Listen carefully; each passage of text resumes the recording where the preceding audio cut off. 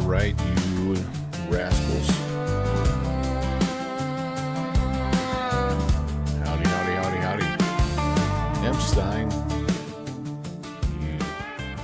you rapscallion, you madman, you madcap. 35 months, thanks, dude. Welcome. Very nice to see you guys, and I can toast you with the right proper skull today. Celebrating successful installation of 250 feet of under eave lighting. And yeah, buddy, feels good. Holy moly. If I may use that term more than once. Up and down the ladder a lot today, which wasn't bad. I was a sweaty mess at the end, I tell you that. But really, the installation part was not too bad. Probably the hardest part was untangling the 250 feet worth of lights. As it came packaged, it was, well, let's just say it wasn't exactly on a spool or anything. It was kind of put together okay, but it was like impossible to take apart. And all the little lights were just tangling up with each other. And anyway, it was a whole thing. But they're up now, and I think they're could be pretty cool. I mean, I'll show you guys kind of what they do and all that stuff. And anyway, welcome. So we're on the ground here in Winnipeg and getting ready to head to Toronto. Was that a real traffic guy out there? I don't remember seeing him. But there's a little crossfire event that is about starting in an hour or so. I thought it might be kind of fun to catch the first part of it, but like instead of being in between the two, it's because it's Toronto and Montreal, which is about an hour flight with an A320, and I'm not really down for ground hold of 45 minutes for a 55-minute flight, but I thought it'd be kind of cool to fly in, from a different spot, and we'll see, I guess. I'm expecting it to be pretty busy, honestly. These guys up here do a nice job, and so what the hey. This is us today. Actually, let me do this. Let's get some stuff going here. And yeah, this is okay. My aircraft has been changed to pounds.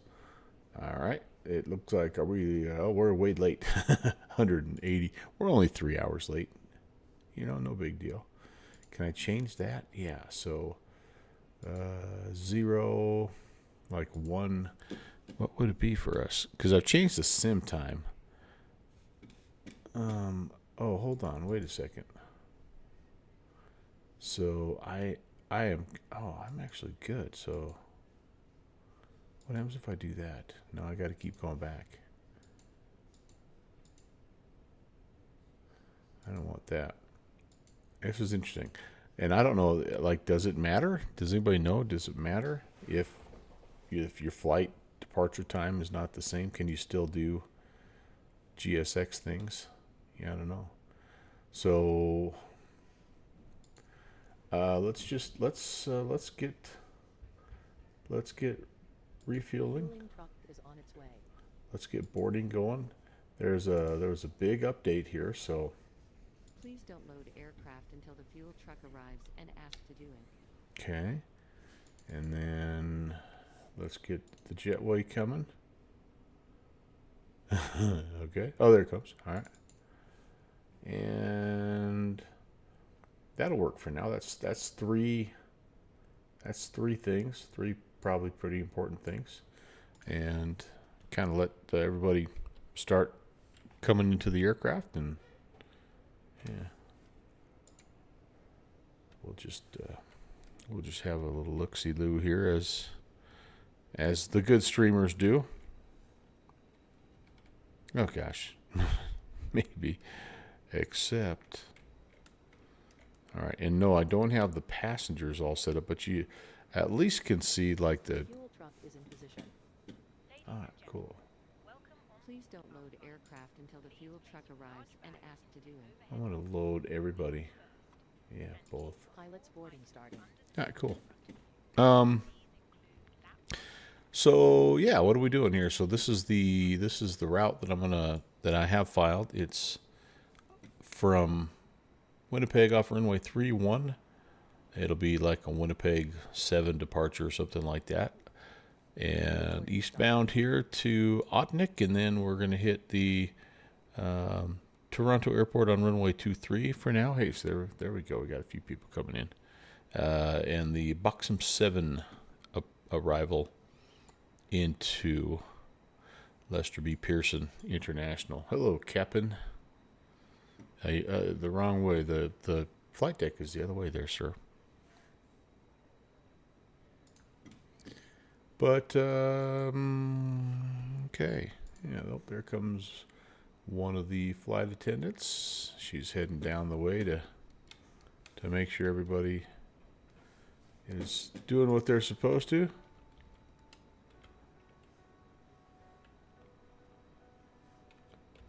Oh, we even have like a little bit of like elevator music.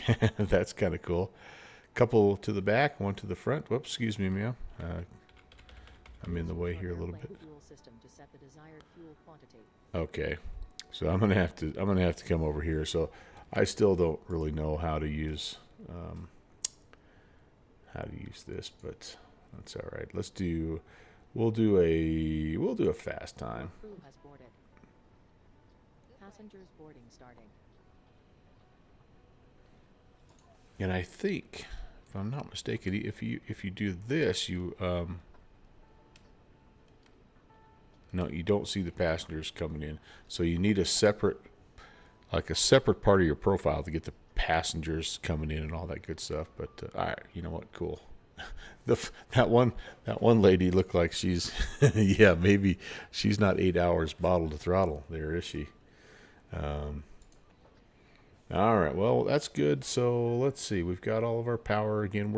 We load the Airbus. It's our one aircraft that we load in the turnaround state, and so we can kind of come straight down here and get things going. Oh, Baba. Just about ready for some new nav data here, aren't we, folks? Let me tell you. Let's request that info and get started here. Air Canada 816. Bingo. And you know what I better check on here? Hold on here. Hold on. How are my... Oh, my... I have other sounds. Yeah, I better turn that up a little bit here. There we go. That looks good. I want you to be able to hear the pack air.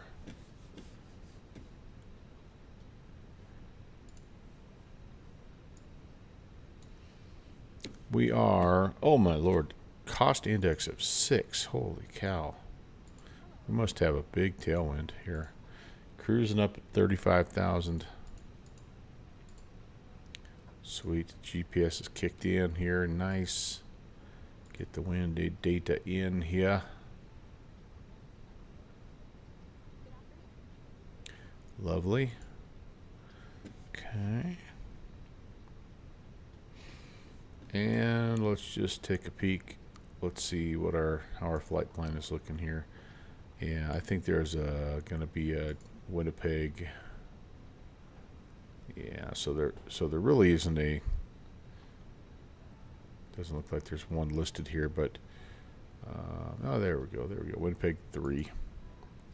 I'm pretty sure that's what we would be given. Runway heading up to 3,000 or 5,000, kind of the typical departure here in Canada. And then into Toronto, it is, why don't we say, just for now, ILS 23 off of VATSIM, and the transition was Otnik. Very good. Very good. We've got our wind data uplink. I like it. Let's just step through and make sure nothing looks crazy.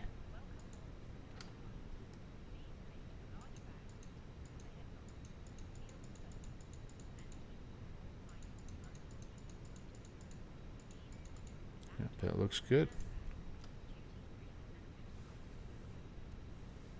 Seated in an emergency exit room or a front row bulkhead seat, all of your items must be placed into an overhead locker. Once you have safely stowed your cabin bag. How we doing? Oh, we even had some guys come in the back today. That's nice. Now here comes our baggage dude.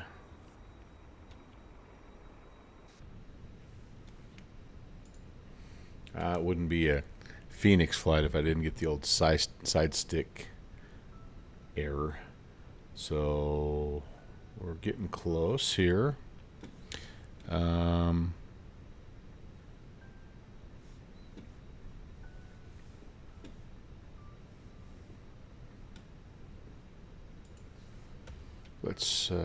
Let's come over here and let's set the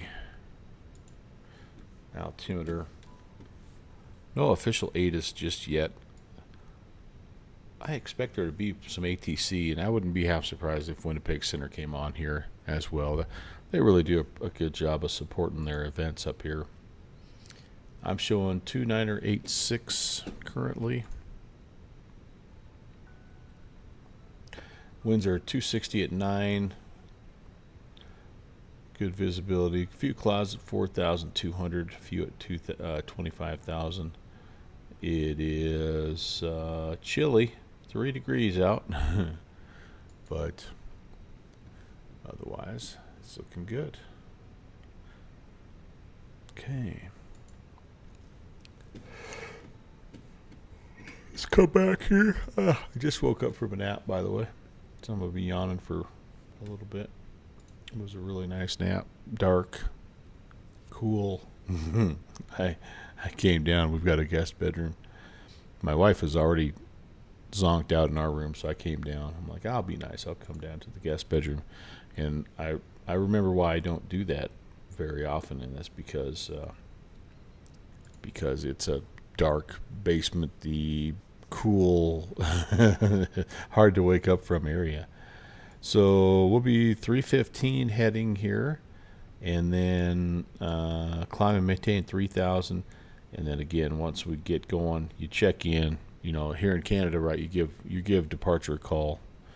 Tower says contact departure when airborne, so you'll take off, you climb up, make sure everything is good. You give them a call. You know, Air Canada 816 passing 1,500, whatever, and then they'll vector you around. I think what I'll do is I'll make a right-hand turn and kind of do like almost like a right-hand downwind departure of the area. All right, we get close. Oh, yeah, look at that. 147 now, 48. We've got all the cargo in. Looks like we have all the fuel in. And so we'll wait to get the last 50 passengers or so, and then we can send everything to the McDo. In the meantime, let's see. I've got my flight plan in. I can't put my performance data in just yet, again, because I need this first. And we have our altimeter set. We can set our altitude 3,000. Nope, sorry, 5,000. Wait, it is 3,000. Climb and maintain 3,000. So we'll play by the rules, man. We'll keep it safe. And nothing to do but just listen to some good elevator type music. Maybe have a little more complimentary beverage.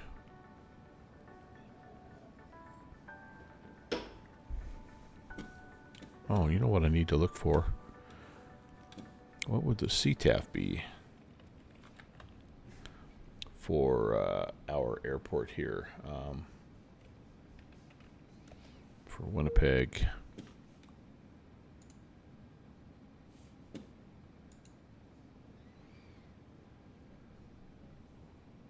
I'll have to type it. CYWG. I have for some reason I want to put it in as CWYG all the time. There we go. 1830. Okay, we can do that. Hi, Chris. Welcome in, my friend. Nice to see you. 1830.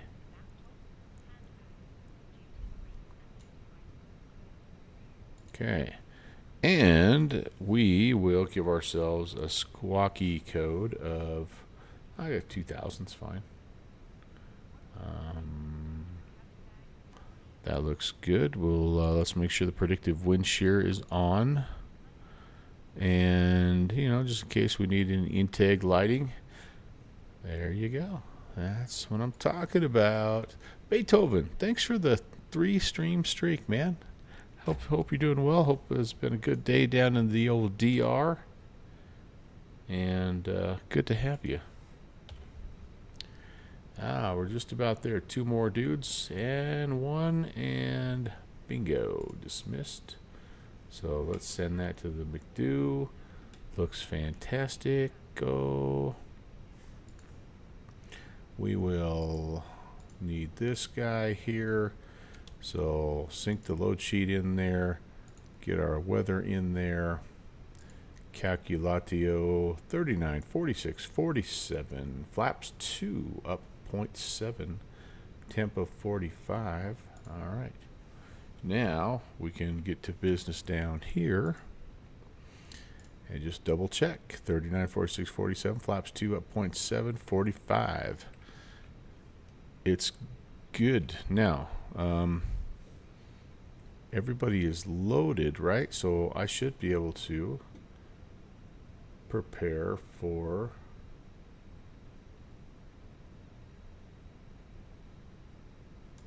push and departure. Let's see what happens here.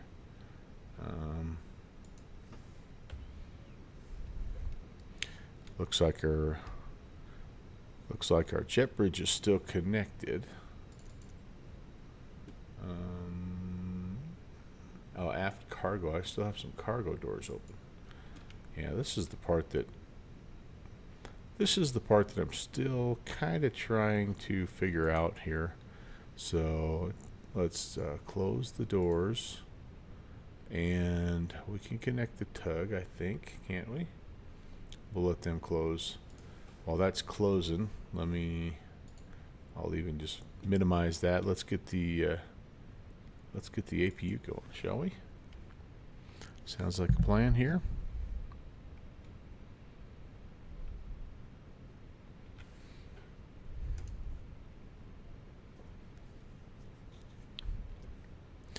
El Beacano needs to come on.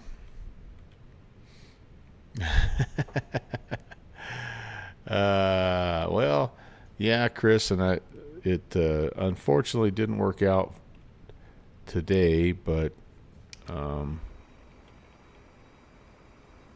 was doing some very important jobs. All right, what the heck is going on here? GSX, why are you not GSXing? Fuel truck waiting for aft cargo door is not open, is it? Open aft cargo door. What? Oh, jeez. Okay. Open aft cargo. All right. Waiting for. Apparently, do we have some more cargo to put in? I don't know. I'm not sure. Jetway, will you go away? I don't think you can toggle the jetway when you've used GSX. Well, what's going on now? Do we just have a couple more bags or what? Oh, yes, we do. We got some cans. Yeah, we got some cans going in there, you guys. So what I ended up doing today, you guys, is installing some under the eave lights, and I'm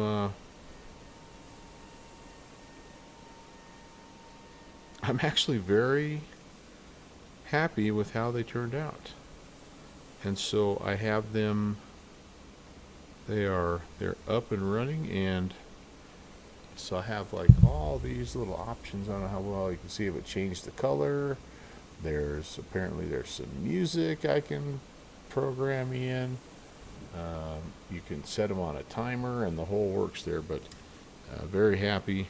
It was they're called Lotus.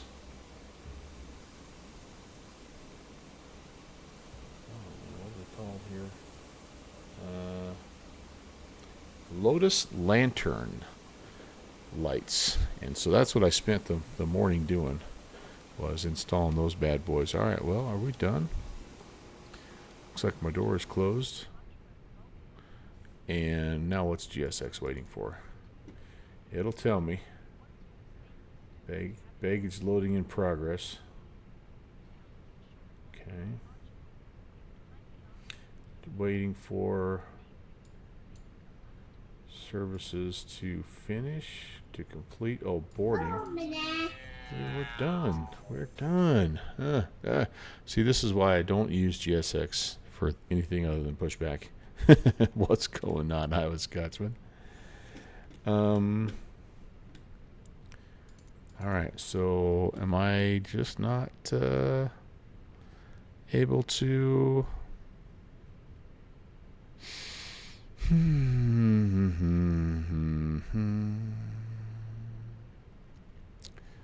I don't even know. Waiting for boarding. Boarding is done. Baggage loading is in process, but that's also done. According to this, everything is done. Can I? Does anybody know? Is there a way to override this? I just wanna get going. Oh, those guys are gone. So now this guy. So I need to open the forward cargo. I bet. I bet that's what it's saying. All right. Sorry, I'm new here. It's my first day. Oh yeah, sure enough, there we go.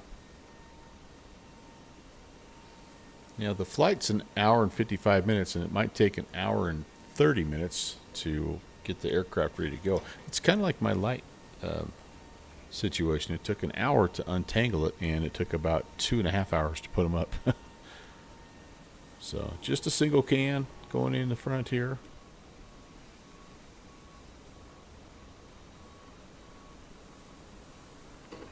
This has been about a one beer departure here, you guys. And there's no more passengers, and so I don't know. After this, we'll have to see. Oh, that can't be good. What's going on there? Oh, I gotta switch it, flip it around. What do we?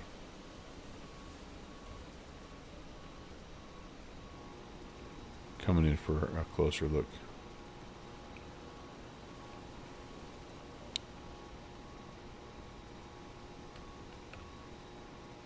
Too close.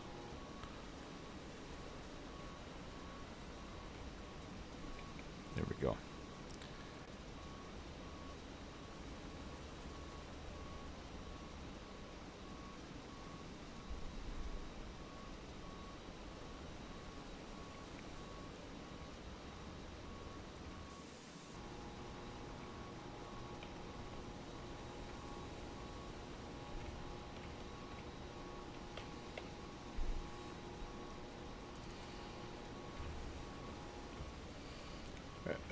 I'm trying to get to the bottom. Oh, there we go.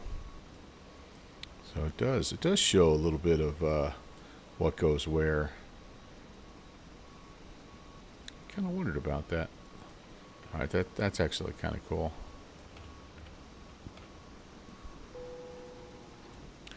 Bing. Later, dude.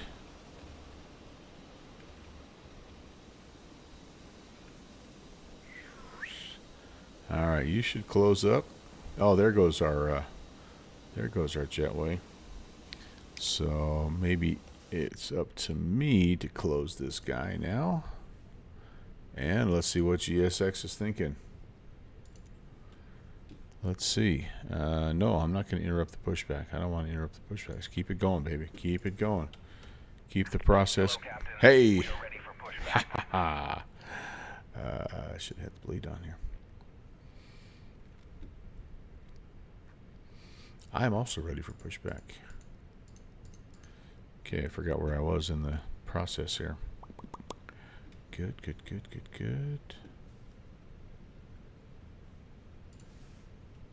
Departure checks completed. Bypass pin inserted.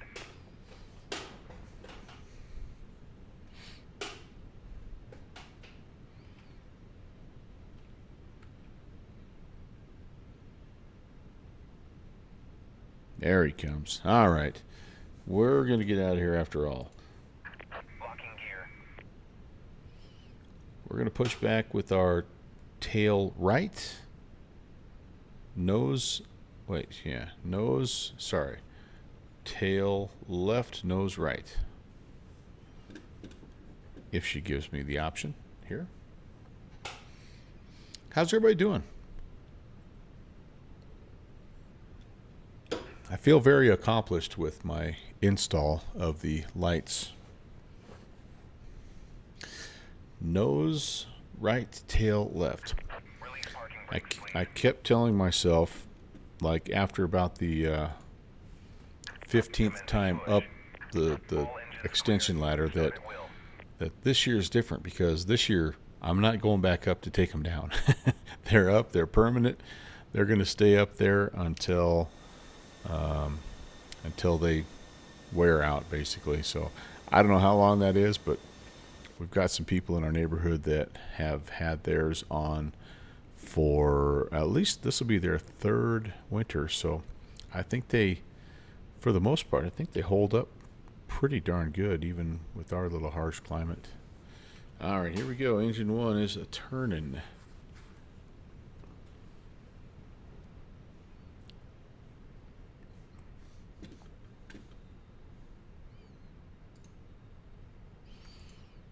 One of my neighbors told me that they did have to get up and apply some new adhesive to a few of them after the first winter. So I'm expecting maybe to have to make a few more trips up the ladder, but that's okay. Welcome aboard our Airbus A321. Illuminated signs and crew instructions, including the following safety procedures.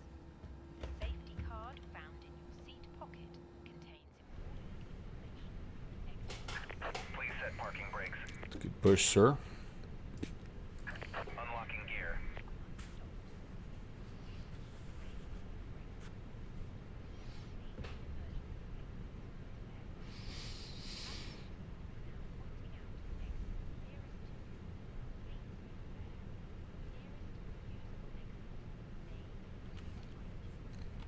All right, we got number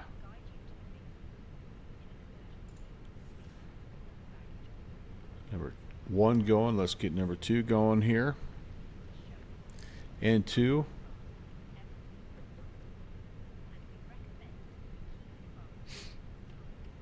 Fuel flow. Tow truck disconnected. EGT's coming up in 1. Left is clear. Right is clear. We'll wait for the pin. There he comes.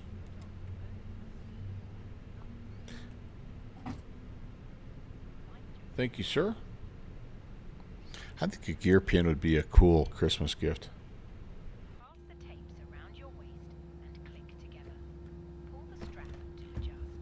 Do not inflate the life jacket inside. Flaps 2 for takeoff today, my friends. It by pulling the toggle. If it fails to inflate or needs topping up, blow. Okay. Very good. Let's turn those guys off, and let's do a bit of a control check, and we'll be ready to go. Flex his, the trim up 0.7 as well. So let's just quickly set that. 1, 2, 3, 4, 5, 6, 7. We are not getting anything here. Okay. I mean, nothing. Okay, we have that. Do I have... Oh, you know what? Stand by. This is a new livery, and I forgot every time you have a new livery, you have to go through this setup stuff. All right, good. Yes, Bravo. Oops, SciTech is fine. Bravo throttle needs to be twin jet. Where are you, twin jet? There we go. Basic twin jet config. Alpha needs to be, yep, using the side stick. Cool. And then this needs to be Airbus. All right. That should help. Let's do this again. Full right, yep. Full left, good deal. Elevator. And,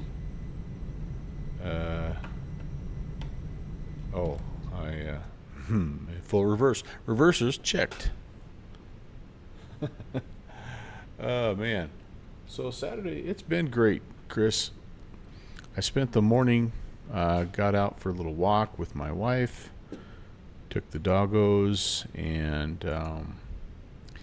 then put those Christmas lights up and grabbed a little late lunch, took a quick snoozeroos, and now here I am.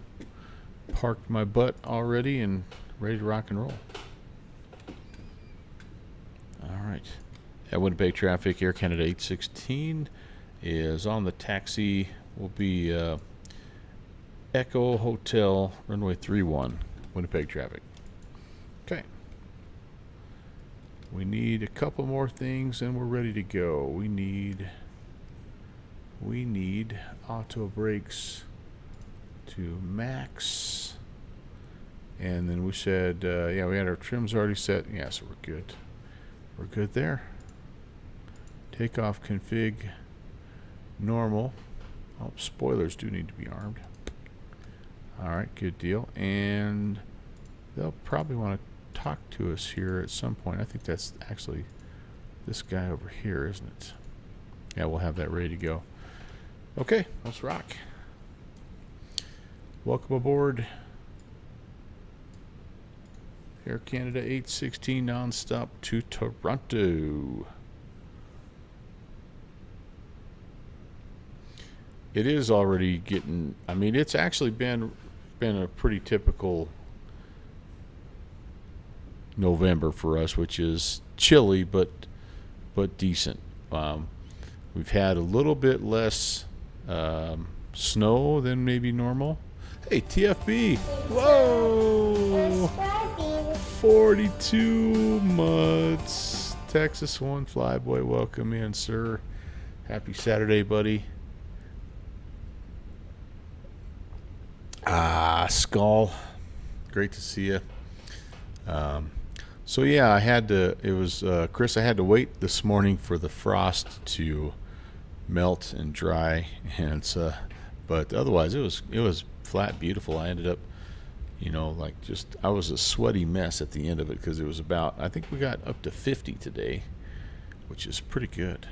Just about right. I love November weather around here.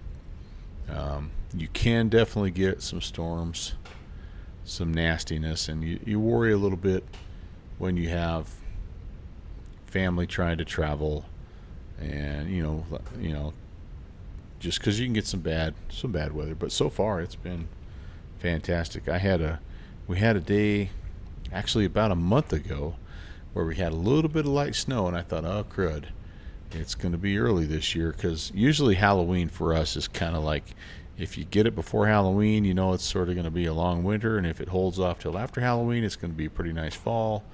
Whoa, boy. But it's been really, really nice.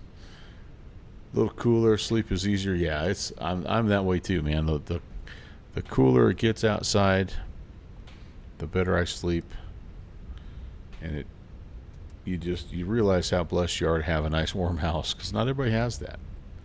So, welcome in TFB. It's a real Saturday for us.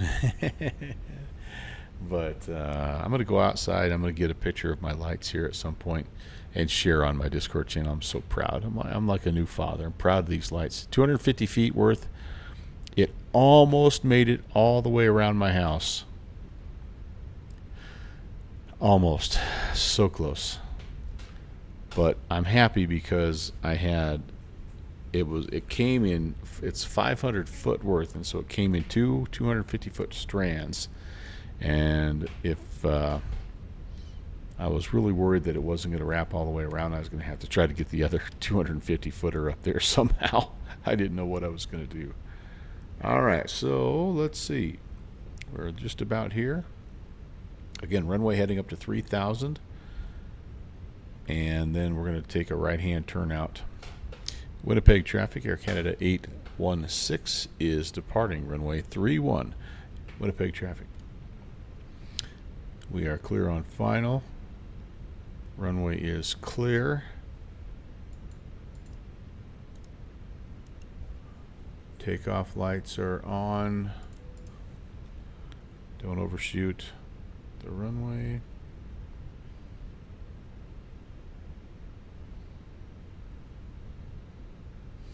I see a tree and a 1 lined up. Power coming forward here. 2 good engines. Click and click. We got flex. Man, flex blue. SRS runway.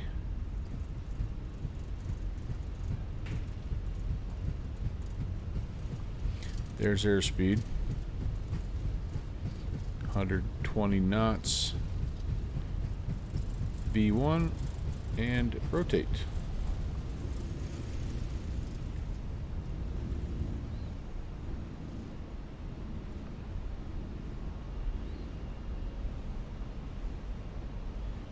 Positive rate. Gear up. I was a little maybe too slow on that, but yeah, all right.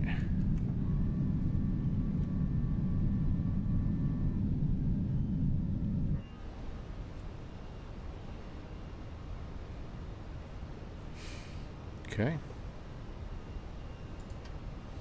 Autopilot's engaged. We're going to go ahead and give ourselves a right-hand turn here. Wants to go to lever climb. Let's get the turn going first. And then we can do that. CL. Flaps up. Coming all the way around here.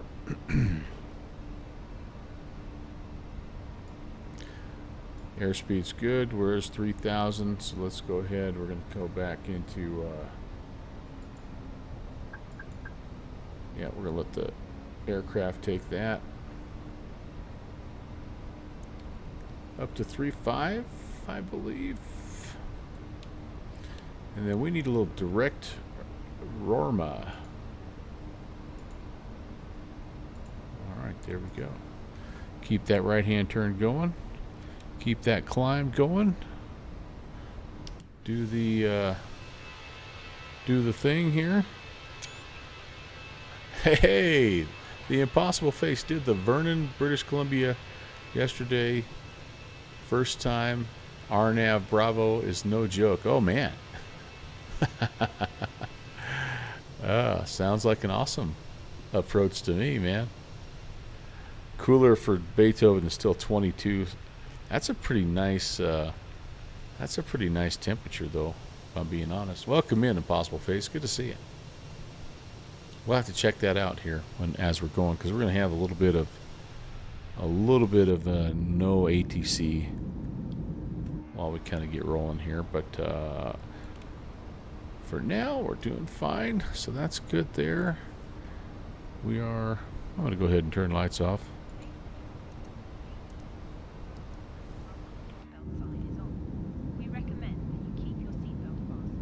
And I might go get myself another little beverage. Back in a sec.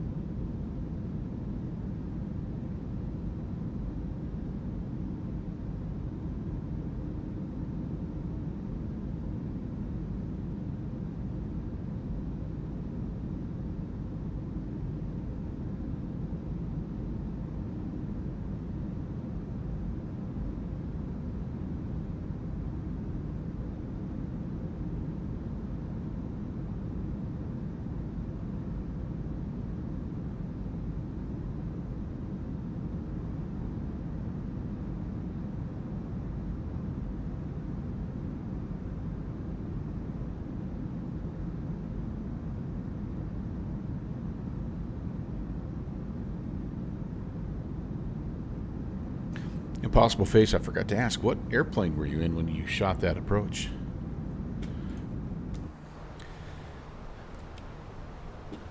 Through 10, looking good.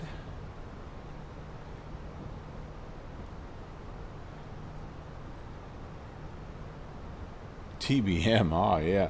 That's a pretty capable bird, though.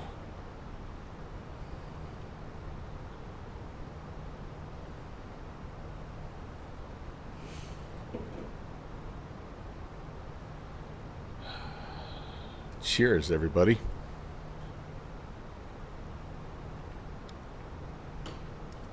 Yeah, that thing can get you out of trouble in a hurry if you need it to. I can't wait for it to get updated for 2024. I have missed it. But we have a few decent planes to tide us over. And by the way, I did look at my lights as I went up there, and they're looking pretty good. So I'm psyched. I'm ready to try a couple different modes, and I'm pumped. I think you can turn parts of the lights one color and part another. I'm really geeking out about these under the eave lights I got, guys. I apologize in advance. There's going to be a lot of exterior illumination talk on tonight's stream. I hope you're okay with that. All right, Toronto Center is indeed online, my friends. The chart says safe altitude within 100 nautical miles is 13,100 feet. Oh gosh, yeah. Yeah. Well, BC, man, it's beautiful, but it is unforgiving as all get out, man. It's like, wow.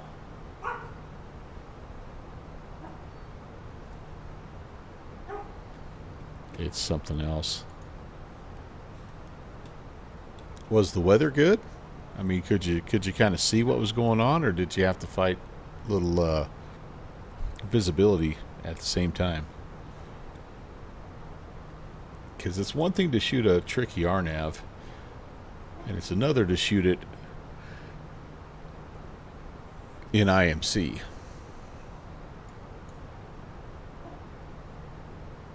Cody, what's up, dude? What's up?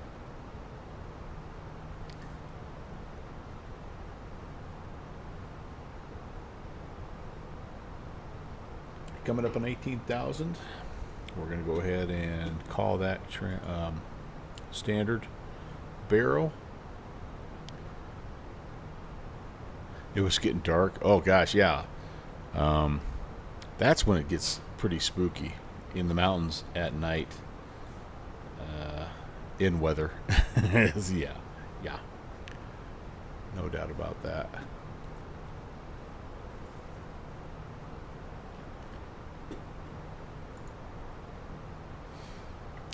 Oh yeah, you're this guy, right, the whole time, right? You're instrument guy just the whole time.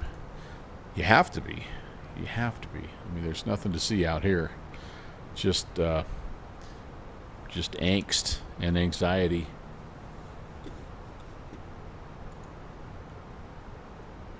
So this is, again, you guys, this is an event that's getting ready to start.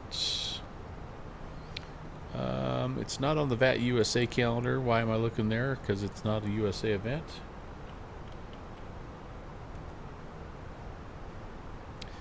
But it is on the My VATSIM calendar, and it is called it's the, oh my gosh, Crossfire Along the Corridor. And now this is showing, no, here it should start in about 15 minutes. So Toronto, Montreal, two really fun airspaces. The Canadian VATSIM is amazing. I enjoy it. I fly in Canada almost as much as I fly in the States. It's just so good. And I'm slowly building up my collection of Canadian airports as well. Winnipeg is one of the new ones I added on the last Orbix sale, and I see Orbix is having another sale right now, and I might be able to pick up a few more. It's kind of how that goes, right? A little bit here, a little bit there. It's pretty fun.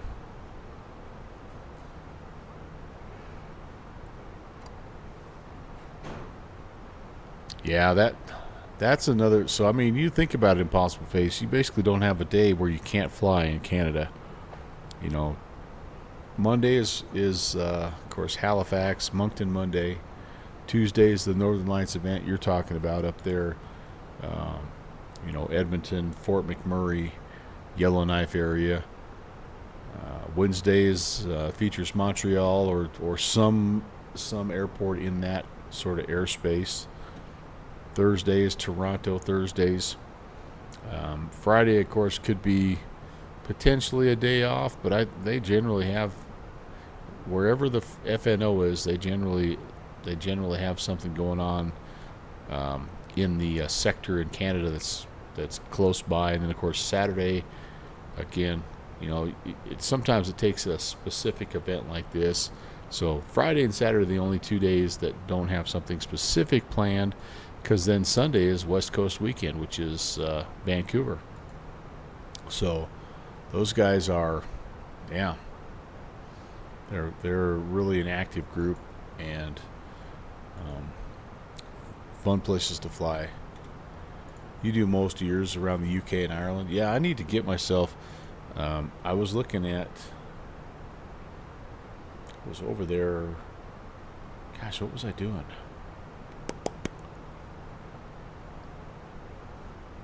And anyway, last time I was over there flying, it was off stream, but I'm like, and there's some that coastline is just, it has so much.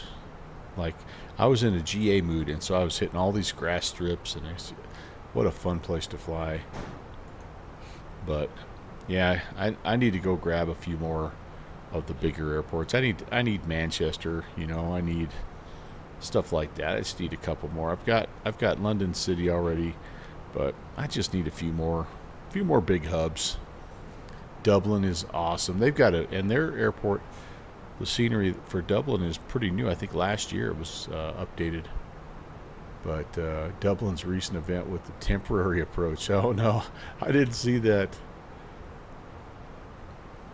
But yeah, a guy could get in trouble pretty quickly just buying scenery. So I'm trying to kind of like balance out too, because I've been, like, since I have the new PC, I've been really enjoying X-Planes. So like like you can't just throw all your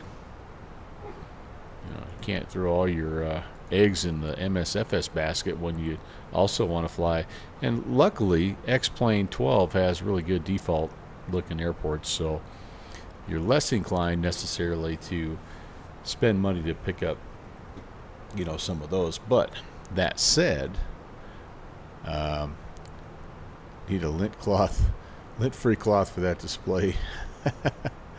But anyway, it's like you guys already know, it's flight simulation, man. You really got to be careful. You got to budget, and you got to, yeah.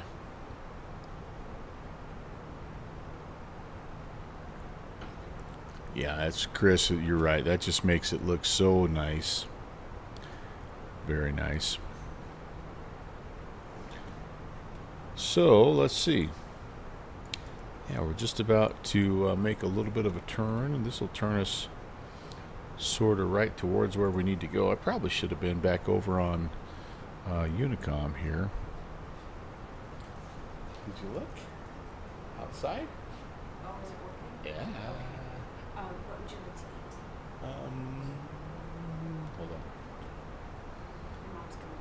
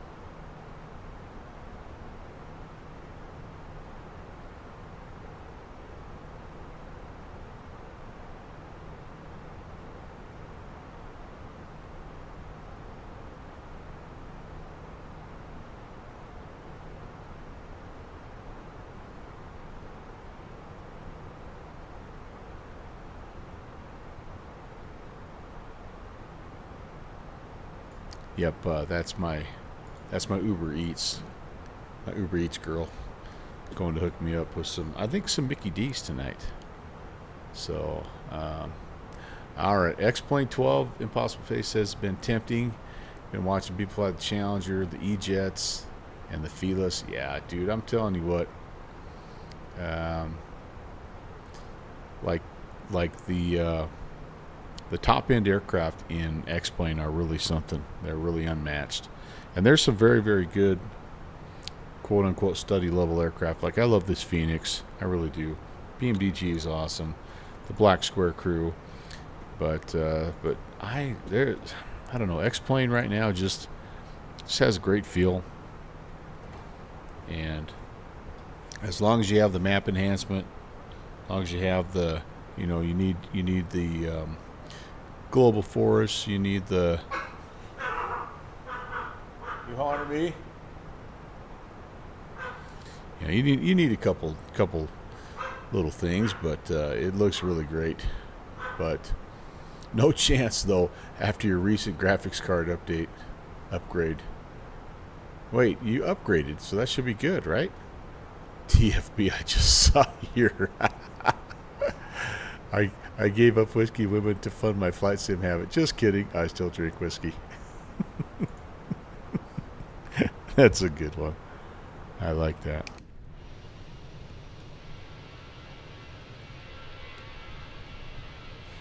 Should have went real time. That would have been getting pretty dark. I backed the time up, I think, an hour is all. So I was trying to get a little sunset arrival there. So all right. So you upgraded your graphics card. All right. Had to fork out for the card and a new power supply. Oh, I see. Hey, it depleted your funds. I'm like, the new graphics card just opens up the door. But yeah, I get it. Yeah, you need money to do other things like buy food. I got you.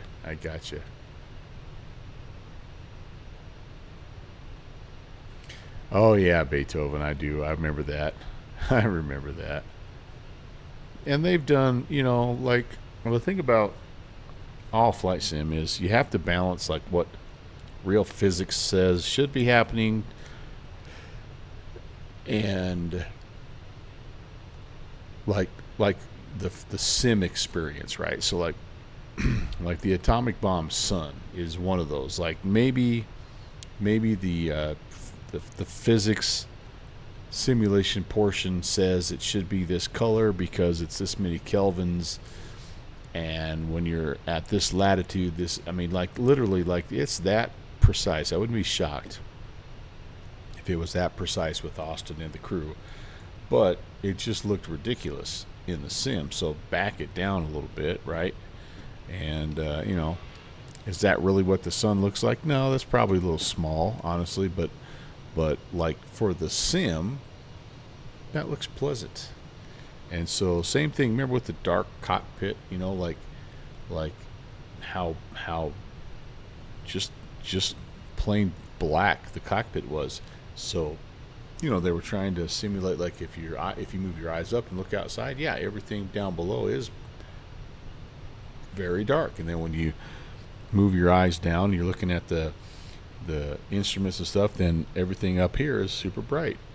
But again, you just like that's what the physics says should happen, but by the time you render it through the PC and onto your screen, it just didn't quite work. So they've done a good job of kind of listening to feedback and finding a happy medium. Yeah. So you're relatively new into the the reboot of your flight sim hobby. Gotcha. Yeah. 2024. Really a solid sim. But yeah, it's I was an FSX guy as well. Then I moved into P3D.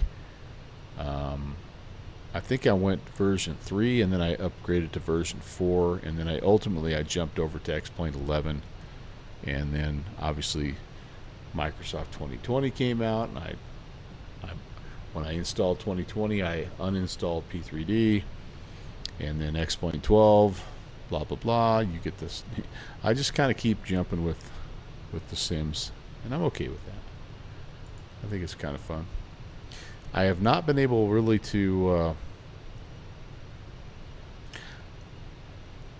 like. There's still some aircraft I miss, but I have just sort of decided that that's kind of it's like the old girlfriend, right? The one that got away, you know. So like, there's some P3T airplanes that I really miss. I miss my Cessna 182 Skylane from A to A. I miss my Aerosoft DC-8. I miss my Captain Sim L1011. I mean, and then I miss my FlyJ Sim 727 and X-Plane 11, and there's even some airplanes in 2020 like the DC-6 that are not updated yet for 2024. So I just think that's the drawback, the downside to updating to the latest sim, is that you lose some of those great aircraft that you fell in love with. So yeah, Beethoven, yeah, right. Like that's almost like if you don't have that person on your dev team, you're really missing out, aren't you? You need someone to give you that human perspective. Yeah, and I think too, Impossible Face, I think what's nice about X-Plane 12 is the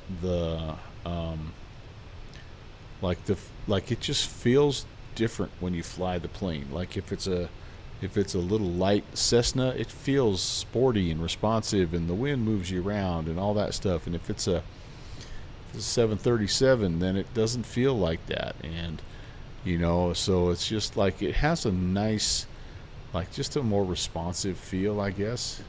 And you may not have heard any of that in Possible Face because we were cutting an ad break there, but and I don't think that 2024 necessarily doesn't feel good to fly. Like I love the feel of the Black Square planes, and I love the feel of the Fenix because they do fly differently.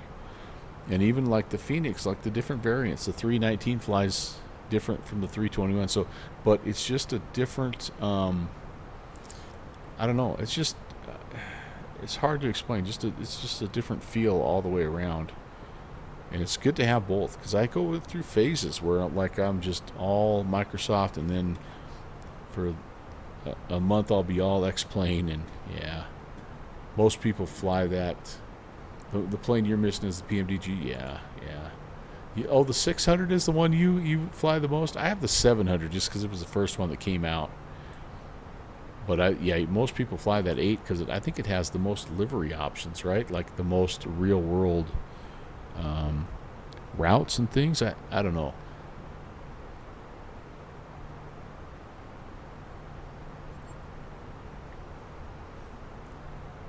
I wonder. Oh, Chris, you bring up a great point about the sounds. Yes. I'm a big sound snob. The 600 is great. Yeah, but it doesn't have very many. Like it. I don't know. I do like those. I like those early, smaller Boeings though. Like the 200 is. Fingers crossed, it's going to be ready for X-Plane 12 soon. But yeah, that 600, I'm sure it feels different than the Max, than the 800 Max, right? I mean, it just will. And if it feels different in the sim, I mean, that's awesome. I love that kind of stuff. I geek out about that stuff. Okay, guys, we're making good progress here. This is what Elevate X is showing us. And, you know, I'm not sure, but probably another half an hour or so, maybe-ish, till we get to the Toronto airspace. And then there you go. You got Toronto and Montreal doing their thing. I'm a little surprised. I thought maybe Moncton would come on here. Oh, no Boston either. That's interesting. They may still come on. Oh, speaking of, haha, there we go. Boston, right on cue. And then good for Cleveland, good for Chicago. So this is going to be a fun place to fly tonight, you guys. As you can see, I've got lots of little add-ons here. Some are X-Planes, some are Microsoft 2024, some are payware, some are freeware, but I like flying up here. And you can see by the number of airports that I've got. Yeah. 200 with the gravel kit. Yes, I would love a combi. How great would that be? I would love that. And Milviz, back when they were Milviz, they made one for P3D.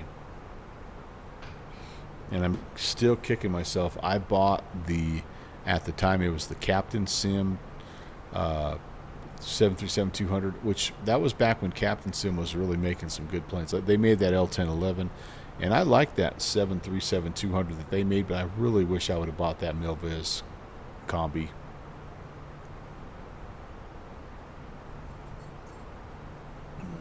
That was good stuff. I wonder if that's still even out there.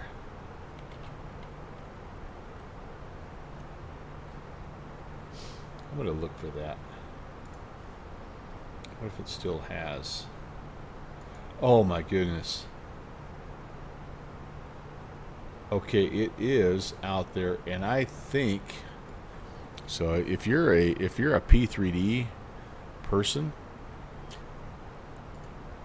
they've made this a freebie.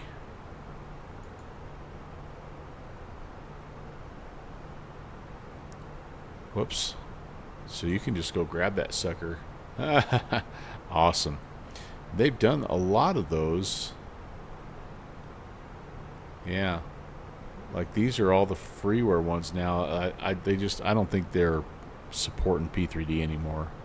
But wow, what a man, if you were a P3D person, you could have a lot of fun. Look at all these planes that I bought their Beaver. The Milviz Beaver is the Beaver I fell in love with when I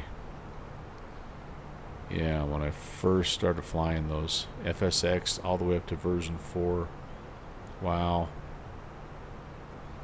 Man, they've done some amazing work. Holy cow. That's pretty cool. Yeah, good for them.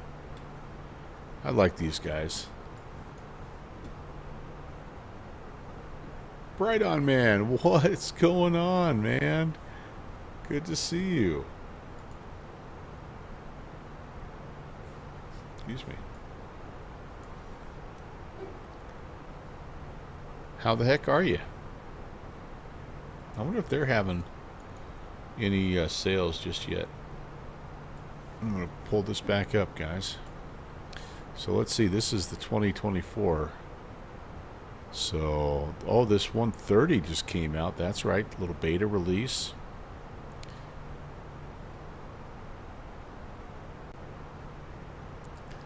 Man.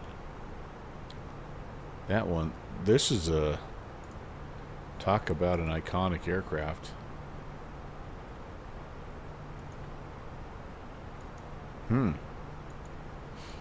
wonder how much they are asking for this guy. Purchase information. How much? $40.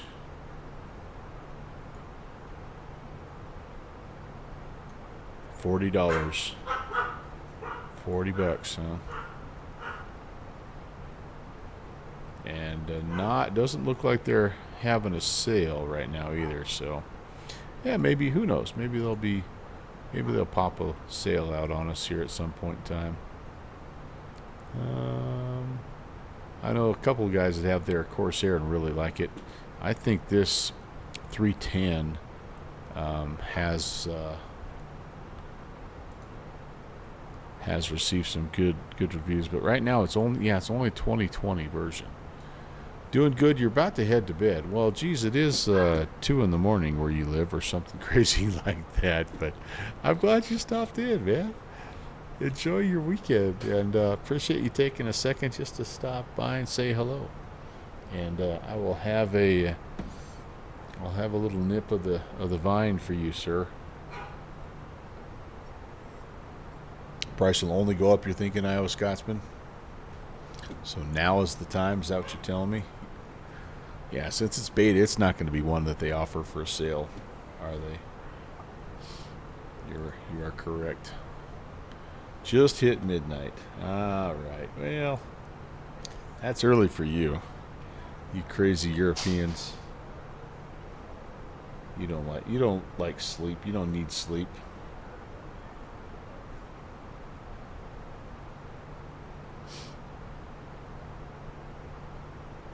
I need to quit looking at this. Look at this, the Miltech, the Sky Raider. Look at this bad boy. Look at this chunk of beautiful metal. Wow.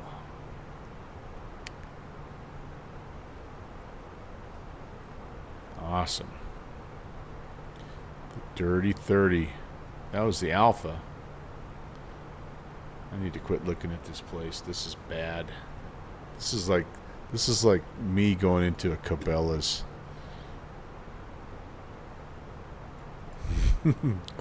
One quick beer, then bed. There you go. That'll help. I had a couple last night too, and I slept like a baby. Holy cow!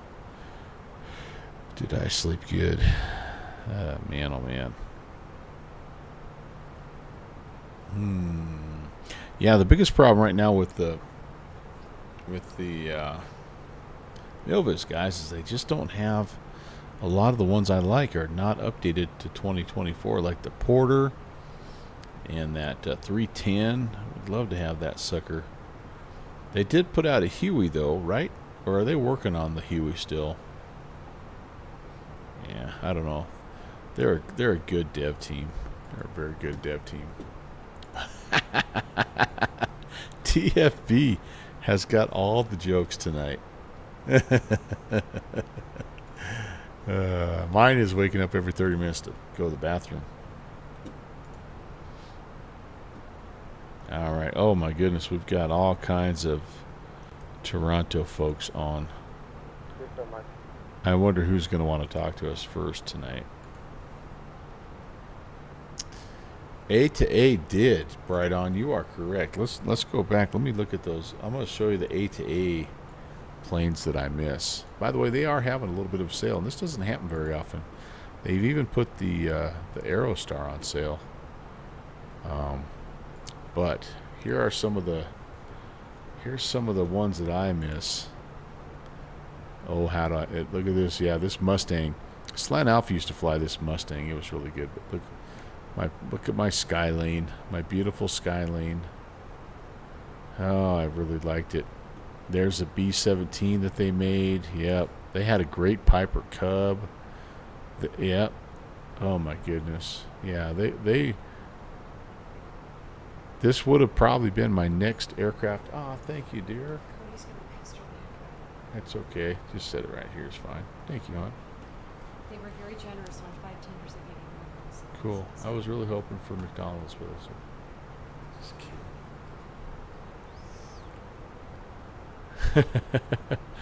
So, yeah, we've been talking a little bit about that. There's the Constellation, the Super Connie, man. Captain of the ship. Oh, gosh, yeah. Some great stuff. And then they brought the Comanche over, which was nice. Talk about another stud dev team. Holy cow. All right. Well, I'm going to do this, you guys. I'm here, but yeah, we ended up with Brown. We ended up with Arby's, so it's not a bad second. But I'm going to spare you guys the carnage and munch off screen here a little bit. So enjoy. I'll put some ATC chatter on in the background, and hopefully we can figure out who we're going to talk to here pretty soon. Again, thanks for tuning in to the Melvin Leroy channel.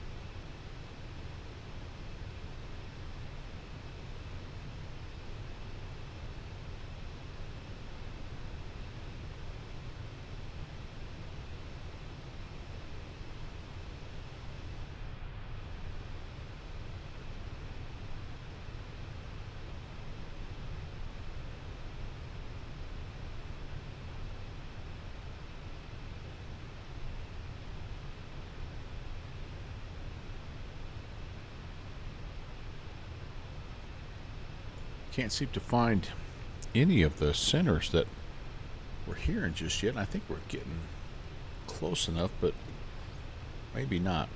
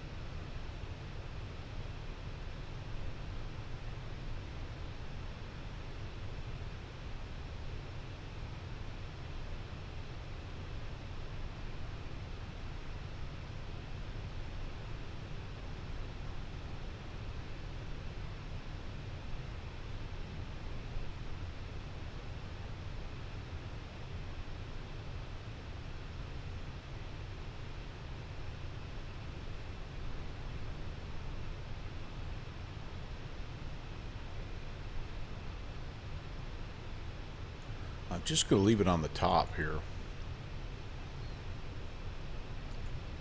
If I hover over this, it shows me Toronto_CE center. So I feel like that's probably the overarching center. I could be wrong, but we'll see if we can hear anybody. I think maybe we're just a little farther away than we think we are, possibly.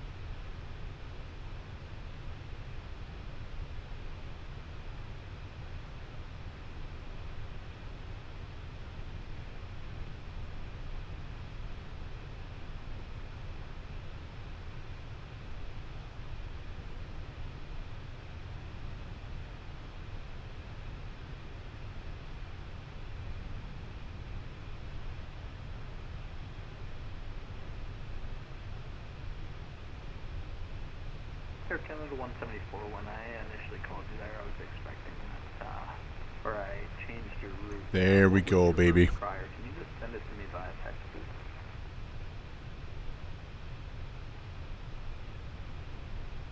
Yeah, sure. Just give me 1 second.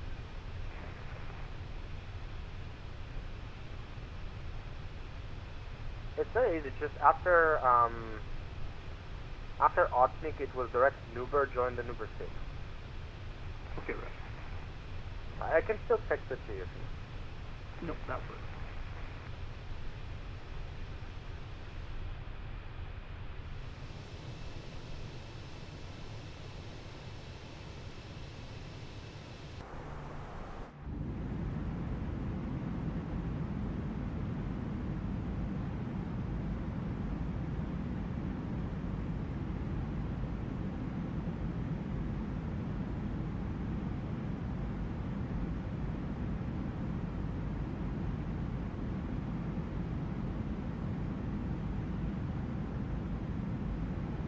Shouldn't take me as long to eat as normal because I've got Cody down here and he's helping me.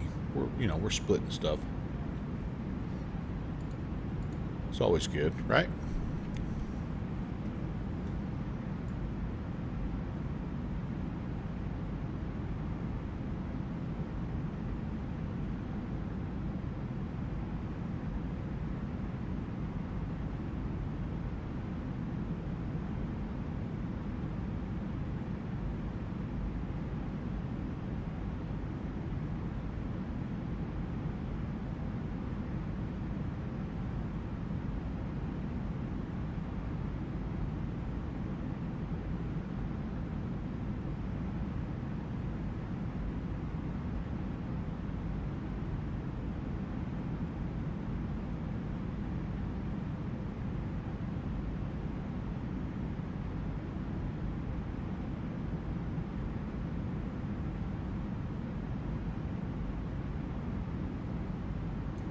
Beatty, hello.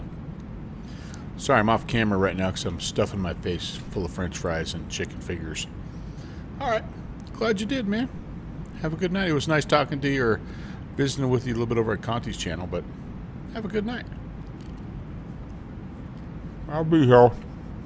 Yeah, later.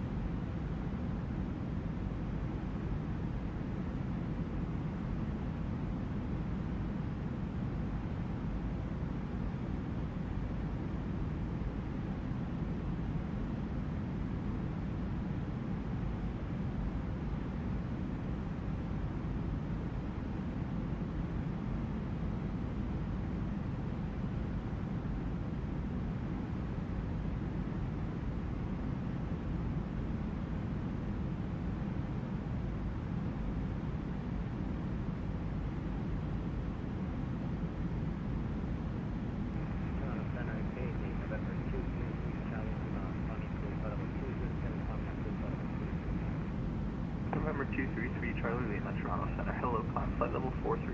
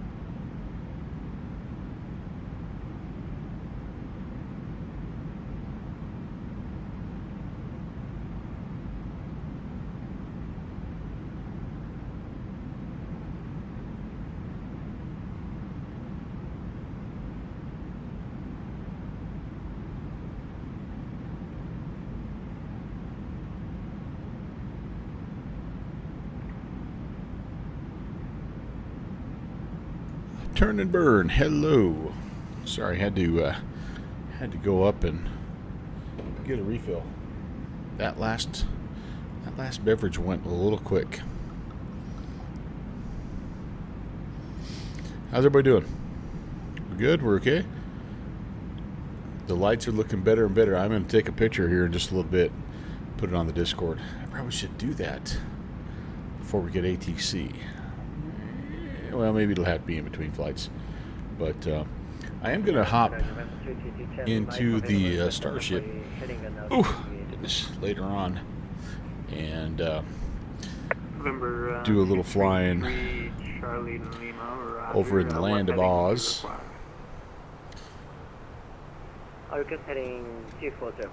Unless something else grabs us, but that's the plan here. November 233 Charlie Lima, approved as requested, advised direct. We're getting very close to the edge of the Toronto airspace, and I'm just trying to figure out exactly where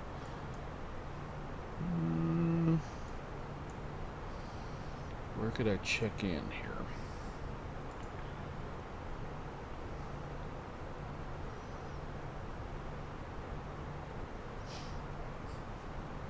Technically, I think we're what would this be? I don't even know. Might be Minneapolis airspace. We're sort of just carving right through the northern part of it. I don't know. We maybe we'll just hold off until we get a little closer, but I'm good. I'm fine with that. Turnerburn, how's it going, by the way? Thanks for coming in. Pilot Feedy is out of here, all right. Thank you, Feedy.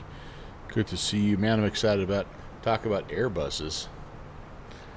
Feedy and Jeffrey B.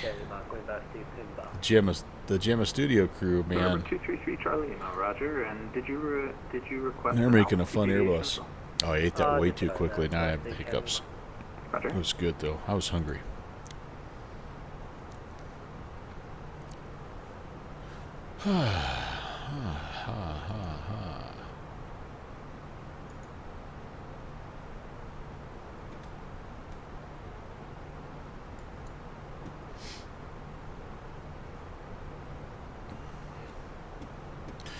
What do you guys think of the... This is totally off topic. What do you think of the vertical cockpit, the vertical alignment stream setup? You've seen those, right? I think Captain Canada has done one. But they're becoming more and more, I guess, popular. But I wondered what you guys thought about that.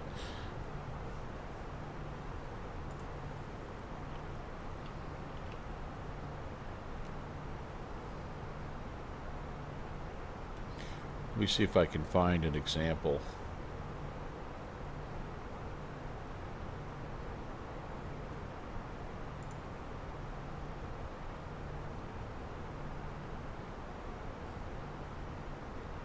They come up on my phone more than on my PC for obvious reasons, but maybe I'm not going to see any of them on my PC. But I just was curious as to like what you guys thought about those. If you like them, if you don't, I mean, I kind of have my own personal feelings about them, but I'm also, you know, interested to hear your thoughts. Yeah, I don't have any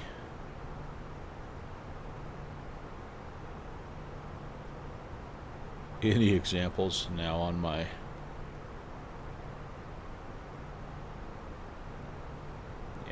they just don't show up on my PC here, so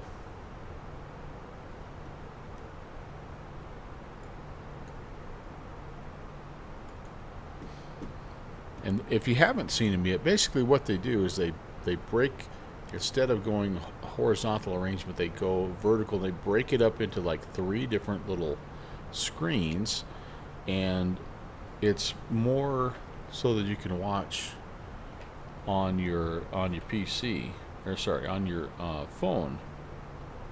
And so while I kind of get why they do it.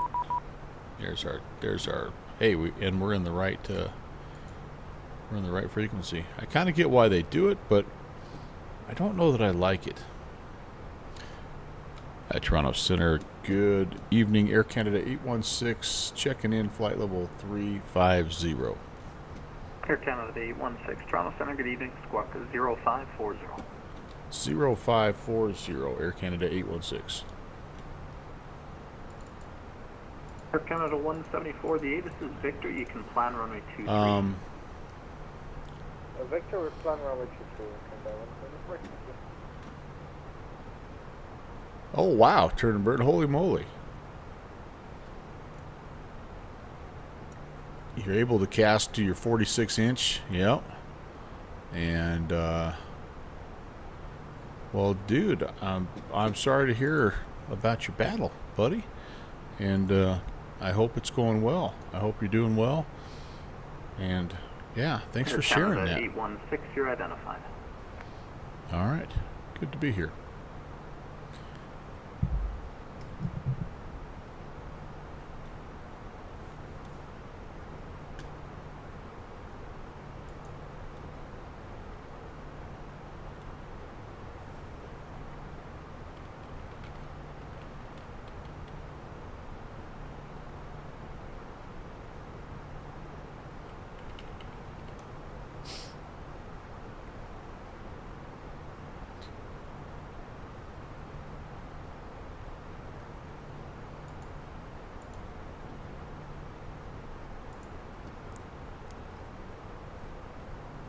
So the main reason I don't really love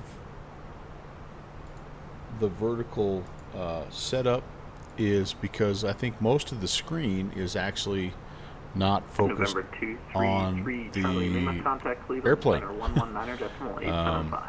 And I sure as heck don't need people like they don't need to see more of me. But I did have something cool happen the other day when I saved a clip, and I gotta see if I can find it, and it put it in like a little bit of a vertical alignment, and I actually thought, okay, that's kind of cool. Or how do I get to my clips here? Oh man, when you don't spend time in your Twitch homepage, finding stuff is an absolute nightmare. So you got it's a skin cancer. They gotta cut a big tumor off your elbow, and oh man, but there was a successful outcome. Oh, praise the Lord. Well, that's good. That's good. But it even affected your tendons, man. Wow. Well, hopefully it wasn't your fly casting arm. And if it was, it's as good a time as any to learn how to cast a fly rod left-handed, right?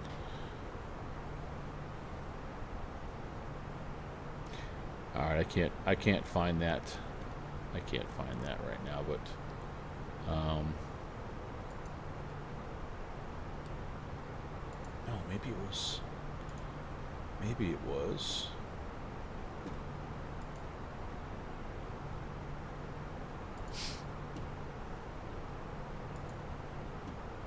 Oh yeah, here it was. Okay, so it was actually a short, a YouTube short, and I didn't mind this because most of the stream again is the aircraft.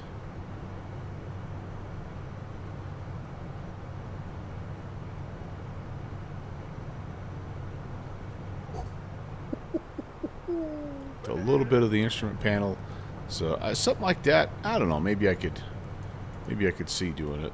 That was a fun day. But I don't like the ones where it's like the top is the dude or the lady, the middle is the airplane, and the bottom is like the all the peripherals and stuff like that.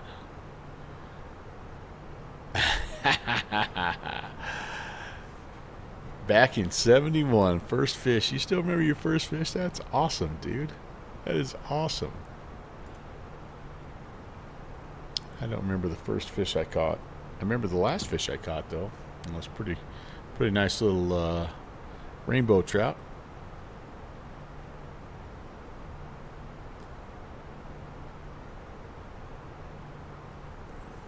Smelt. I don't know if I know what a smelt is. What is a smelt? Let's go to the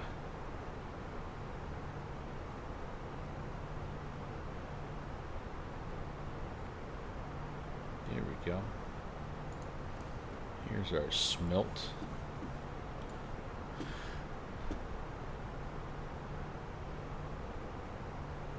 Are these ones you eat? You just throw them back? Are they bait fish? What do you use smelt for? They kind of look like a bait fish. Oh wait, there's some smelt recipes though. Oh goodness, they get tiny. Or maybe they're not very big to begin with. Definitely a bait fish looking thing. You don't get a lot of meat off those suckers. I think that kind of answered my own question. This looks like sardines, where you just eat the whole fish. I'm not down with that. I don't know about that.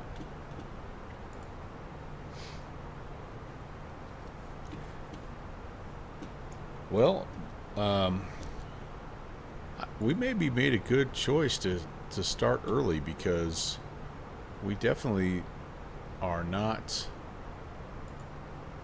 like, it doesn't feel to me like we've got a lot of traffic, at least yet, coming from our direction. I mean, now as I look at the Elevate X map, yes, there's 20 or so, 30 or so pilots, but I only see one dude coming from our neck of the woods. He came all the way from Edmonton. Wow, what a legend. Edmonton, yeah, he's been going for a while now. He's also in an A321. He's also in Air Canada. How about that? Center to 971 Heavy, flight level 380. United 971 Heavy, Toronto, good. I'm going to brief this arrival, guys. So, we don't have... Hey! Hello, Mr. Good Fixins. Nice to see you, Kevin. Welcome in. Hey, buddy. 7 years old. I think that was earlier than I caught my first fish, so that's really good, man. That's awesome.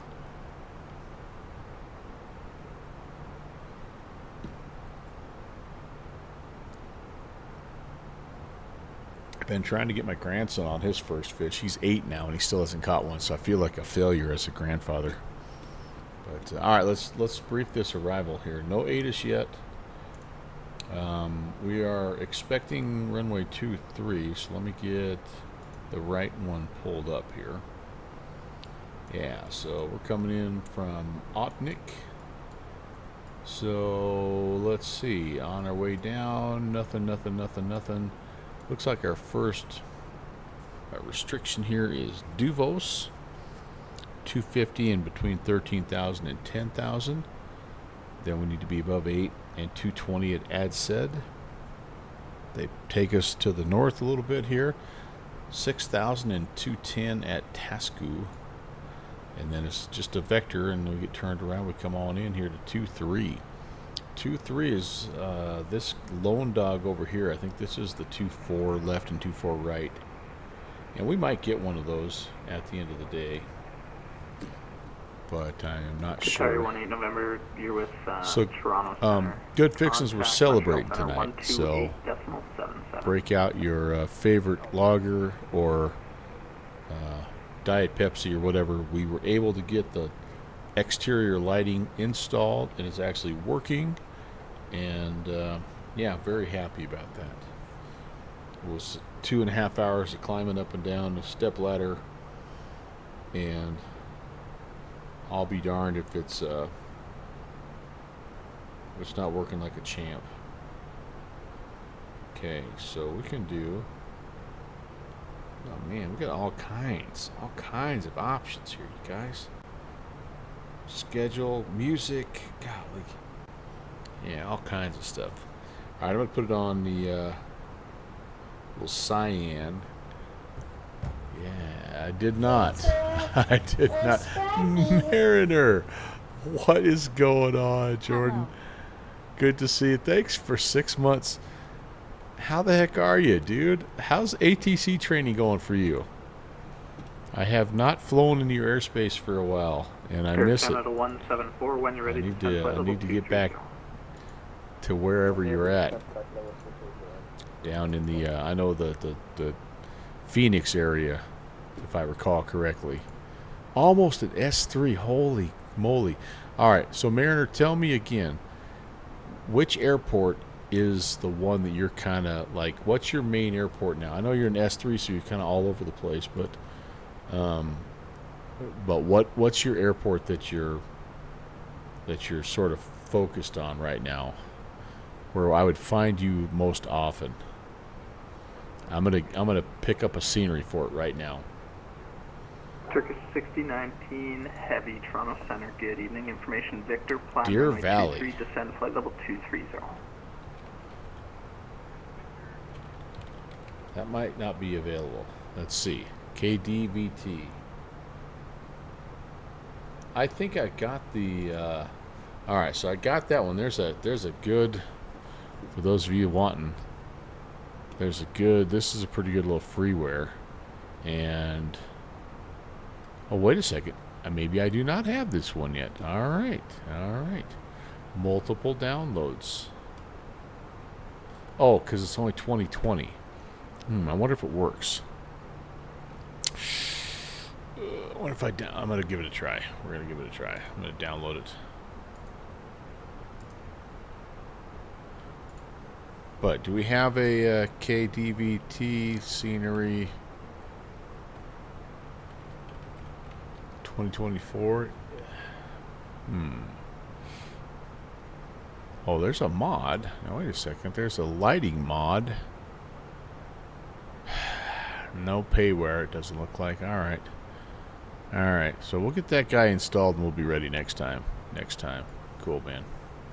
Turkish 6019 Heavy, contact Toronto Center 132.35. So then my next question would be is, do you have a bit of a... Actually, correction. That's incorrect. like a little bit of a schedule? 133.3. Do you know when you're on, or is it just kind of hit or miss? Depends on when you have a few extra minutes in the day.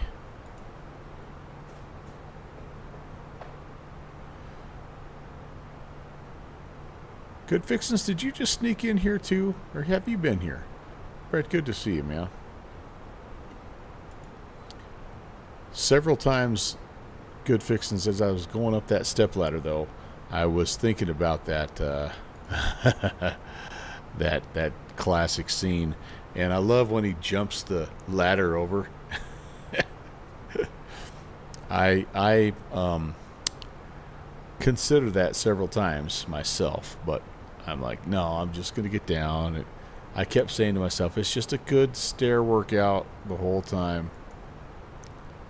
All right, Lunger. So, well, good to know. I see right now that we've got a little ATC in the Phoenix area. Oh, is there something going on down here? Just inundated. I don't know, Margot. Do we possibly need some more sounds? Why is the floor wet, Todd? Make a schedule beat. Chris, I wish I could do that, but I can barely schedule myself. We better add a sound here.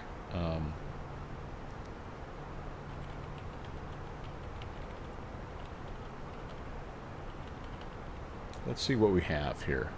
Why? That's right. Why is the carpet wet, Todd? All right. What can I? Let's see if I can get anything here free. Any more? They don't. All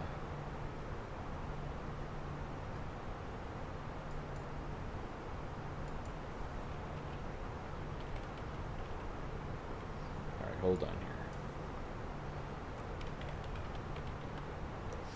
You guys are about to watch the genesis of 90% of my sound clips. Again, it's just inside jokes between me and Good Fixins.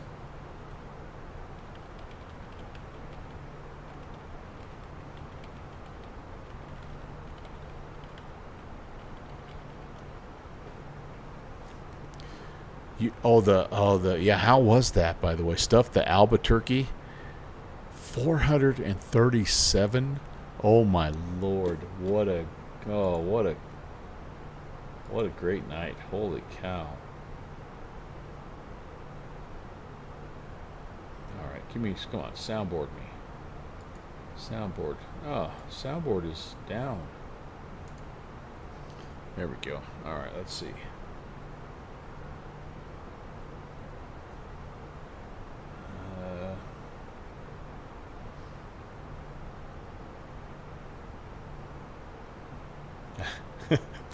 The one I really want is the one that the mom bot won't let me do with Cousin Eddie. There, here we go. Oh, that's a bad clip. Can't even hear it.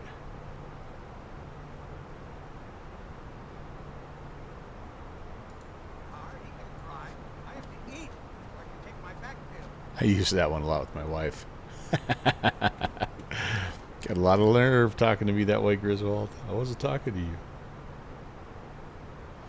Okay, let me do this. I turn the aircraft down a little bit here, so we can enjoy some of these sounds. And all right, let's see. We can go.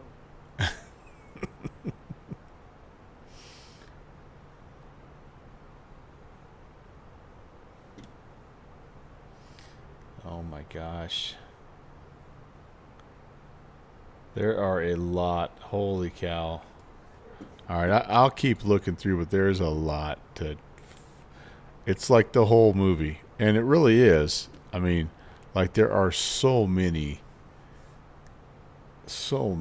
good sound clips. It's hard to...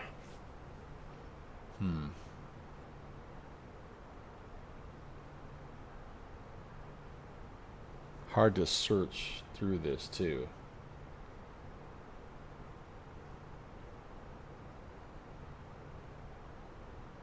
Triglycerin plant. I heard too. Air Canada 174, contact Toronto Center 133.3. 133.3, Canada 174. Thank you so much for coming. You too. All right. It is. It is a true classic. No question about it. All right, but we got to get focused. We got to lock in here, guys and gals, because we have an ATIS. We actually have an ATIS now. So Toronto ATIS information Victor. Winds 340 at 3. Good visibility. Broken at 4. Altimeter 3001. Approach is primary approach is runway 24 left on the ILS. Secondary is the ILS 23. Okay. So we'll leave 23 in for now.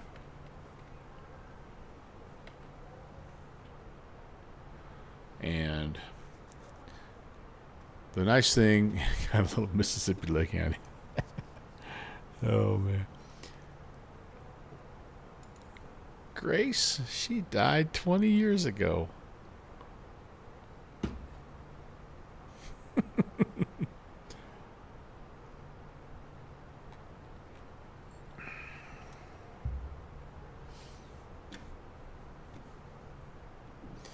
Yes. Oh, man.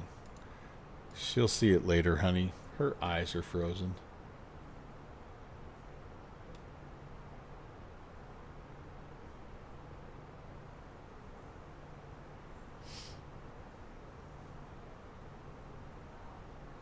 United 971 Heavy, leaving my airspace, Minneapolis Center offline, surveillance terminates, clear the honor frequencies, have a good night.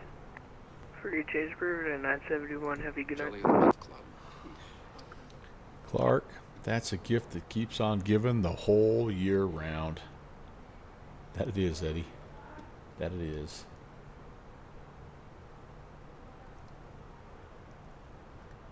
See if I can find the... My wife tells me this all the time too when I'm hanging lights up. See if I can find it. Toronto Center, Giant 632, flight level 330. Nope. The little lights aren't twinkling, Clark. Giant 642 Heavy, Toronto Center, good evening. Information Victor, runway 23, descend flight level 230. Gorgeous, Clark. Runway 23, flight level 230, Giant 632. That's a honey of a tree, Clark. Real? Yes. Turn and burn. Oh, Randy Quaid, man. He plays that so well. Hey, we are going to have like a little bit of a sunset approach. I timed it halfway decent here, you guys, for once. That pinkish hue. Very nice. Oh, man.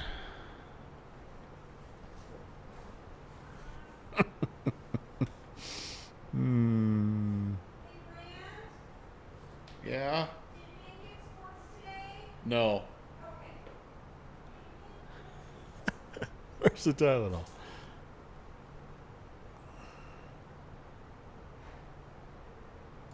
Thanks, Eddie.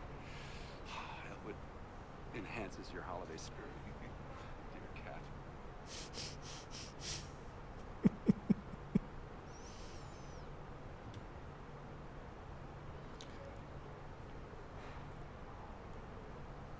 Oh, man.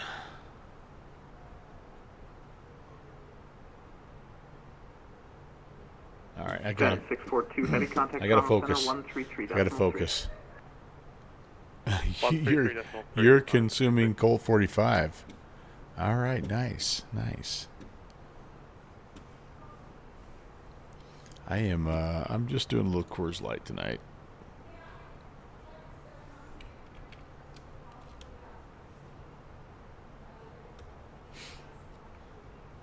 Hey, I think, do we have a little bit of weather radar here? Maybe, possibly? Beethoven, you read my mind. Flying right. Oh, flying out of the Sigmund area, really. Because it's showing we got a little something brewing ahead of us here. I don't know. I don't know. All right, let's do a quick before descent checklist. Oh, golly. Before descent checklist. We're going to set up the MCDU for the arrival airport. Let's go ahead and do that. So approach phase here. We're going to call it. 23. Altimeter 3001. Temperature is a balmy +4. And if, in fact, we do end up with the runway 23,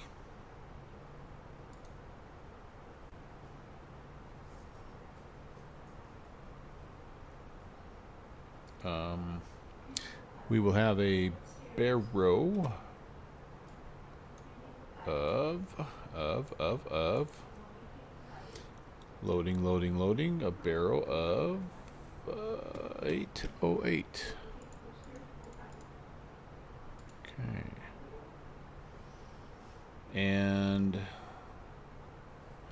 that will be our approach data. Air Canada 816, information Victor, plan runway 23. Information Victor is on board. We'll plan 23, Air Canada 816. Don't see any precip. Okay, good deal. Pardon me. Yeah, I think it's actually pretty pleasant down here tonight. All right, so I guess getting back to talking to Mariner before we got distracted by sound clips is we could do a little Deer Valley flight. I was wanting to fly the Starship, and I was thinking, Australia just 'cause. But if Jordan, I don't know if you're up for a little ATC, we could plan ourselves something into Deer Valley. I could maybe do like would you rather have us fly in or out of, like, what gives you more options, more action? So we've got lots of, oh man, Oklahoma City's on. Ooh, we could go Oklahoma City to Deer Valley. All right, that's a maybe. That's a strong possibility, you guys, because OKC is never on. That's cool. All right. Center Fenix. Gosh, Springfield, Missouri is on. What in the 27, name Toronto, of good evening. what the name of Kansas City Center is happening, my friends?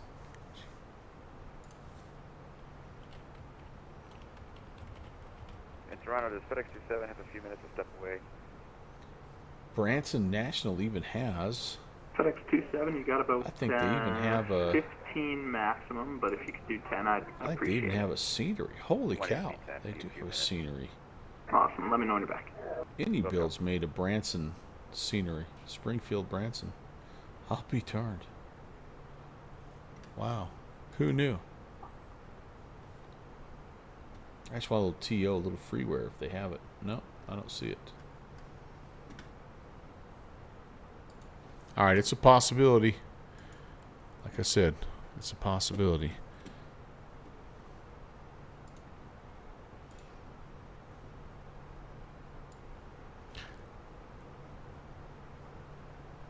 Who would be maybe more up to and ready for like a non-RNAV sort of situation?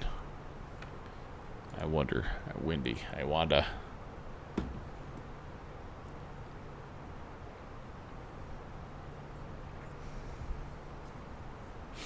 Watching me trying to do that after 3 beers is worth the price of admission.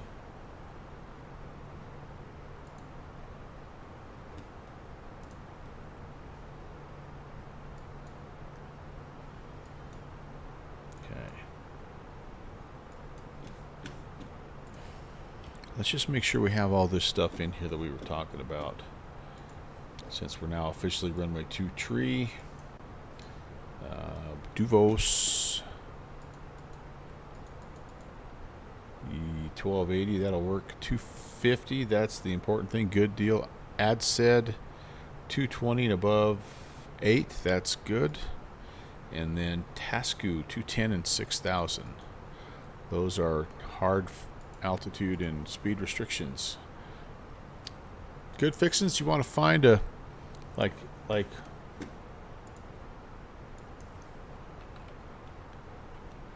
me see. Deer Valley KDVL. Oh, that's Devil's Lake. DLV. Oh no, I lost it. Deer Valley.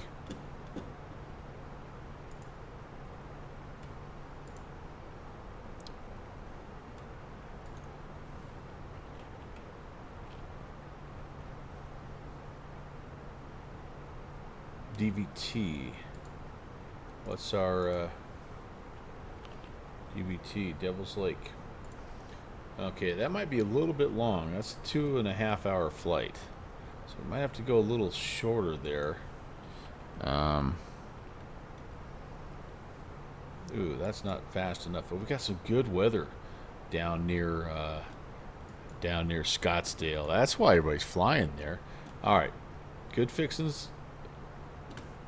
I hate to do this to you, but be my flight planner. Let's pick a spot to fly from, and we'll see if we can go get messed up in all this weather down here. Look at all this. Look at this madness. It's kind of heading north. We got a lot of good choices, and needs to be something Air like Canada 816, just going to give you your descent a little bit early. When you're ready, descend flight level 230. All right, not a problem. When ready, descend to flight level 230, Air Canada 816. Let's, yeah, if you don't mind. On this frequency, Toronto Center is definitely for 2 minutes. Find something. Let's fly for like an hour or something, and get in there. Jordan, are you up for that? I guess maybe before we commit to Jordan, commit Jordan to something, we need to make sure he's all right with that. Mariner, are you good? 26 back. You good for Sorry about that? Just been one flight. Try to get something to eat. Durango, Pagosa Springs, Telluride. Yeah, see all those like Aspen and Telluride, those are all like an hour. That'd be all right. That'd be kind of fun. All right. I got Telluride to Deer Valley unless you come up with something that that sounds more enjoyable for you there.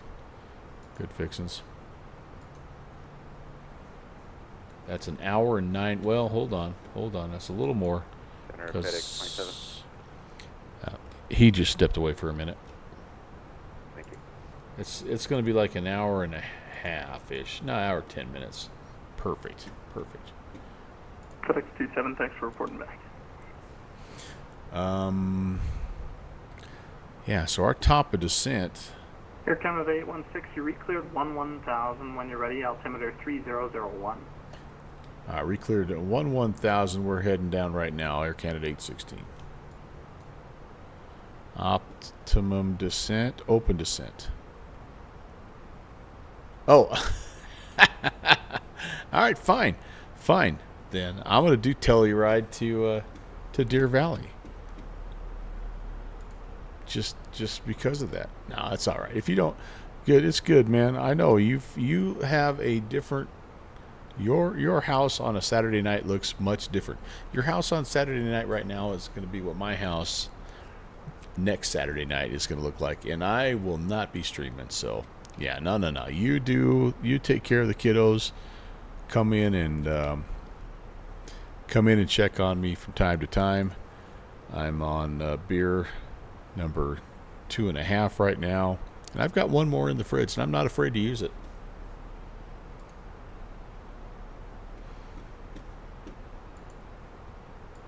Okay, down we go, you guys, into the beautiful Canadian night sky.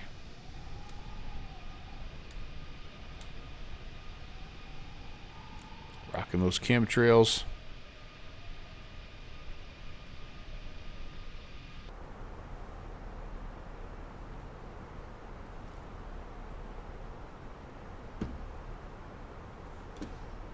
Telluride, so we'll audibilize here. Telluride to Deer Valley.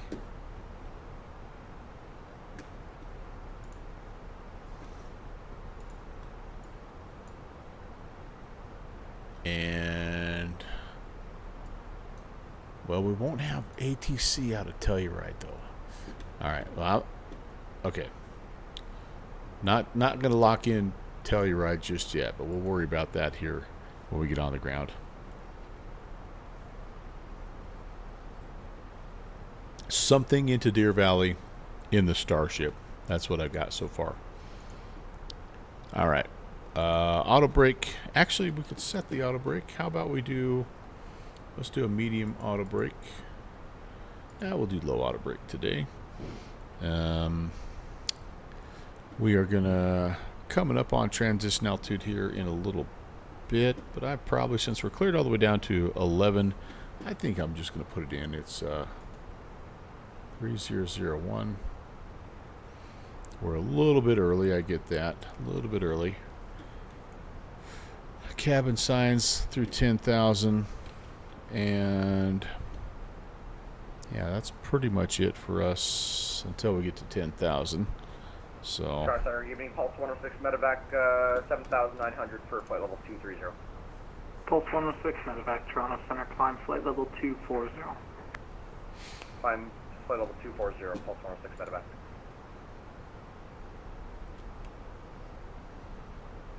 And actually, Pulse 106, medevac 230 is going to be final. I apologize about that. Alright, we'll make 230 final, Pulse 106.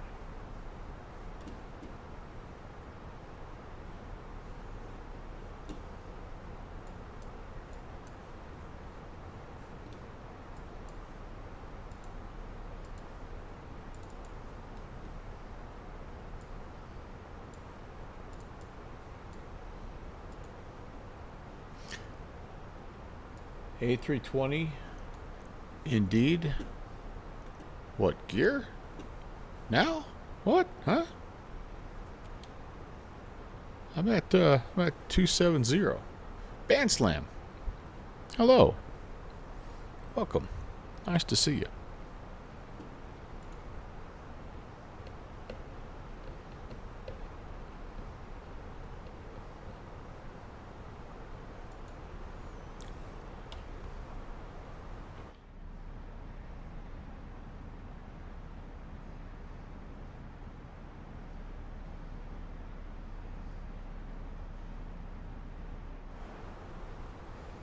Oh, you meant what equipment? Are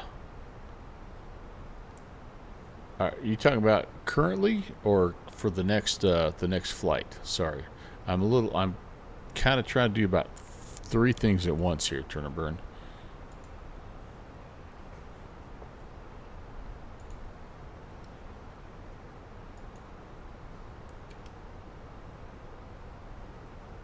Okay, we've entered our destination data. We're good there. So this what I'm in currently right now is an A321. Yeah, Chris, thank you. And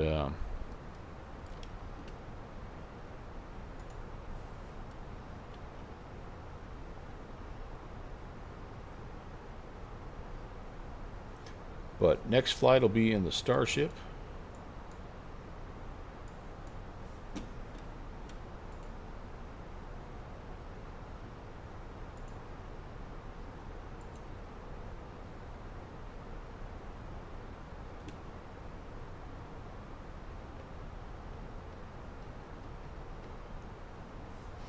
And at this point in time, I actually could probably be talked to just about anything. So I had a little bit of a Starship hankering, but since I've had to change plans already once, it's like, yeah, you know what?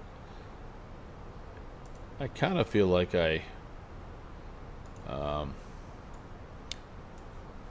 it's probably not.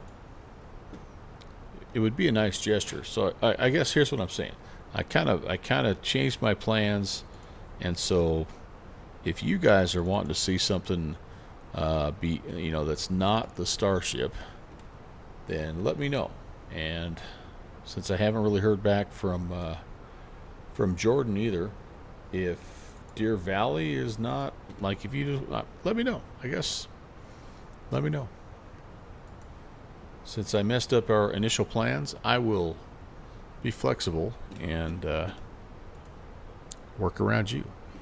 If you're cool with whatever, then I'm probably going to do something like Telluride to Deer Valley, because there's some good weather down there. It might be kind of fun to see what we could do, weather-wise and approach-wise in that Starship, because it's obviously not exactly, it's not really. It can shoot an ILS, but it really struggles doing much else. So, but since there's ATC down there, I'm like, we might as well take advantage of it. But we could also hop into like Ontario, and we could fly, like we could fly the Duke from Ontario over to Deer Valley. So Atlanta.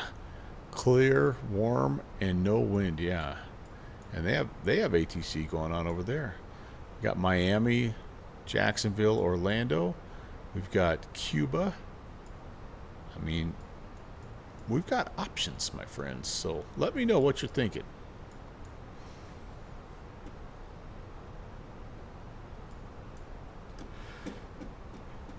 I am not locked into anything at this point.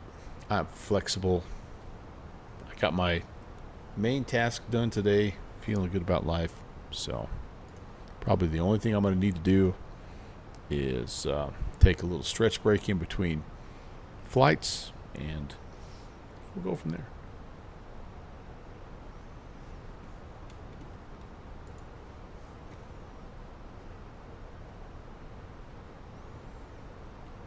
Yeah, I'm going to shoot the ILS 2-3 into Pearson here.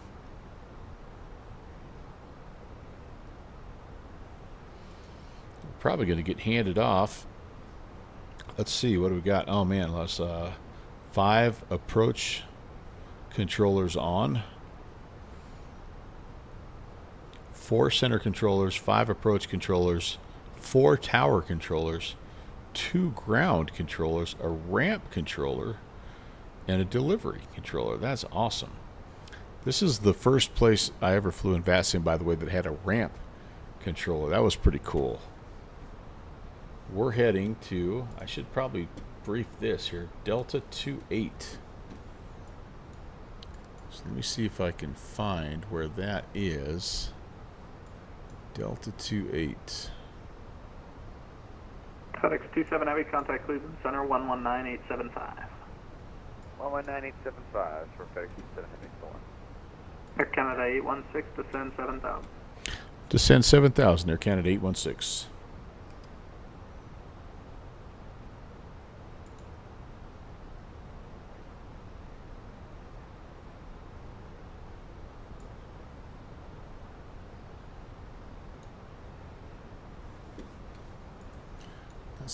Why am I not see my gate numbers here on Elevate X? All right, let's zoom in on Navigraph here. Delta 28.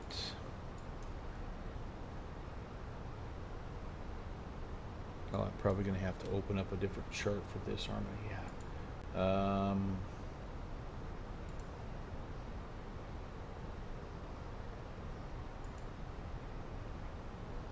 Parking gates, there we go. Okay, Charlie.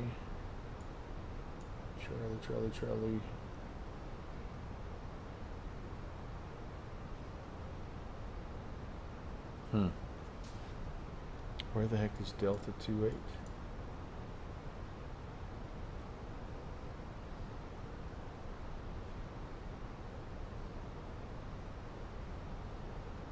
Yeah, maybe we'll switch it up and just go Charlie 28.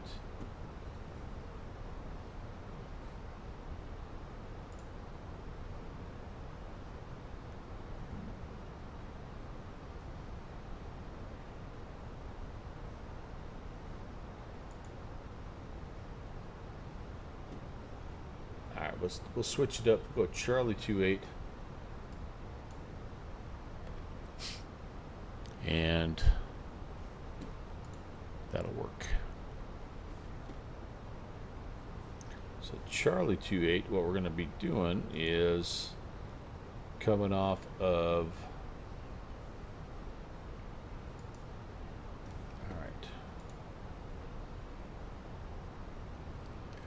yeah, we'll be looking for Terminal 3, so we'll be making a left-hand turn off of runway 23 and coming up to Terminal 3, probably be Hotel to Alpha. We'll cross the 15s or the 33 left and right crosswind runways.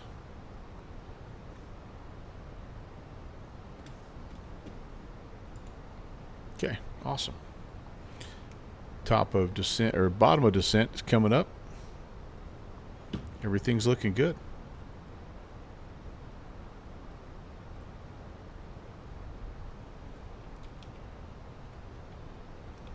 Center Pulse 106 medevac. Go ahead. We passed Man, 20 now. I'm just wondering if I could get got us down a little bit early. Sure you can. Should we get the RNAV to 18 with the odd cop transition? Pulse 106 medevac, proceed direct odd cop. Direct odd cop, Pulse 106 medevac. That's pretty cool. I wonder if he's in a helicopter. I love that kind of stuff, man. That's awesome. I don't have a helicopter on our list. Till next. No. Till Tuesday, December 9th. I've got the AW109s scheduled. Along with the MD-11. I'm going to try to get that rotate MD-11 up. And attempt. Oh, I'm not going to be able to do that, darn it. It's going to be a Berlin Tuesday.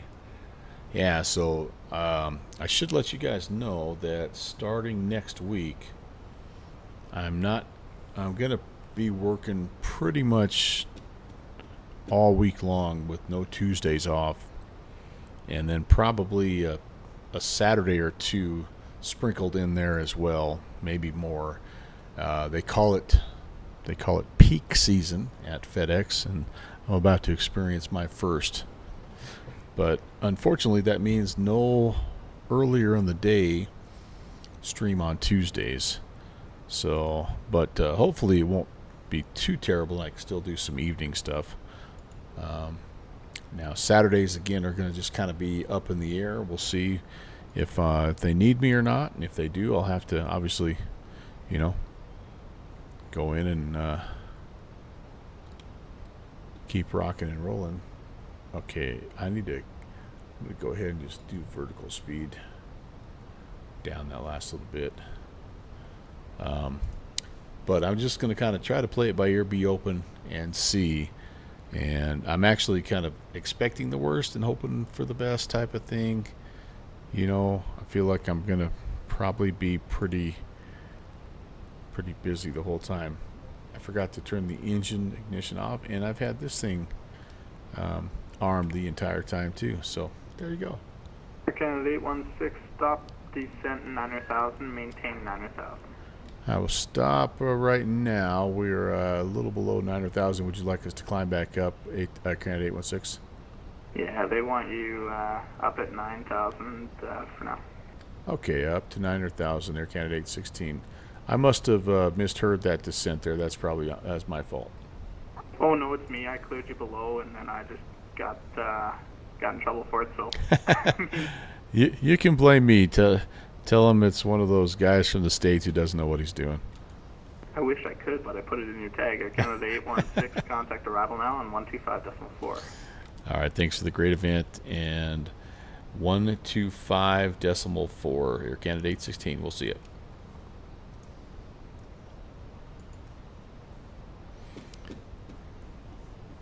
Sorry, 18 November, descend 5,000. Descended down to 4,000. Sorry, 18 November. Arrival, hello, Air Canada 816 at 9,000. Air Canada 816, arrival to runway 23, the altimeter 29999, information whiskey. All right, 23, and we have whiskey on board, Air Canada 816. I should have told him that when I checked in. Turn and burn, yes. Short answer, yes. Significantly better. Significantly better. Yes. I'm so happy that I made the switch. We talked a little bit about this earlier. I don't know if you were here, and I don't want to repeat myself, but I missed some of the planes that I had in 2020. But overall, it has been a fantastic move. Thank you, sorry, November. Do you have any speed restrictions for? Sorry, 18 November, 220 knots or less. 220 or less. Sorry, 18 November 2. I can expand a little bit on that if it doesn't get too busy here. But number one, the biggest thing is the performance is better. Sorry, 18 November, turn right heading 210. But I love what they've done to the night. Like, I love flying at night anyway, but the night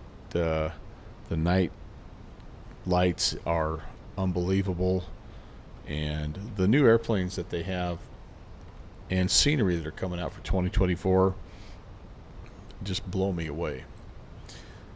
Really, really awesome planes that run surprisingly well.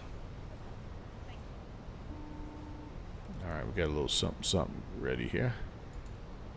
Hi, Captain. The cabin is now secure for landing. Thank you, my dear. But yeah, it's in a good spot. SU4 is coming out soon, which I hear is going to even help more with performance and all that. So, if you've been thinking about making the move, it's not a bad time to do it. If 2020 is working for you, though, I mean, like, you don't have to hurry. But yeah, it does take a little bit.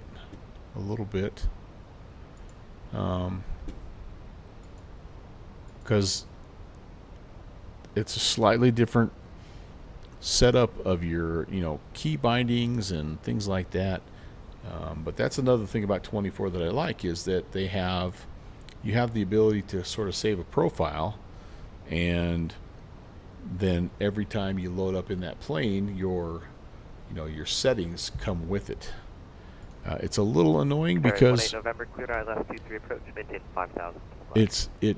like if you load up, like I just did this on this flight here, so I have all my bindings set up for an A321, but since I loaded into a new livery, I had to reassign those bindings. But next time I fly this plane, they'll be set and ready to go, which is nice. But yeah, considering new PC requirements, yeah. And I went a little crazy. I bought a NASA PC. But it'll tide me over for a little while. I hope. I sold one kidney. Not a big deal. Not a big deal.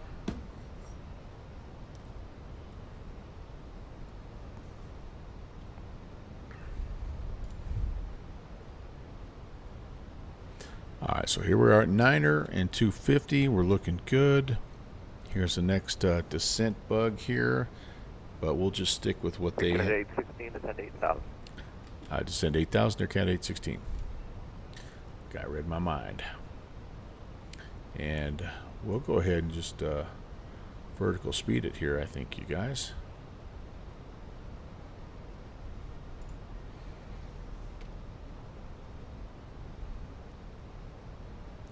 I'm also going to, I think I'm going to pull the speed back just a bit. I don't want to get too slow unless ATC tells me that they want us at something, but I also don't want to be over 250. And speaking of being below 10,000, let's get some lights on here, shall we? That's all looking good. Might even need a little bit of little dome lighted here. Information whiskey.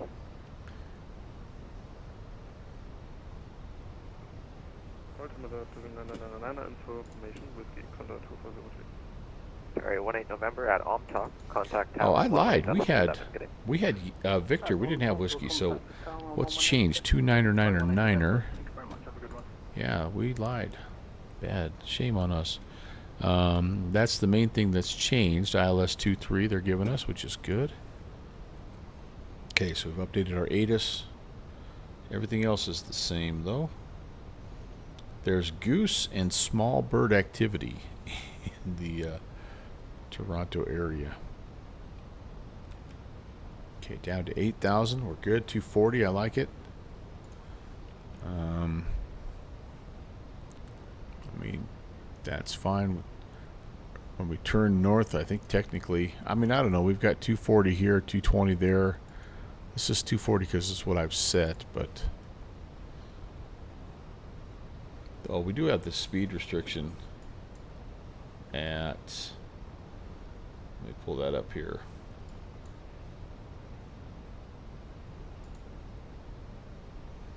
We have the speed restriction at we need to be at 220 right now. So we've got a speed restriction coming up at Ossid, which we're passing right now, so we're a little fast. And actually, I'm gonna just keep spinning it down because when we turn northbound, excuse me, we should be 210 at Tasku. So we're just a smidgen. We're about 5 knots too fast here at Ossid. Actually, we're gonna be pretty close, pretty darn close. Yeah, I can live with that. And then I'm just going to slow down right now. There is our 210 restriction. We technically were not cleared to descend via, so I might be screwing this up, but I'm going to follow the chart, and if they need us to adjust, I'll adjust based off of what they say. Your Archer and Joby stock will fund your new PC. And Lair, nice. Yeah, I did. I went a little overboard, but it was a retirement present, and Yeah, my wife spoils me.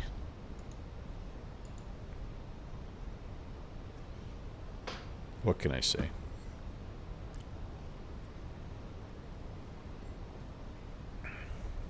Okay.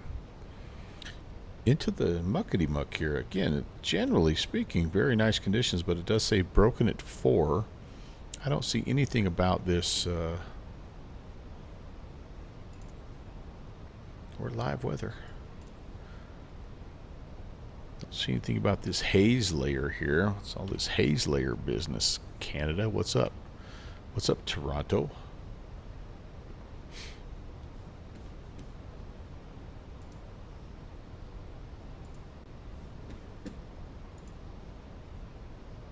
Canada 816, descend 5,000.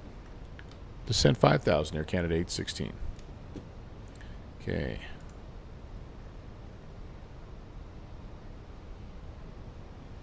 Set.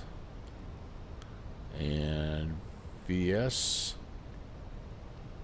I would say at 1,500 feet a minute. Be fine.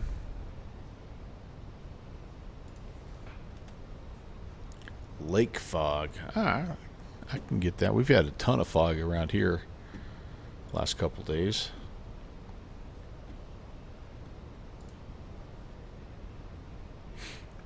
Okay, we're northbound on the sort of on the vector on the right downwind. And Canada 816, confirmed descending 5,000. Oh gosh, dang it. It helps if you know how to press the right button to do that, but we are now on our way down to 5,000 Air Canada 816. You know how to set the altitude, just don't know how to descend to the altitude. Zilix, you had to come in right at the point where I'm looking more foolish than normal. Welcome, my friend. Good to see you. Konnichiwa.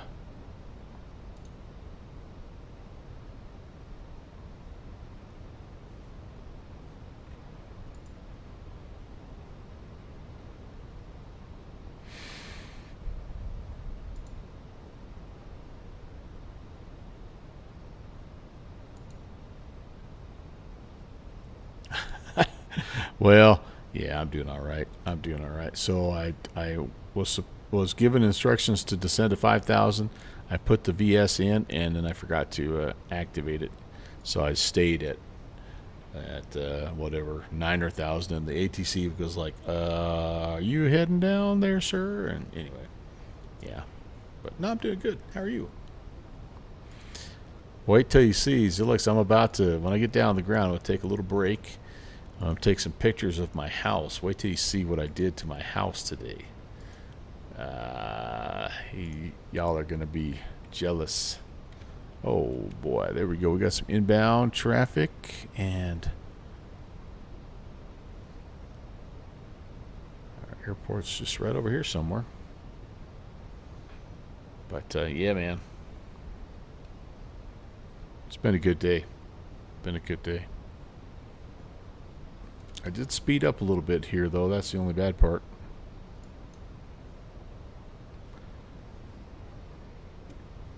Let's get back down to 210 here. I don't know why I sped up. I was only descending at 1,500 feet a minute. That was interesting. I don't know why I sped up like that. Conzo 2403 had to disconnect. Connected again. Condor 2403, sorry, say again? Oh, yeah. He popped off real fast. Now he's back. That was the guy we saw coming in. Sorry again for Condor 2403. Air Canada 816, turn right heading 150. Right turn 150, or Canada 816. Condor 2403, sir. I thought you just said something, but maybe you didn't.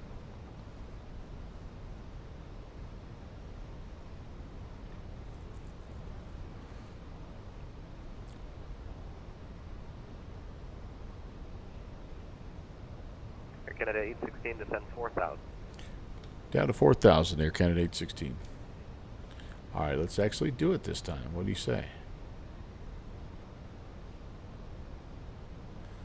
We'll set it for 1,000 feet per minute. Engage. Speed 210 is fine. First notch of flaps are coming out. Canada 816, turn right heading 180. Right turn 180, Air Canada 816.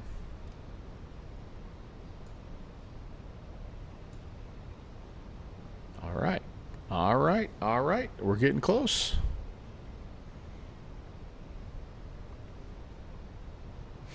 Man, the night lighting is redunculous.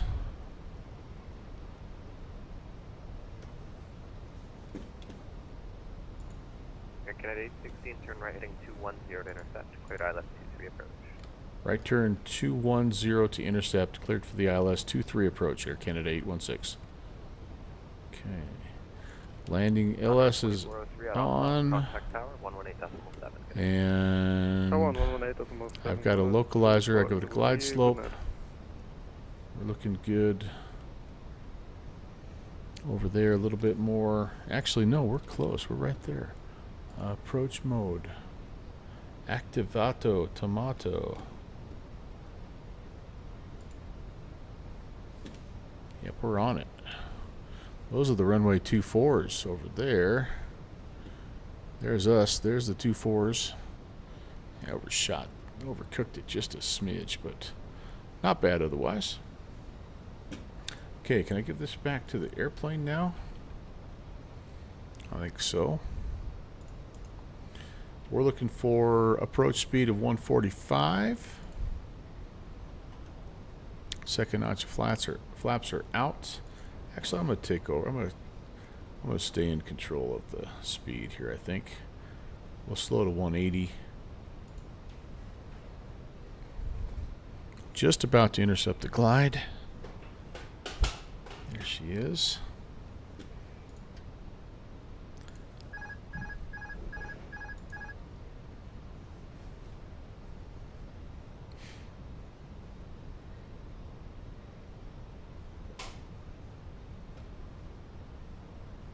Our aeroplane. Now let's see what kind of a mess we can make here, shall we?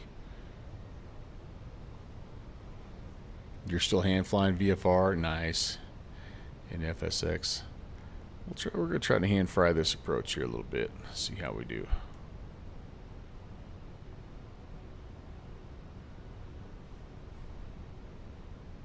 Did I turn my auto throttle off? Maybe I did. Getting kind of slow right now, honestly.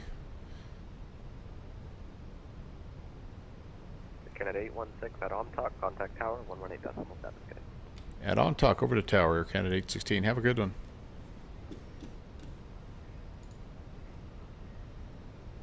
Oh, good lord. And which tower frequency would you like us on? Sorry about that, Air Canada 816. Canada 816, no problem. 118.7. 1870, thank you. Oh, I see, okay. Alright. Just about there. 1701, welcome to Toronto, exit right when able, cross runway 24 right, and Well, ground on the sliding other over side, to the 21. right just a bit here. I see Right when able, four cross towers, 24 but there's right, only one for and drop on Toronto, that. so that was kind of a dumb question. Alright. Tower lower, Canada 816, ILS 23. Canada 816, Toronto Tower, good day. You're 5 miles in trail, A330 over the numbers, the winds 110 at 4 knots, number 2, clear to land, runway 23. 23, clear to land number 2, Air Canada 816. Hi, Jet. Appropriately named dog of mine.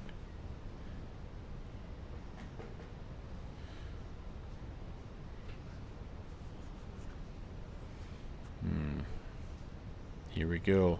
Short final where all my little nervous ticks come out. Condor 2403, welcome to I'm all Toronto, over the exit place right, here. join Come hotel, on. hold short, runway 15 What are you right, doing? and contact ground 2165. Laps 3. Gear coming down.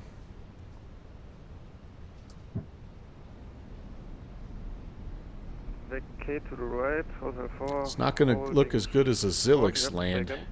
Thanks for the 5-stream streak, by the Should way, we my exit friend. left? If I said right, I apologize. Condor 2403, exit Appreciate left, that. join hotel. And full hold short, runway flaps 15 set. right, and contact ground 21. Alright, lights are on.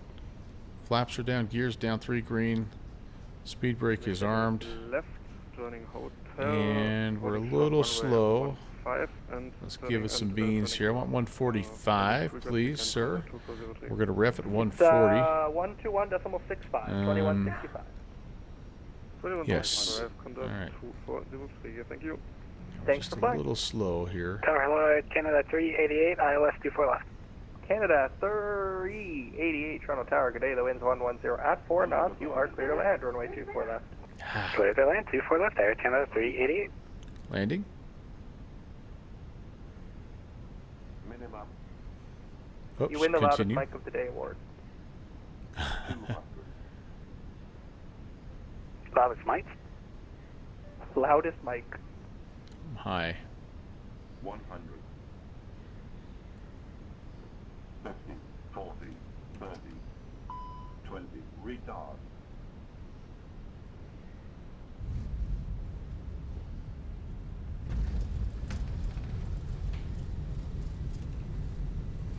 Our reverse is green. I am not even close to the center line, but stuff happens. We're going to grab this next taxiway and be good. Yeah, it was all right. We were more or less where we needed to be. Just a little right of center was all, but I'll take that. I mean, I'm 3 beers in. I'll take that. Welcome to Toronto, everybody.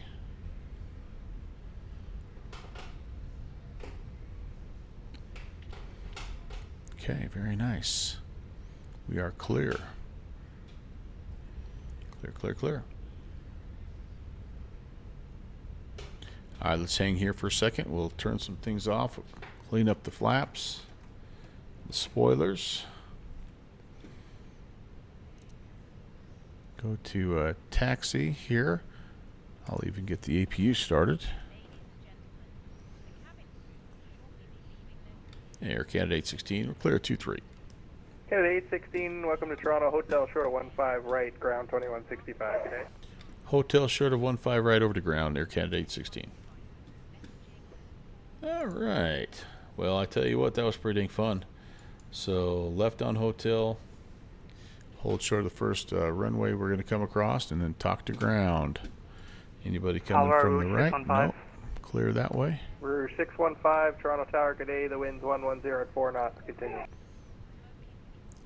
Well, and so Canada Zilix, 388, exit right. I've cross had runway 24 lots right, of ground on the real other world side, pilots good day. talk to me about Is it that, right, about how really, whoops. Ground point out on the other side, cross super right. Air Canada What's the 388. most Hopefully it's a little important bit thing quieter is for you. getting the aircraft down in I'm the sorry, I missed the touchdown last name zone. again. Yep, cross I mean, 24 right and ground point 9 It's on the obvious other side, that Air you Canada don't want 388. to slam it I down, heard but that. they're I thought like, you said something there at the end. real Sorry world if I missed pilots that. don't I care was all saying that a much little bit about, quieter mic for you. about their feet per second type of stuff. They're more concerned about on the center line and hitting those Canada touchdown 410 zones. line, So up runway 24 right. that's traffic kind of what I crossing try to do. Running up runway 24 right, Air Canada 410. We're 615, the wind's 110 at 4 knots. Clear to land, runway 24 left. But when you're a streamer, Clear to man, land 24 left, like you want that buttery smoothness. I get that too. All right, this guy, he's doing it without even any landing gear at all. Okay. 5 today. Okay, over the tower at 118.35, American 9852. Thank you. Bye bye. Yeah, depending on the weather, right, Zilix? Like you sometimes got to put it down more firm. Turn and burn. Thanks for stopping by, dude. Great talking to you, man. Have a good night. Rouge 1701, contact apron control 122.075, advisor desired 22075 or 167. Ground Air Canada 816 on hotel, short of 15 right. Air Canada 816. Do you have a preference for distance name? Charlie 28, if we could. Air Canada 816. Air Canada 816, roger. Keep taxi hotel, crossing 15, right, run 15, left, Bravo, full short, Alpha Tango, at Bravo. All right, cross 15, left Bravo to Alpha Tango. And I actually just got a little bit lost on that. Sorry about that. Air Canada 816. Air Canada 16, standby. Cal 119, contact tower 118.7. Good day. Cross. Can you repeat that for Keisha again? Philippine 119 Heavy. Left Bravo? No, that's right. Philippine 119 Should be right Heavy, Bravo. Contact tower 118.7. Down to Alpha Tango, right? 11970. Philippine 119 Heavy. Have a good night. Okay. Korean 78 Heavy, advisor. All right, so I know he gave us clearance to Sorry, we already cross. taxi Korean 78 Heavy. Korean 78 Heavy, roger, runway 23, altimeter 29er. Taxi Alpha Juliet, Alpha, hold short Alpha Tango, give way to the Qatari 777. I think he said left Toronto. That's right. You're right. I think he said left Bravo, which is what threw me.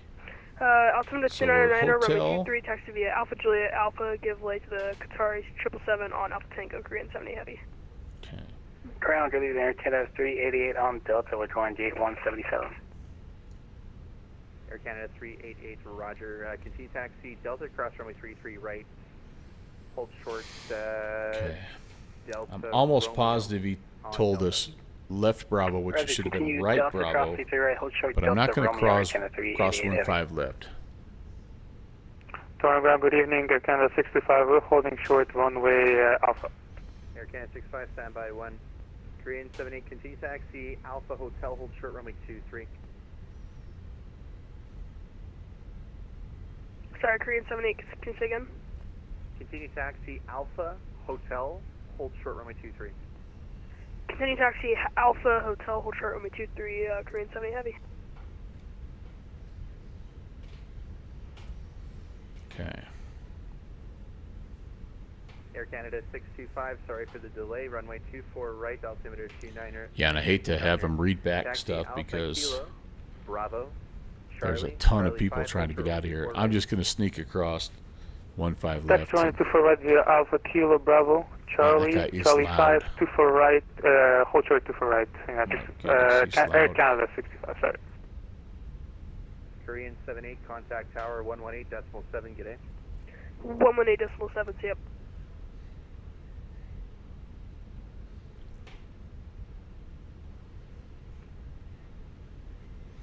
Crossing inactive. Probably going to get yelled at. But I think I know what he wanted me to do.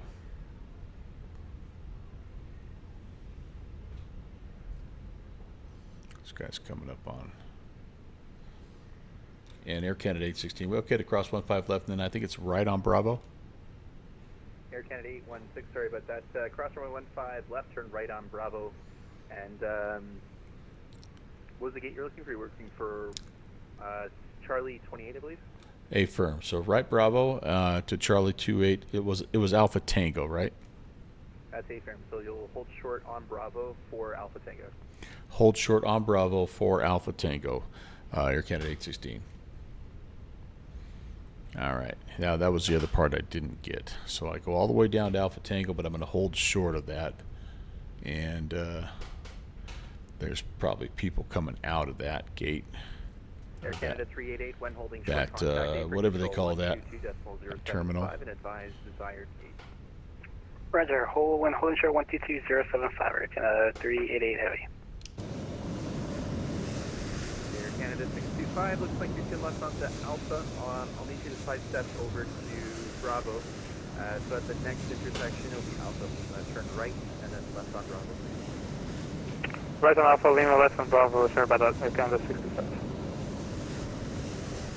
Toronto Ground, Route 615. So this first one is Alpha Echo, then we have Alpha Fox, then Alpha Golf, and then the fourth one down, which is about where that guy's turning in right now, is Alpha Gate Tango. 128, possible Route 615. Route 615, Roger, taxi. Charlie? Man, I like this scenery. What a beautiful, beautiful airport. Charlie, Alpha, hold short, Alpha Lima on Alpha. Charlie Alpha, hold short Alpha Lima on Alpha, Route 615.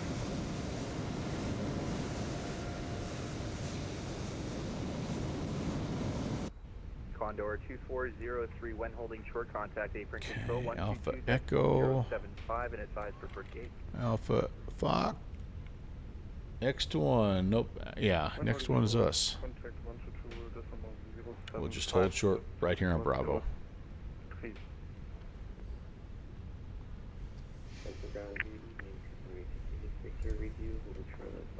Get the APU bleeds going. We'll be ready for our turnaround state. Runway 24, right altimeter 29er. Taxi Alpha Kilo, Bravo, Charlie 5, hold short runway 24. Right. Yeah, if you get in the wrong spot, right, Chris? You can be in for a long taxi.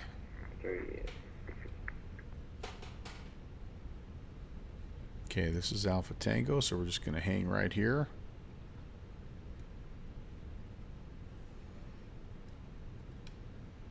And wait for people to come out, I think. Maybe, I don't know. Parking gates. We're going to go in. And it's like the fourth one. Air Canada 8161 holding short contact apron control 122.075 and advise desired gate. 122.075. Air Canada 816 with our gate. Appreciate the help. No problem. See you next time. 122.075. This is today. not one that's. 1.35 Air Canada 65. Good night. 075.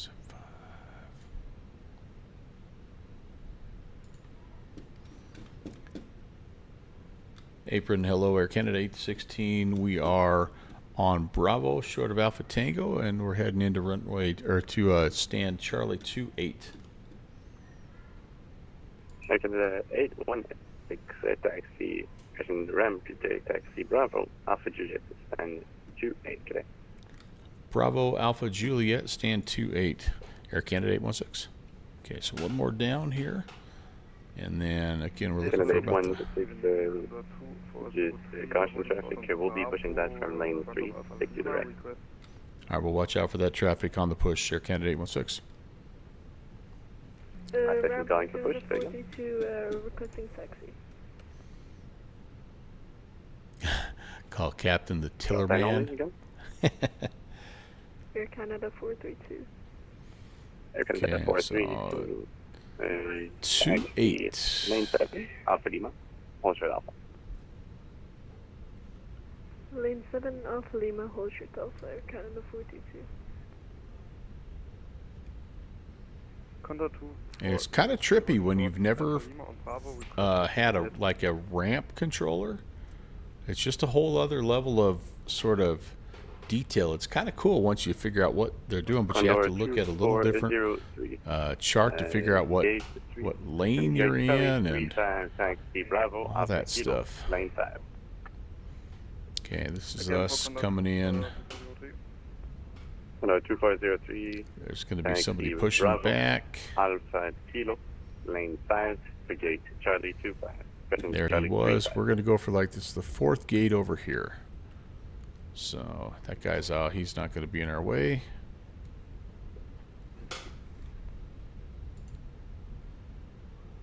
Can probably lose the taxi lights at this point. And then we're looking for 28. Okay.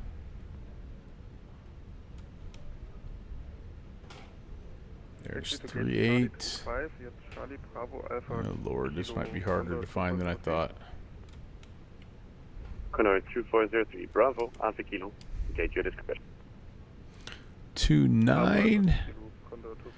I think that's 28. Yeah, right there. All right, coolness. Love it. I should have stayed on the taxi line a little bit more, but I think this will be okay. Ramp Canada 422, holding short of Alpha. Canada 432, ground 121, discretion, hold position. 117, hold position, Canada 432. Canada 432, just hold position.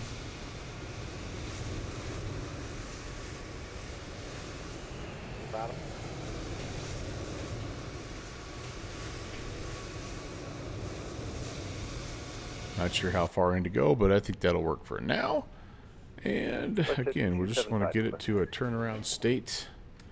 So we've got the Was at the 2373. AP running. Taxi. We're just going to Lane cut 3, those Alpha Juliet, out. Hotel Bravo Alpha. And, Taxi lane 3, Alpha Juliet. oh Alpha, crap. Whoops. WestJet 227. I turned it on, but I forgot to power it on. Oh well. It's all good. All right. Well, that was a fun first flight, and a great job by the folks up here in Toronto. Stand by, Thanks control check. for an awesome event. If you're watching, appreciate it. I'm going to take a quick break. I'm going to come back, and we are going to figure out where we're going to fly the Starship. And yeah, so just give me a couple of minutes. I'll talk to you soon. T-Bird, stand by, control check.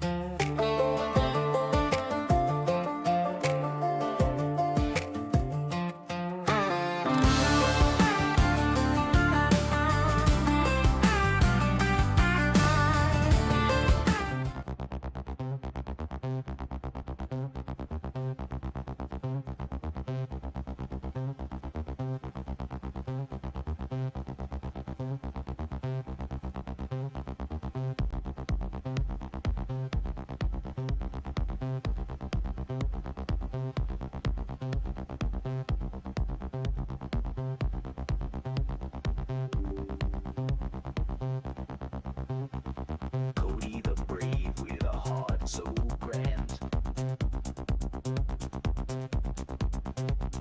Tiny paws leave prints in the sand. Leader of the pack with a bark so strong. In his fluffy world, nothing goes wrong. Oh, Cody, my co-pilot, my star in the sky. Barking for love as the clouds roll by. Protector and greeter, my fluffy knight. Guiding my streams with his bark so bright. He's perked up like radar on cue. Eyes so sharp, catching every view. A tiny tail wagging to the beat of life. With Cody around, there's no room for strife. Oh, Cody, my co-pilot, my star in the sky. Barking for love as the clouds roll by.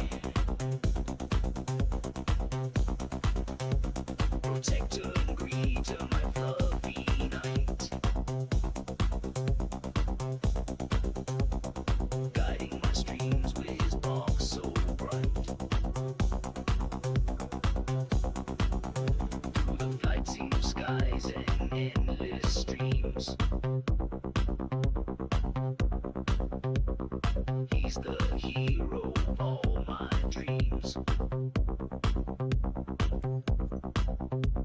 A little dog with a mighty roar. In my heart he's forevermore.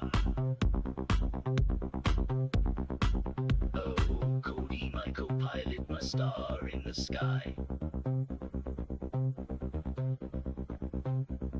Barking for love as the clouds roll by.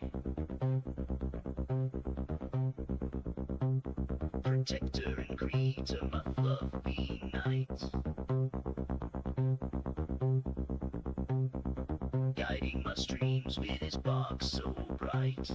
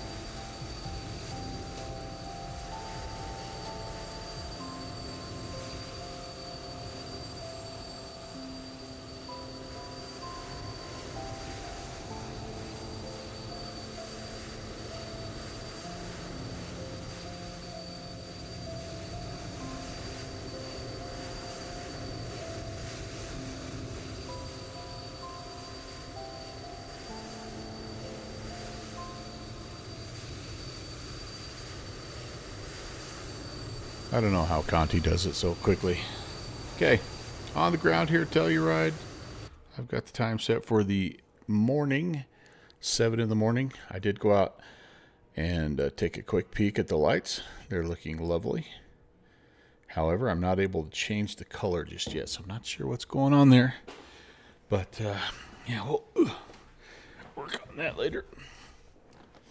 No ATC up here in the Denver airspace quite yet, which actually is not horrible because, excuse me, we can just kind of do our own thing and get the heck out of Dodge. Okay. That will work there. Okay, let's work through this checklist here and get things going. I've got weight and balance to set here. Payload. What will we need? Pretty short flight. I think it's an hour and... what's it saying here? About an hour and 20? Hour 29 minutes. So we need about 2,100 pounds of fuel. What do I have in there right now? I've got 11. So let's just get a little bit more in here. About $1.60 on each side. That'll be good. Kicking you out. Just taking my 4 homies there and a little bit of beer down to Deer Valley. So that should work. Refill the O2.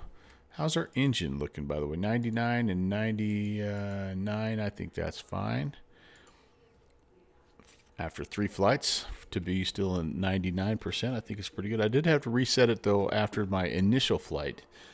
When I got done with it, my condition was like 61% or something like that. So that was not so bueno. I was full rental power on that, apparently. But, okay, we've got pins and covers and shocks removed. We got good fixings back there in the Fenix or the Citation or something, which would be cool. He'll blow my doors off if he's in a biz jet, but that's all good. All good. Landing gear is down, flaps up. Yep, all this stuff is working like it should.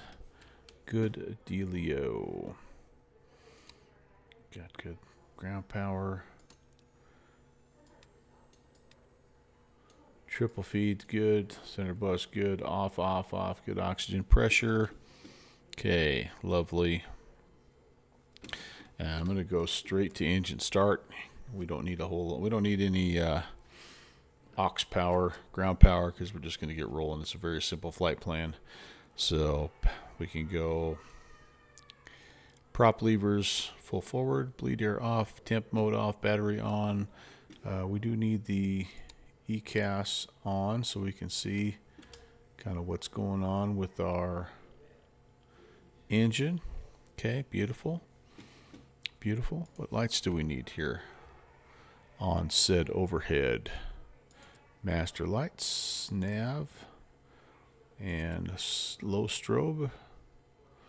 Okay, everything else is good. You're in the slotation. Oh, that might actually match up pretty well.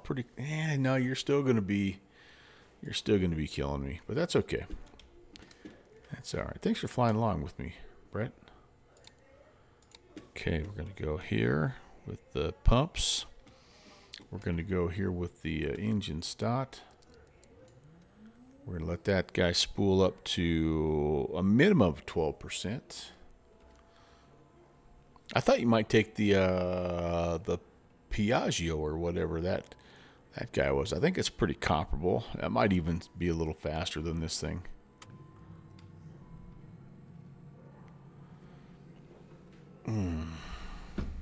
I'll share a picture of the lights on my Discord here. Okay. That's coming up nicely. Oh, okay. I don't blame you. The Citation's cool. That's one I kind of hope that goes on sale, because I think I might grab it if it does. Okay, starter can come off.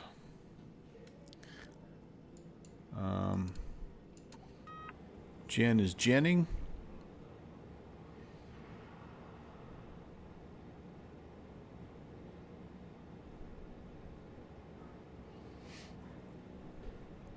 You think? I don't know. I don't know. We'll be comparable.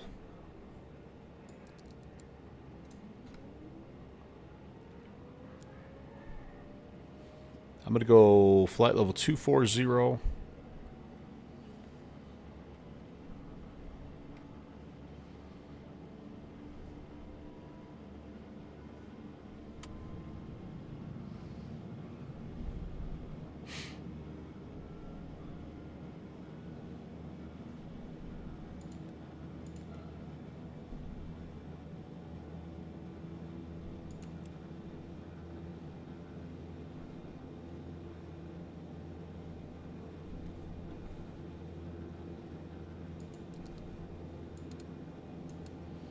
Beautiful.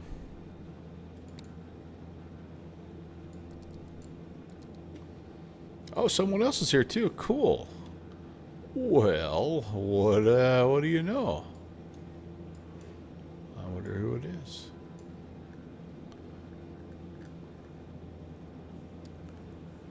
There's Whiskey Papa. There's 11816, and we got a little 95 Bravo Hotel. I should know who that is, I think. It could just be a coinky dink. Okay, let's see. We've got the gen ties on. We're pretty parallel there. That's good. And we're ready to start making a route here. We are KTEX. And then we're going out here to the LJ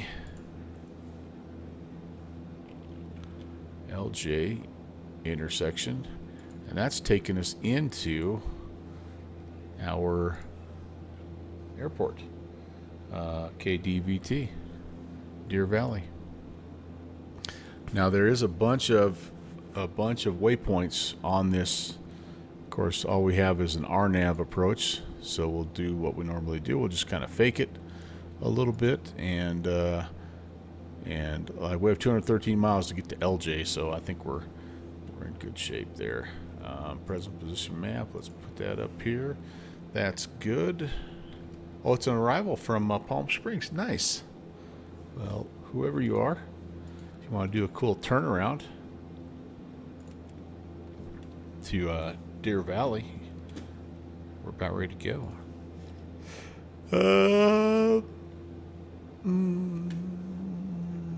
Anybody know? Oh, I do have a squawk code 2763.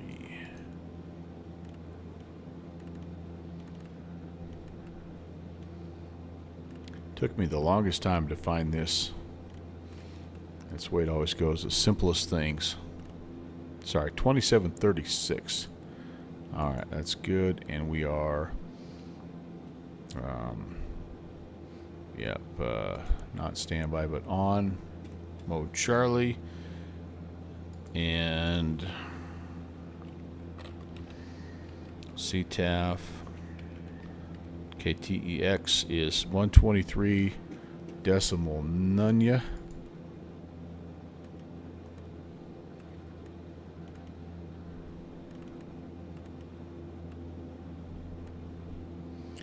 We'll roll that in there. Sweet. All right, that looks all good.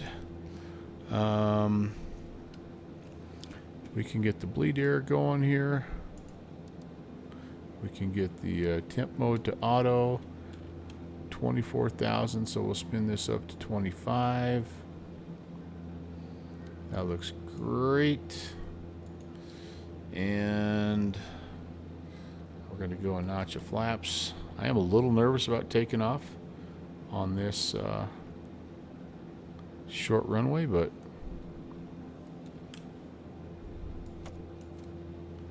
oxygen, anti-skid. What else have I left? That's autopilot, should be off. And let's get an altimeter set and we'll be ready.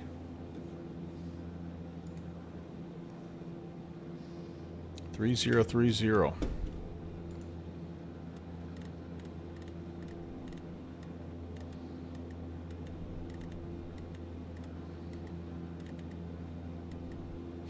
Okay, that's good. We are going to go straight up to 24,000. Not even mess around. We're already at 9,000, so wish us luck here. Okay. I think I'm close here. Let me load up this flight on Navigraph.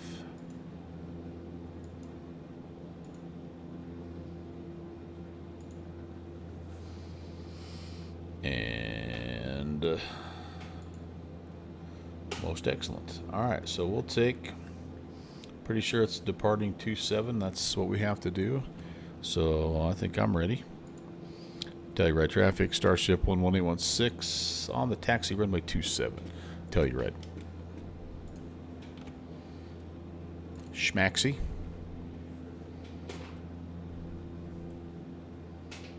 Brake released.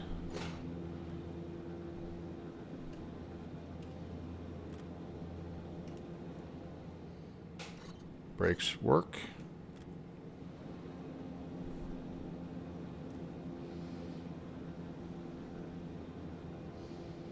Thanks for your patience, by the way, Good Fixins. I know it took me a minute to get here. He's probably already in the air. I wasn't on the frequency quite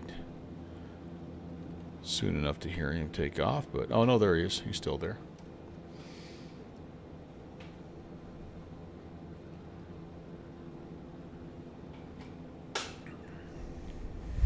All right. Lumpity bumpity little runway here, but I love it.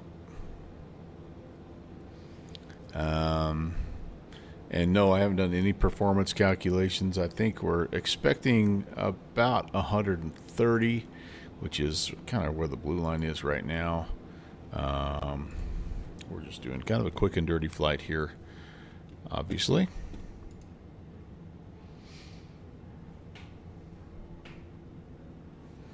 Get up here, just do a quick before takeoff check, and we will be ready.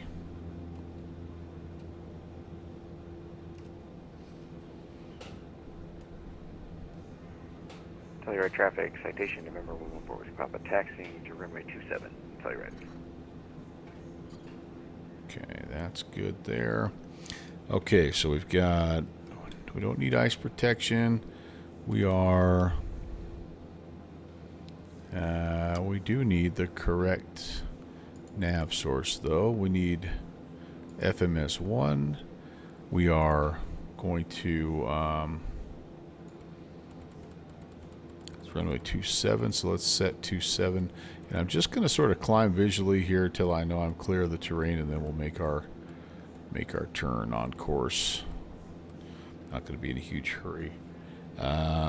Pressurization is set, and we'll see how it responds here in just a second. Auto feather armed. Auto ignitions are going to be armed as well. This stuff is all fine. I think I will put on pitot heat.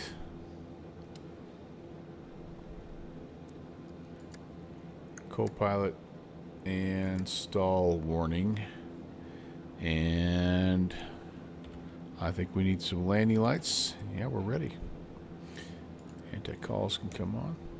Telluride traffic, Starship 816 departing 27. Telluride traffic.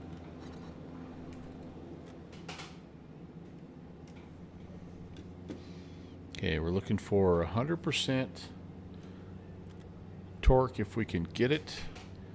850 on the ITT is our max, and 1700 on the RPMs.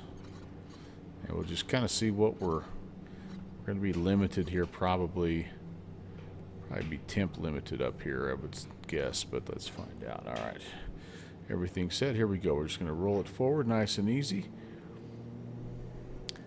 There goes the propeller through the red zone. We should get 1700 there. Gonna overshoot just for a minute, but that's okay. There's 100%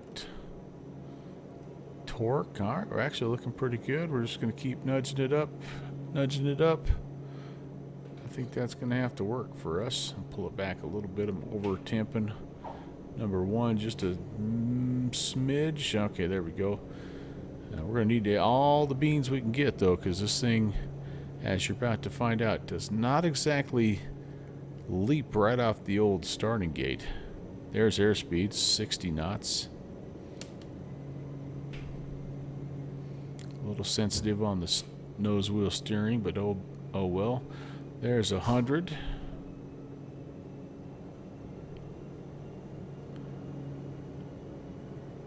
There's V1 and rotate.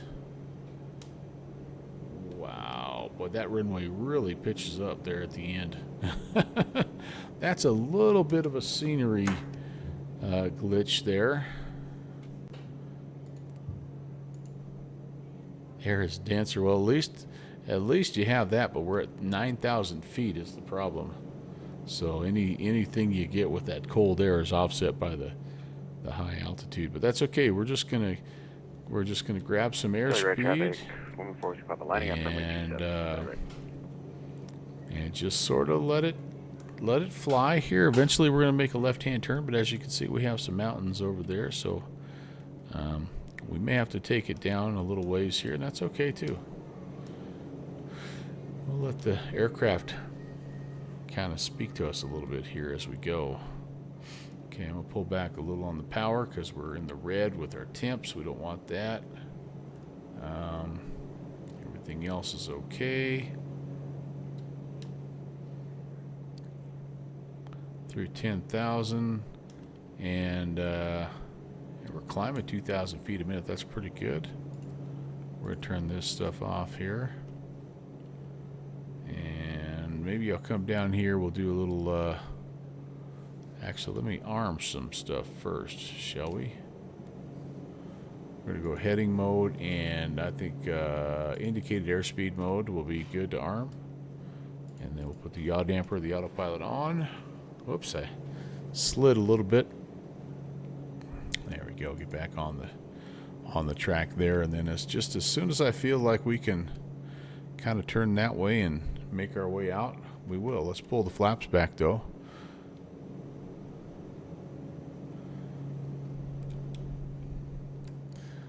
Airspeed is good. We're 180. Traffic, citation 114. We probably could even be a little more aggressive, but south. Tell you right. All right. RPM's coming back.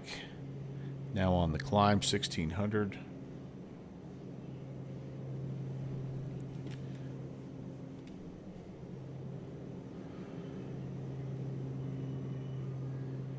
Get them into the green, basically. If you don't remember your numbers, the thing I'm learning about this plane is just get it into the green.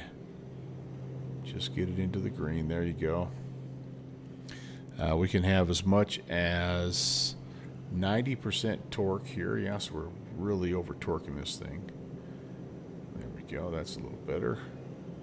And our ITT below 840 if we can. All right. That looks good. And I think we're ready to turn on course.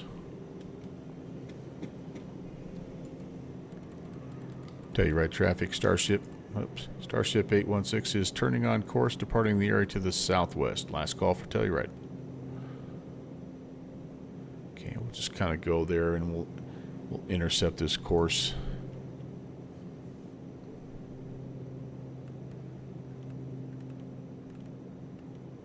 Oh, that's a tough sun.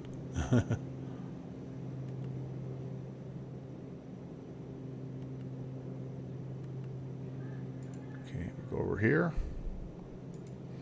and we're kind of on an intercept track. We could do this though. I think there's a direct to LJ option which we can pick, and that lets us just go ahead and nav this guy out of here. Now we're through 18,000, so go standard barrow. Does this do both sides? Well, kind of. I think it only does because I didn't set it, but that's okay. Here we are. Pretty good. Good Fixes is down there behind us somewhere. Coming out of the valley. And we are looking okay. 1600. We're below 90%. That's good. We're below 840. That's good. And yeah, we just need to get ourselves up to cruise level. How's it look back here? Oh, lovely. That's bloody lovely.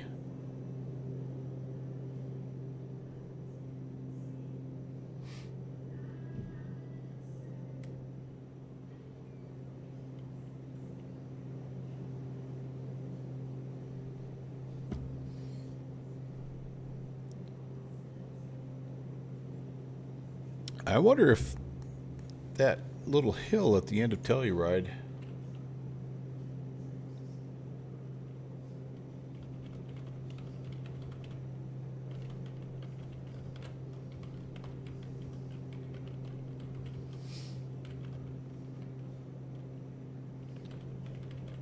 I wonder if people know about that.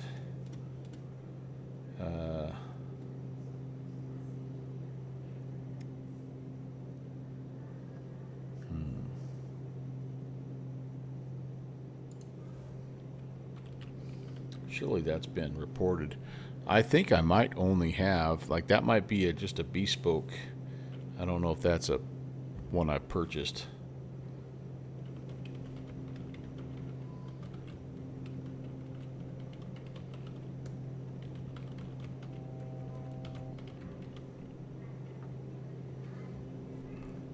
Do I have to alt sell this thing? I better double check. No, I did not, because it just popped over there. Oh, we're not going to 300, we're going 240, that's right. So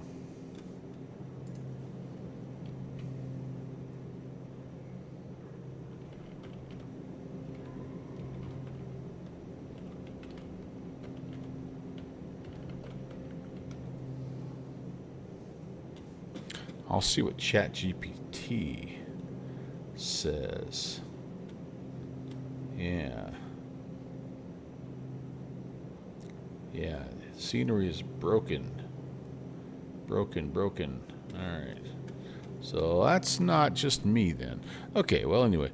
So here we are at 240. Let's see. We keep it at 1600 and we just pull the power back. Power can be up, you know, again, we just don't want anything more than 840 on the ITT. So I might come forward a little bit with the torque, maybe about 90% or so. Nothing. Oh, see, we're already getting into the yellow. I'm not even going to get into the yellow. I'm going to stay in the white. There we go. Nice. All right. Engine auto ignitions can come off. Auto feather is still armed. We'll sync the props. Our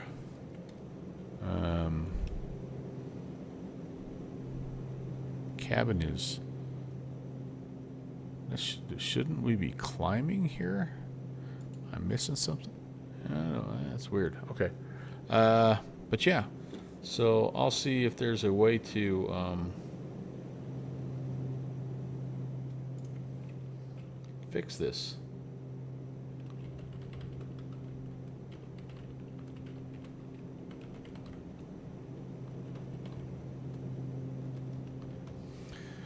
And then in the meantime, what we need to do here is we need to dial up the Desert 2 RNAV arrival.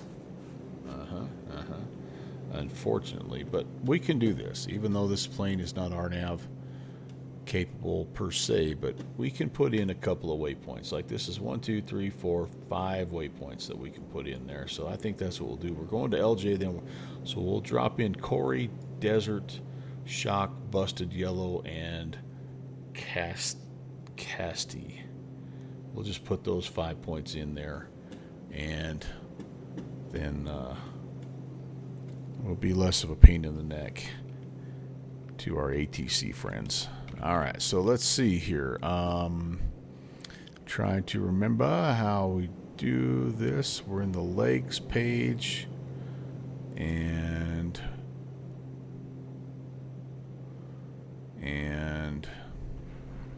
I guess I could just delete that. Let's do this. Let's go this way. Let's go LJ, and oh, hold on. So can I insert after waypoint? Okay, there we go. I want the Corey waypoint in there. Okay. And then after Corey, I would like Desert, Delta Sierra Echo Romeo Tango. And then after that,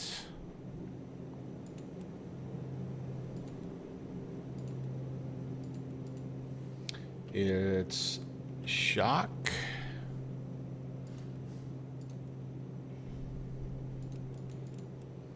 And then after that, Busted.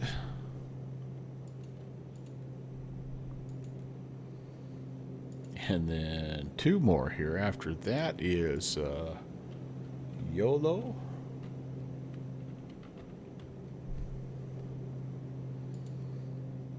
And then our final one before the airport is Charlie Alpha Charlie Tango Yankee Casty. Casty, maybe? I don't know. But there we go. There's our flight plan.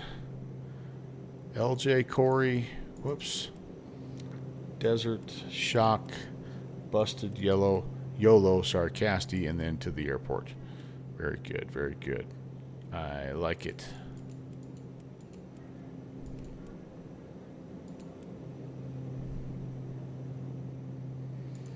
Okay, what do we want to turn on here? Weather, right? Weather and turbulence, because we're going to have some. And, I mean, I'm assuming we're going to have some. Now, does this aircraft show the weather? That I honestly don't know. I kind of think it does, because it's black square, but I truly don't know. This will be a little bit of a test of that, I guess. If anybody does know, you can tell me. But yeah, all right. So good fixins. Here we are. We're rocking about 323, but we've got a 30-knot header, so we're doing about 290 across the ground. How you doing back there? That's got to be pretty comparable to this flotation, right?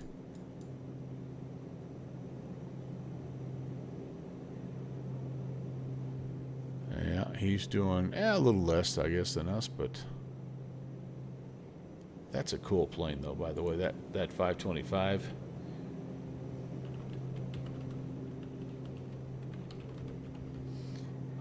I do think, again, I really think that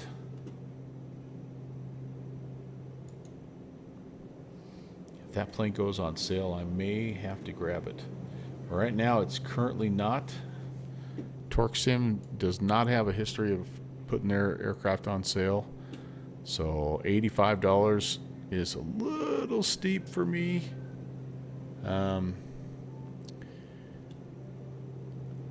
Even as nice as I've seen this plane, it really is nice.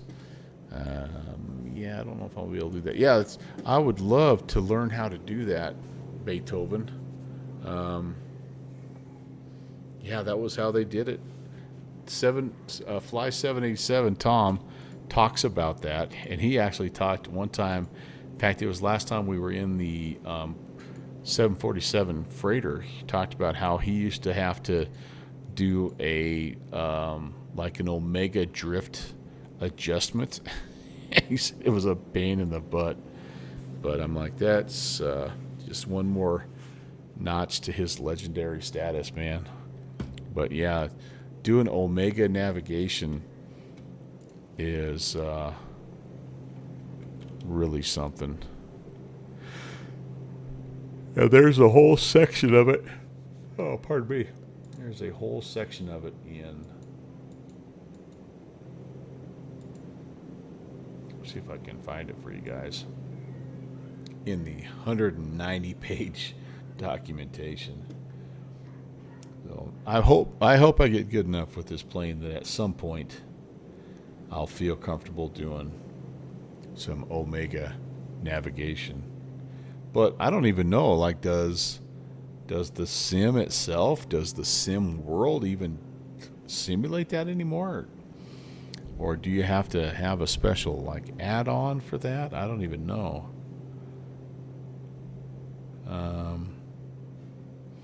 There it is. No GPS position and estimation. So check this out. I won't take you through the whole thing, but check this out. So you can do a little position estimation in absence of, any GNSS. So you can do a little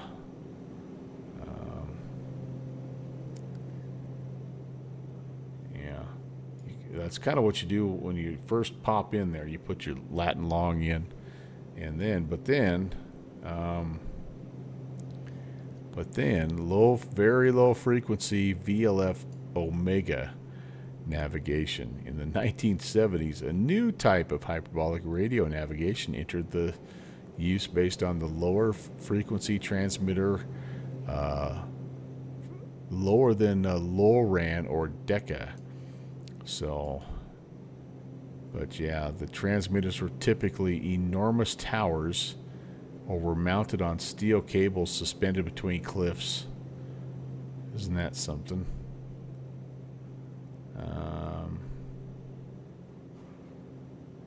They had known by their letter number and the name of their geographic locations, such as Japan, Hawaii, Norway, and Great Britain. Yeah, I wonder if there is even a way. So here's some stations. It'd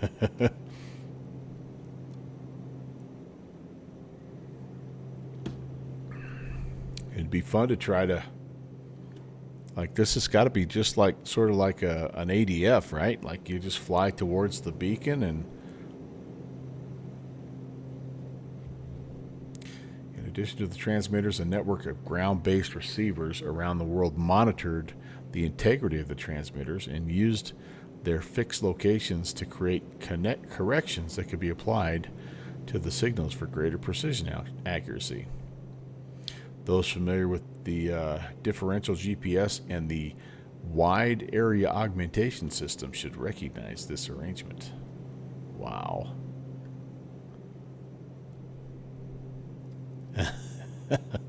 Yeah, it depends on the curvature of the Earth and the ionosphere. Oh my goodness. So how, like, seriously? Maybe it has a way. Maybe it has it built in somehow. Oh yeah, Captain Arash and Allison, when they did that was incredible. Incredible stuff, Chris. Yes, totally agree. That was really something.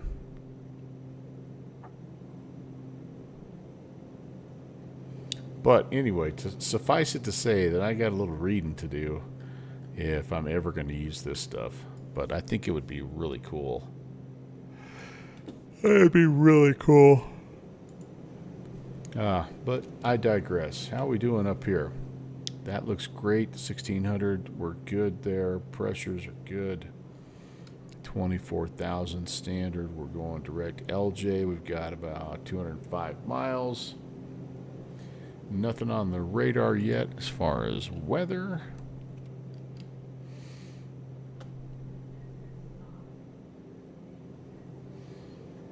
Yeah, and I don't know, like I'm looking at this and I was thinking maybe for a vintage cross the straight, I could use it, but there's nothing, there's nothing for like Vancouver or Seattle or something like that. Yeah. There's Australia, Japan, Great Britain, Maine, Hawaii, Maryland. I guess there's Washington. So I wonder if I could set a VLF Omega route to Washington. I wonder if I could get special permission to do that. I'm going to have to practice that. Big time. Big time. Jeez Louise.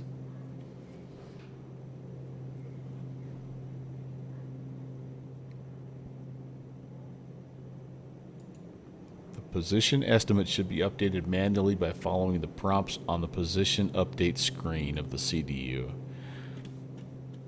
Yeah, I need to get a few more hours under my belt. I feel good when I can get the thing started in the air without overheating something, so.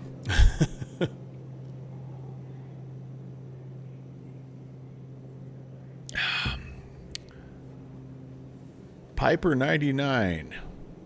How can it work when we all know the earth is flat? I love talking about that with used to, with my geometry students. And I would spend, a class, we'd learn about the rule about if you add up all three angles of a triangle, you get 180 degrees no matter what the triangle looks like, etc., etc. Oh, Fly Conti. What's going on? Hello, Conti Raiders. Good day, everybody. We were just talking about you, Tom. Good to see you, man. We're talking about how you used to have to correct for Omega drift in your back in the day. You dang legend. Good to see you. Good to see you. Thanks for coming in, you guys. Welcome, Raiders. Sticky. Hello. Hello. Yeah, I'm trying to psych myself up into learning how to do some Omega navigation. Airbus. Hello. Hello. And we've got this event coming up in January called the Vintage Cross the Strait. Ibanez. Good to see you, Joe. Congrats on the soon-to-be new baby girl. I'm so happy for you, dude. I'm so happy for you. You and your wife. That's awesome. But I'm wondering, because we're going to fly this plane in that event. I usually fly the DC-6, but it's not really an option for me, unfortunately, this year, unless PMDG pulls a miracle and gets it updated for 24. But I won't go there. I digress. But anyway, I am wondering if I could maybe try, because we're going from Anchorage to Seattle, and there is an Omega station in Washington. And I'm wondering if we could potentially use that Omega navigation to I just think it'd be kind of cool to do our flight that way. But I have to practice a lot, and I'm only on my fourth flight ever. I'm barely able to get the thing off the ground without overheating the electronics anyway, so but everything is green and happy right now anyway. Oh gosh, and more importantly, you all, I gotta share this on my Discord. I got the lights put up today, the Under the Eve Christmas lights put up today, and it looks pretty good. It looks pretty good.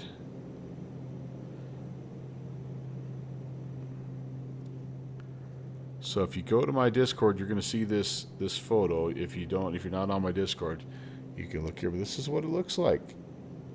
I don't know how well it shows, but and it has multicolors. It supposedly has music you can play. I don't really have anything plugged in for speakers, but anyway, it was cool. It took me about 2.5-3 hours to get hung up, but flying for fun. Welcome. It's actually not bad. I have it plugged in my back, like my back porch area, and then And then I just kind of have it strung all the way around the house, so it doesn't take long. It's nice. It's 250 feet worth of these lights. Airbus, you put yours up today? Yeah. I told myself I was never going to do it again on the house, but these just stay up. They're permanent, so they're going to stay up until they die. You're a good boat. You got nano leafs? Huh. Interesting. Ethan FR57, hello? Hello? I kind of wish, Airbus, now that I had mine, I kind of wish I did. 150, I don't think would have quite got me all the way where I wanted to go. So I, as I tend to do, I went a little overboard. I bought, I got a set that was 500 feet. Because I'm like, well, I have some extra in case something goes wrong. Because I have a neighbor down the way that said, yeah, mine are cool. They come in like 15-foot sections, so it's kind of nice. And I'm like, oh, that'd be really great. Well, anyway, I didn't realize that my 500-foot section was just going to be two 250-foot strands. So it took me frickin' an hour and a half to get the doggone thing untangled, and then finally, I mean, like it almost took less time to get it untangled than it did to hang the thing up. But anyway, that's been the only complaint so far. Any tips for commercial flights? My tip, Ethan, would be to start actually just with the general aviation stuff, and just are you struggling operating the aircraft? Are you struggling with the procedures? What part of it are you having trouble with? My tip would be to start small and work your way up, I guess, and then pick an airplane that's pretty highly automated, like the 737 or the A320. Operating a jet is hard. It is. You're right. Yeah. So if you don't already have lots of general aviation flights under your belt, that's maybe the thing to do first. Cessnas are easier. Yeah, no doubt about that. Ibanez. Hey. And my stream is a vibe. What's up, Boozy? So yeah, YouTube has a ton of stuff out there, and yeah, I guess if you're dead set on jumping into a particular airline, then you just, like, if it's an Airbus, you dive into A320 videos or whatever. I mean, but yeah, it just takes time, no doubt about it. But just remember this, okay? Remember this. Your first 10,000 hours are going to be your worst 10,000 hours. So just keep in mind, it's a process, man. It's a process. Yeah, I still probably every night, I probably still watch at least one flight sim video about somebody flying some airplane, and I get a tip from it, whether it's, Boozy Sheep flying his Beaver, or Ibanez flying his 747, or somebody else. Like, I almost never come away from watching those without picking up one new thing that I'm like, yeah, I gotta try that. Yeah.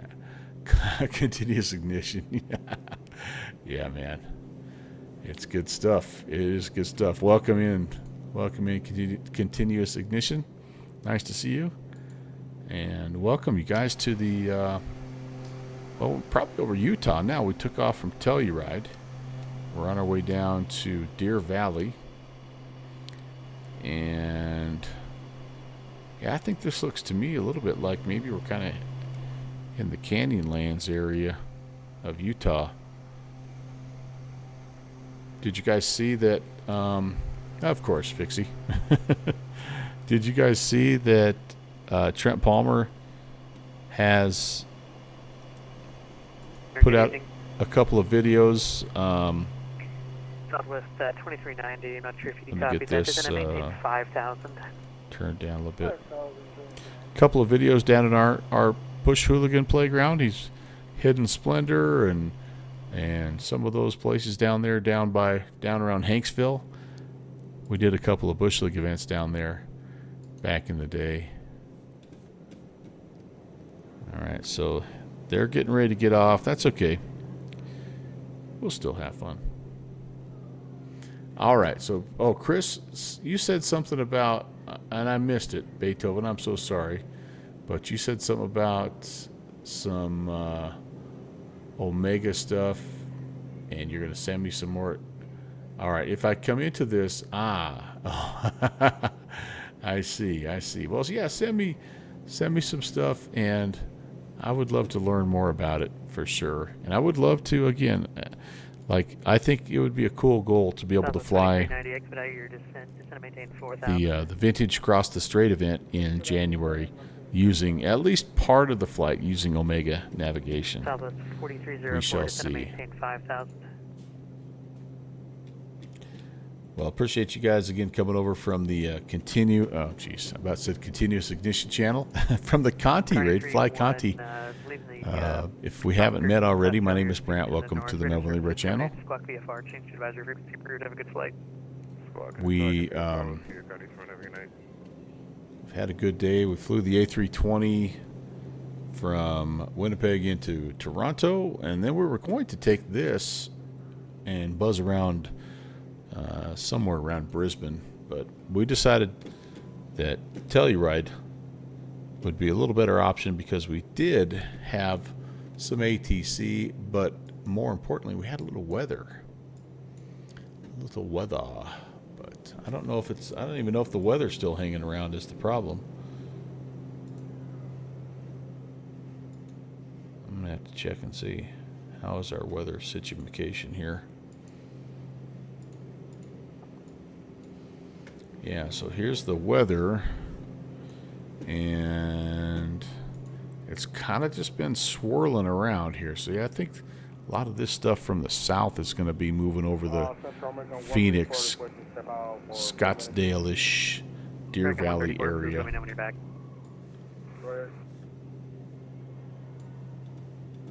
But it might be up to us if those guys are going offline. They've been on for a while, though, as I look here. This dude's been on for almost 6 hours. 5 hours and 53 minutes.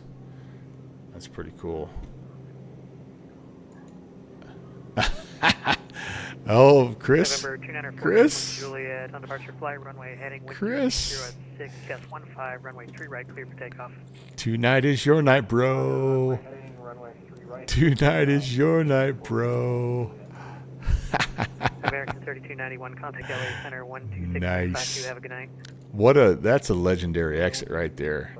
That is a legendary exit. It's been a long time since I've been demanded to Delta Echo Bravo, if you know what I mean. Wink, wink. That's right. Continuous ignition. Oh, holy cow! Everybody's calling it a night. Here comes 757 Spy and his crew. Welcome, Dave. Tim Dog, hello.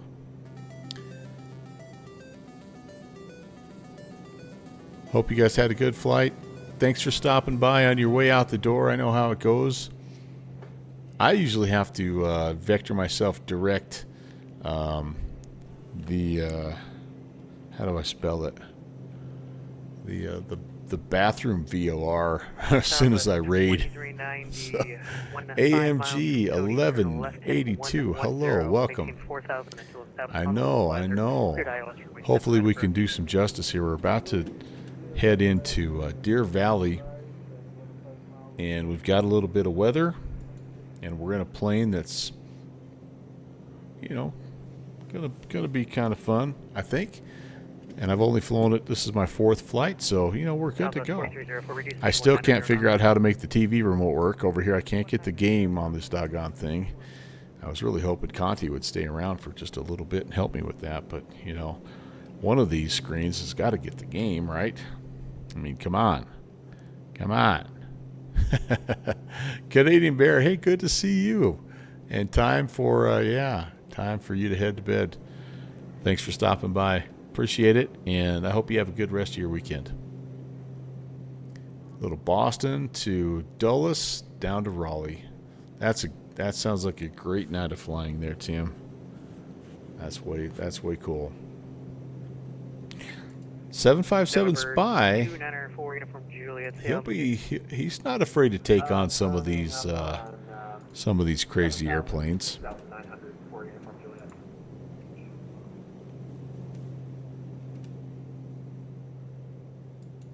Well, I'm glad you guys all had fun, and again, I get it. Yeah, you've been on for a while. Time to hit the hay, whatever. Or you can hang out, lurk, watch a guy that doesn't really know what he's doing. Stuff it in there. Just about finished with my fourth beverage of the night, so that's another X factor here. That Tim Dog, you're on 3 months streak, dude. We're gonna be going down by the quad here later on, man. Thanks for the streak, buddy. It's awesome. Somebody earlier had another streak. I don't know if I said thanks for that, but anyway, appreciate that. Again, if you're coming in from the 757 Spy channel and we haven't met, my name is Brant. Welcome to the Melvin Leroy channel. This is a channel named after my grandpa. I can't help but think he was a World War II guy. Passed away years ago. I can't help but think how much of a kick he would get out of flight simulation. He was a real world pilot, and I mean, it was clear talking back in the 80s when he passed, right? So there's no computers, none of that nonsense, but I think he would have got a kick out of this because he, along with his friend, his war buddy friend that ran a little tiny county airport in South Dakota, they wrangled a full Cessna sim back in the day. It was one of those that had, it was like it had the panel with real rudder pedals, and you could plug in your headset, and it had all the knobs and dials. I mean, they used it as part of their flight training. So secretly, deep down, he was not only a real world pilot, but I think in his heart he was a simmer before simming even existed. But man, I remember flying all over the place in that stupid simulator. Man, it was awesome.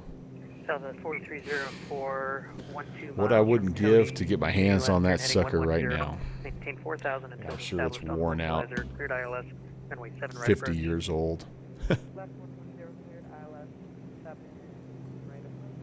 I'm going to make a trip out to that airport, and maybe next summer. And if it's there, if it's stuffed in the back somewhere, I'm going to buy that damn thing. I don't care how much it costs, what shape it's in. I'm going to buy that son of a gun. I'm going to set it up here at the house.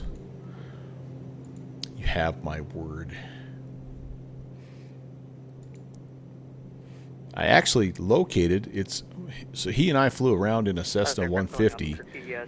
That's where the tail number November 11816 that I use on all my streams, that's where it comes from, is that airplane, that Cessna, little red and white Cessna. And I've located it. I know where it's at. At what airport? Phoenix. Contact Phoenix ground 132.55. And I'm not 100% sure that it wasn't good fixins that maybe found this originally for me. But let's see, yeah, so it's still in the same spot. So it is owned by a gentleman who lives in a town that's about a 9 or 10 hour drive from me, and like anyway, at 6 runway 7 right clear. I'm gonna go find the doggone thing. I have the address. I have so that's gonna be a road trip at some point in time. I was gonna do it this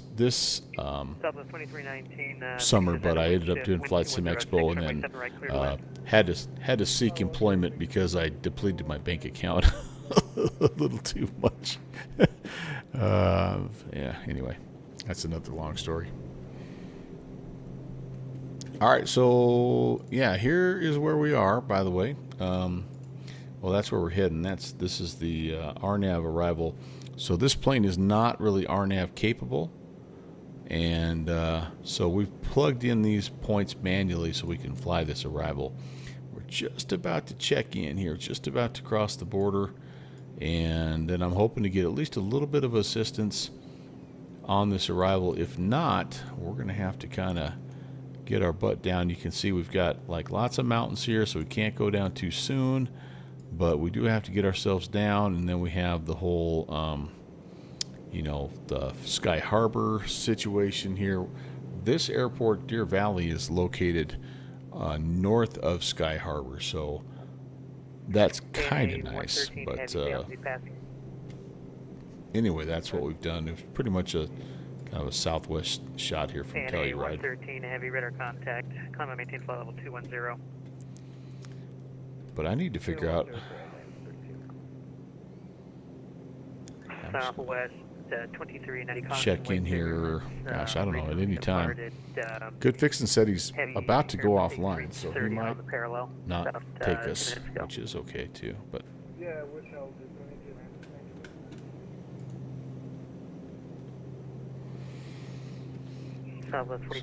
probably not going to be the best check-in, but Phoenix Sky Harbor, by the way, they are landing. They've got an altimeter of 29902, and they're landing on the 26s, so they're landing west. Southwest 2390, welcome to Phoenix, exit the runway to your left when able, cross runway 7 left, hold short taxiway, echo, contact Phoenix ground 132.55, have a good night. You got up to 280, just got above the clouds. Interesting. He's in, Good Fixins is flying along, he's in X-plane, and his weather looks significantly different, I think, than mine does. All right, let's see if we can get checked in here.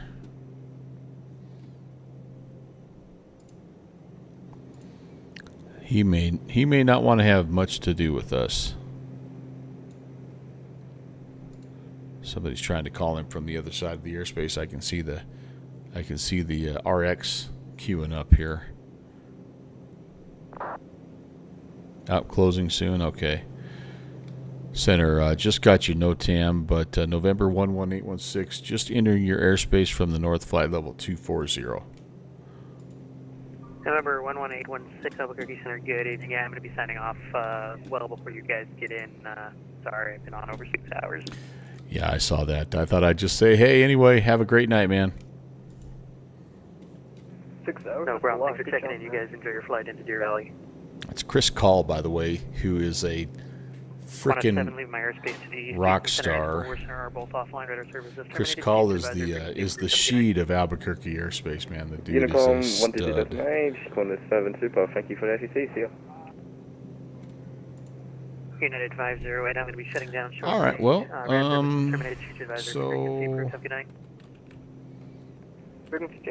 so do we have, I wonder if we have anything for Deer Valley for CTAF. It looks like 1840 is going to be what we need, so we're going to preset that 1840. American 5467 Albuquerque Center. You trying to call me? We'll stay with center. Oh gosh, what did I just do? No, I didn't. Yeah, if you're trying to call, I'm just getting an open mic. I can't actually hear any words. Nav Alt. Apparently, there's a click spot here that turns off the autopilot. Didn't mean to do that. So you did. You got your you dialed in your VOR. Is that better for American 5467? Which VOR? American 5467, affirmative. Were you going to check in on Winslow? Checking in at 34,000. This is super loud. Can I turn the volume down? This has a pretty robust. American 54. No, this isn't the one I'm thinking Roger, of. You were going to check in Winslow. That's a boss. We just crossed into your airspace about, 20 miles east of Amarillo. That's a boss move, by the way. If you can't check in and make an Eagles reference song, or make an Eagles song reference at the same time, then are you really checking in with center? I mean, I'm just saying. All right, so we'll talk 2280 for now. And oh yeah, can I monitor? Let's monitor. We did this last time. Let's monitor 3280, and then we'll monitor guard. Because we're real sim pilots like that. So how did we do that? It was, we came over here, and did we just flip on? Direct. And that was it. To St. John and climb and maintain flight level 350. And then as long as this is here, that's what we're, COM 1 is what we're transmitting into. This is what Center we're American 5467. monitoring. Did we fix it? American 5467. Let me check. Yep, there you are. I see where you're at now. However, I am signing off in a few minutes. We're going to go ahead and just turn that down a bit.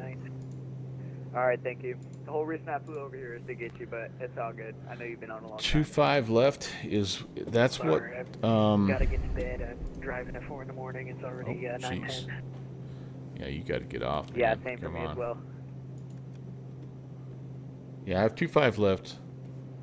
So I'm gonna need to put that information in as well here. So let's see, VOR1. Let's go to 25 left. Southwest 4304. Go ahead and cross runway 7 left. Contact ground on the other side. 132.55. Have a wonderful evening. Cross 7 left. Oh no, this is bad. There's only RNAV approaches. Oh crap. Oh American crap. 134. Are you with me? Seriously, there is nothing but RNAV approaches. Remember 2904 uniform. Oh, Juliet, good I'm lord, signing this off could at this time. could Radar get system ugly. terminated. Change advisory frequency for thanks. Have a good night. Change to advisory. Have a good night. 4 uniform Juliet. ANA 113. Contact LA Center 126.52. Have a good night. You were waiting for me to notice that. All right, so well, what do you do in that case? Well, let me show you what we're going to do. Let me show you. Whose idea was this? So it looks like, to me, like it looks like we don't want to go all the way down to Cast T. That can't be right.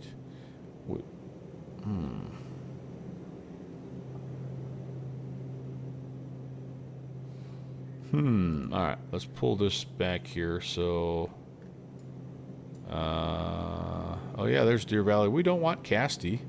We want to stop our arrival at YOLO. So I'm going to delete Cassidy, however you say that.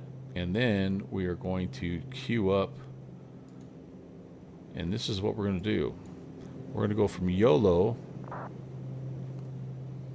to, we can put Siplu in.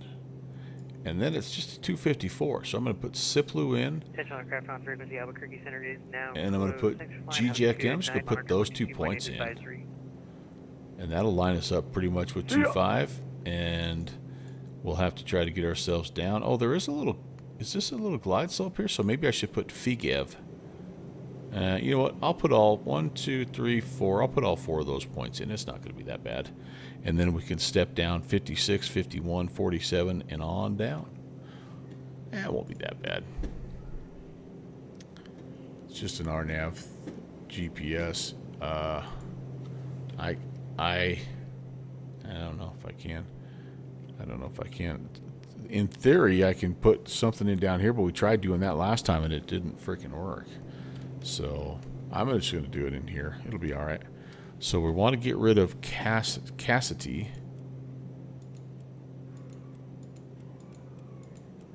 So we're going to go here. We're going to delete that waypoint. And then we're going to add. Nope, no change. Sorry, we're going to go up to YOLO. And we're going to add Sipaloo. This, the hard part about this is going to be, oh, I have to fly a hold there. Oh, this is going to be great, actually. This will be really good. So add after Sipaloo.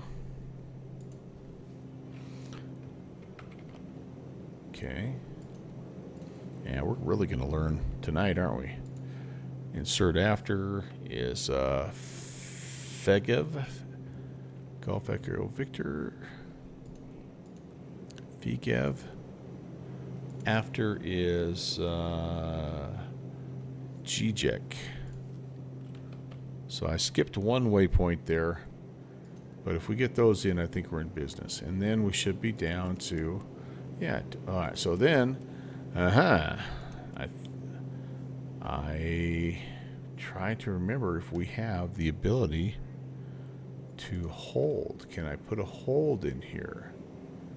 I may have to manually fly this hold.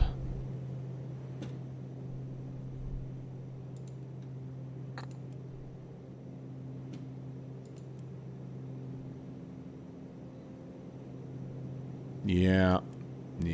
All right. So here's the goal. And I'm doing this more for me than for you guys, but I'm just showing you what I'm thinking so you can point out what I'm not doing right. So this we technically are not flying the Desert 2 all the way down. We're actually going, I'm just going to put these in here. We're going Corey. We're going Desert. We're going Shock. We're going Busted. We're going YOLO. Then we're going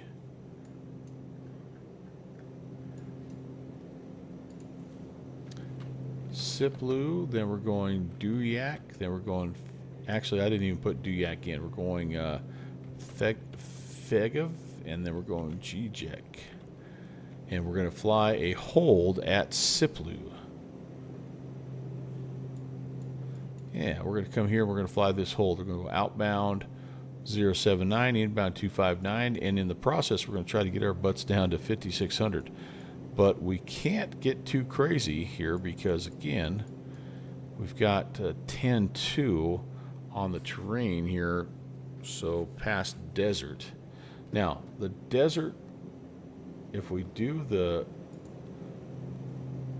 look at the star here, yeah, it looks like after Desert, we can start to descend. Because then things get a little less, well, that's still 10-1. Yeah, we're just going to have to try to get ourselves down. So I'm going to try to get down to about, excuse me, about 11,000 feet here at Desert, or 12,000 maybe. And then we can step ourselves down to where we need to be at Siplu. You're going to go Desert to Pores. Yeah, and that's, I did see that there, Fixie. There's the Pores arrival. That's essentially, I'm pretty close to that. I'm not quite on that, but I'm pretty close. But that's the problem. If you don't have RNAV capability, you kind of have to fudge it a little bit. But, you know, I think we'll be okay. Oh, my goodness gracious. Come on. Stop it.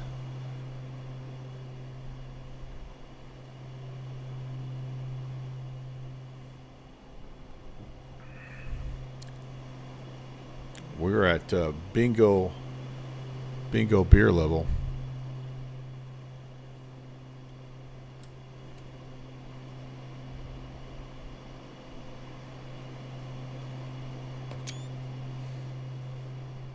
Nice. Okay. Everybody's tired of looking at my panel down there, I'm sure.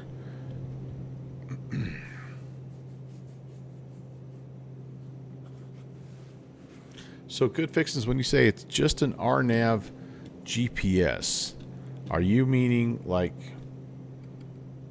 do I have the ability to just fly it to those points? Yes. If that's what you're asking, yes, I do. If I have the ability to actually put that arrival in anywhere, then then no, I don't. There's no, not in this bunch of avionics. There's no way to select something like that. It's not an RNP. No, it's not. So I just have to manually step down, right? Yeah. Hey, Dustin's just landed in Memphis from Paris. Oh my Lord. Wow. That's a good flight there, Dustin. What was your chariot of choice? Something big and heavy, I'm assuming. 747, A350, something like that. Yeah, this is a... Actually, you do. I mean, it's very similar to... It's very similar to like what you have, I think, in your flotation in a lot of ways. I think, maybe not. 777, outstanding choice. FedEx, even better. That's the company I work for. It's like a first generation. Isn't what you have in the citation? Isn't that a Collins? I don't know. I don't know what I'm talking about at this point. Okay, so here comes desert. It's time for me to start down here. So we're gonna say, what do we say, 12,000?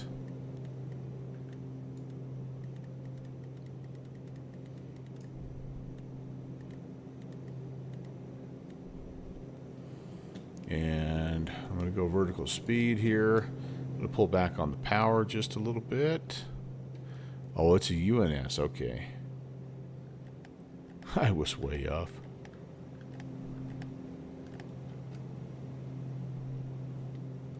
I'm going to be pretty aggressive because I have a bad feeling that I have miscalculated because I have not done any pilot math.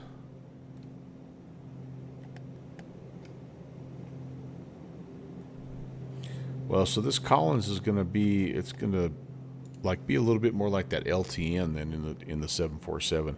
It's very much a point A to point B type of system with what I'm using. Now the Omega stuff might be way different, but I'm not sure. We're not showing any weather yet on this, so maybe the weather doesn't. Maybe the weather's not a thing yet, because we definitely should be in it.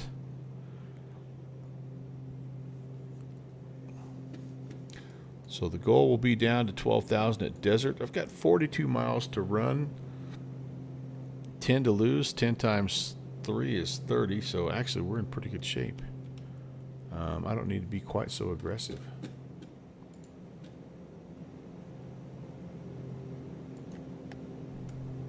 We'll just shoot for about 2,000. Well, Dustin, I'm glad you checked in. Thanks for the first time chat. Glad you had a fun long haul. Did you stay up for that whole thing, or was it a pillow flight? Get her started, take a little snoozeroos, and then come in and finish it off. I'm about to turn this into a pillow flight.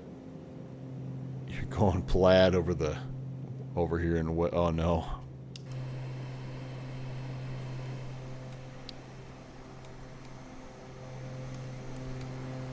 This thing is a beast, man.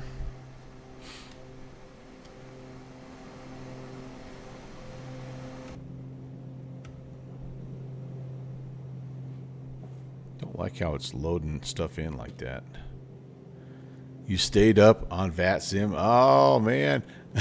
Yeah, if you're online, that's what you got to do, right? And you're exactly right. It would suck to be like 8 hours through a flight and then get walloped because you fell asleep.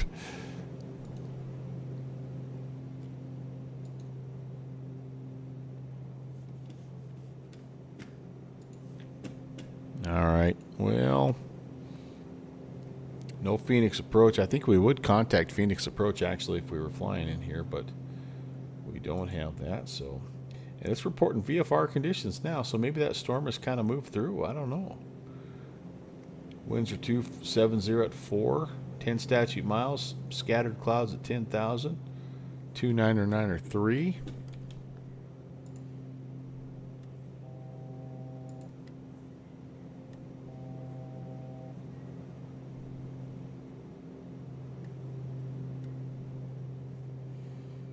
So I think maybe that stupid, maybe that doggone storm got through. Fixie? Yeah, but that Piaggio, it's like, dude, it was calling me too. That's a great plane. that's a plane with a lot of good history to it as well. And I don't think that was a bad buy at all. And you flew it a couple times, and I mean,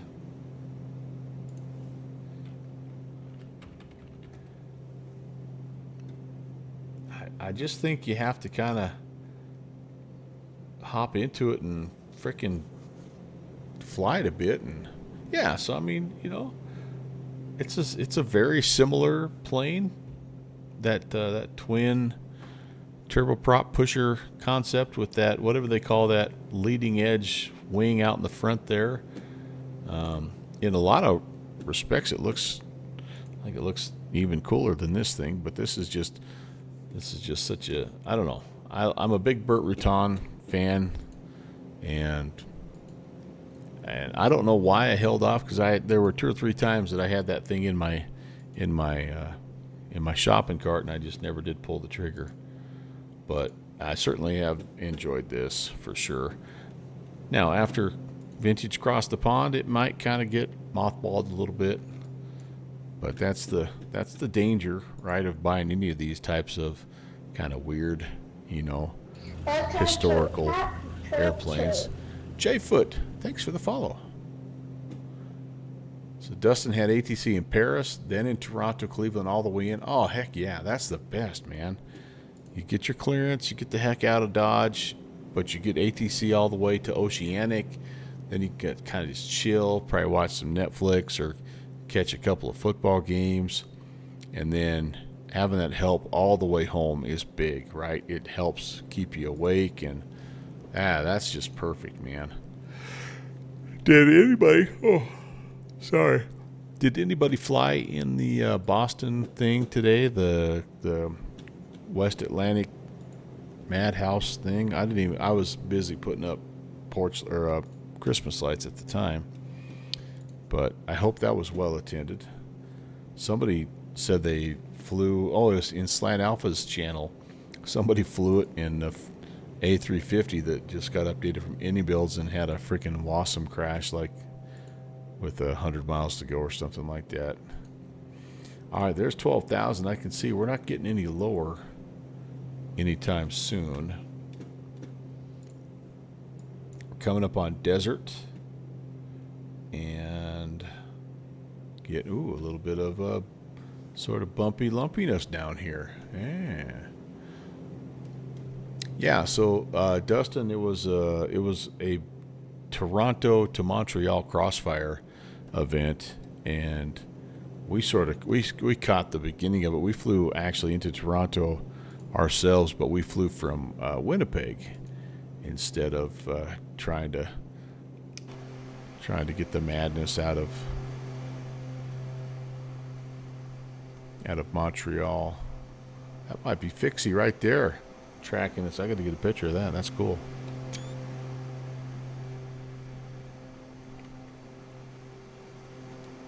But those guys up in Montreal, Toronto, Gander, Moncton, they're really good.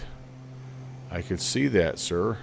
Oops, maybe that wasn't you. That was contrails going the other way, maybe.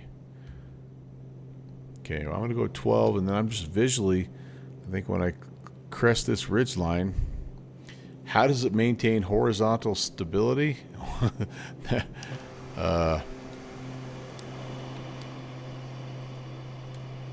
It is one of the most efficient designs freaking ever, right? So it's got these 3 little vertical stabilizers here. Doesn't have that traditional tail.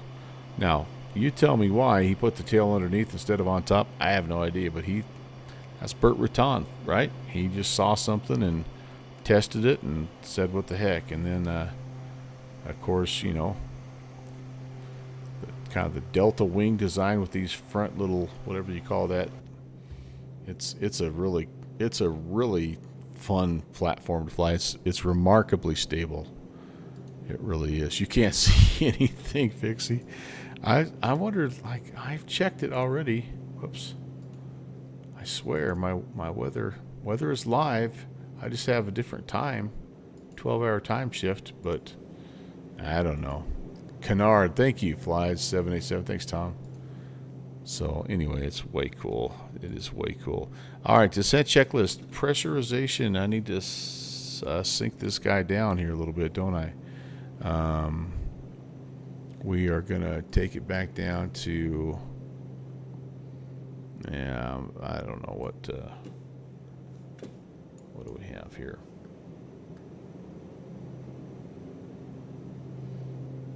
Oh, yeah, the airport elevation is 1,500 feet, so I don't have a lot to lose, honestly.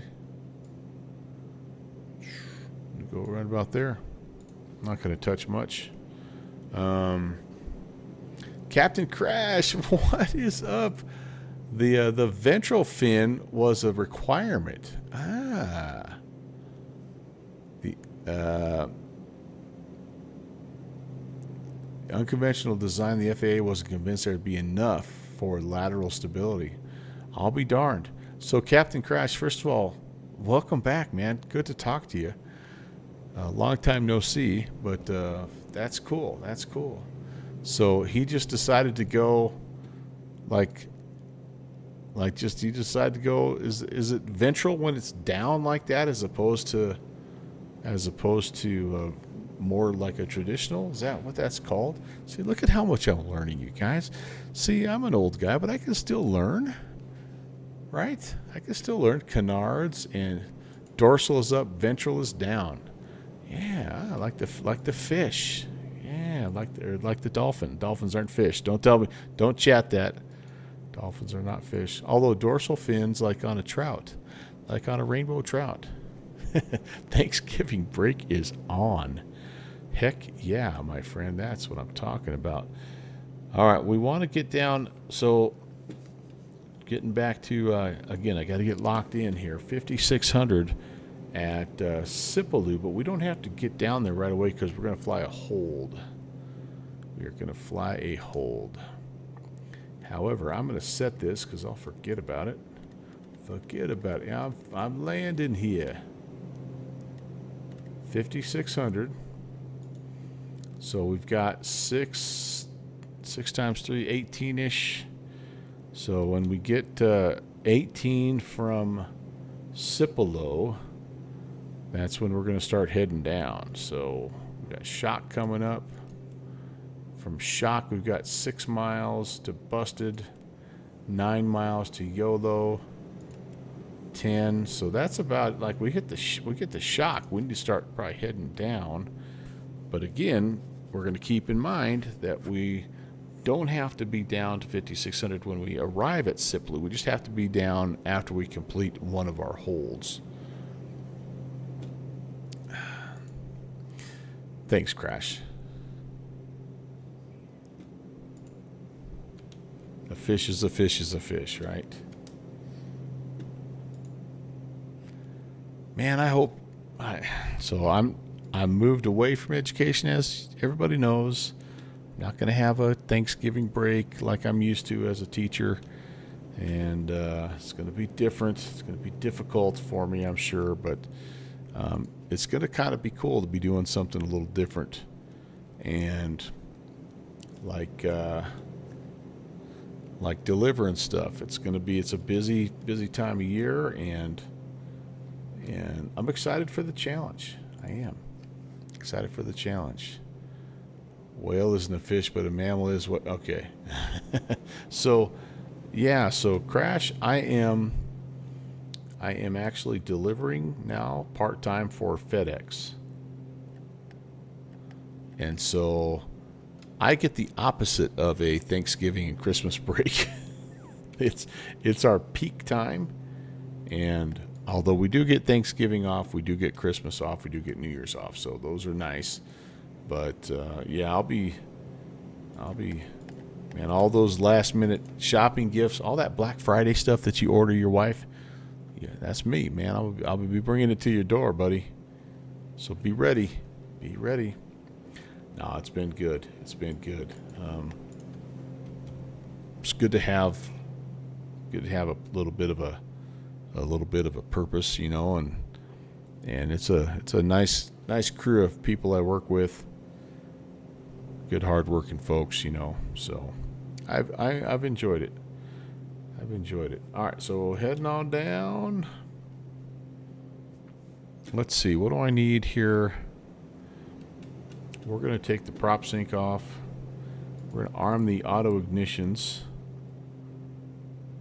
Prop sync is off. We've got the auto feather armed. We are, descending. I want 1,000. If we could get 1,000, that'd be great. And we're going to be going through 10,000. So I'm going to go ahead and do landing and taxi lights right now.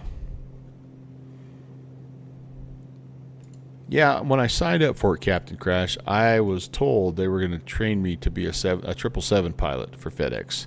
That hasn't panned out yet. I'm still driving the van around town, but I'm hoping that's still in the cards.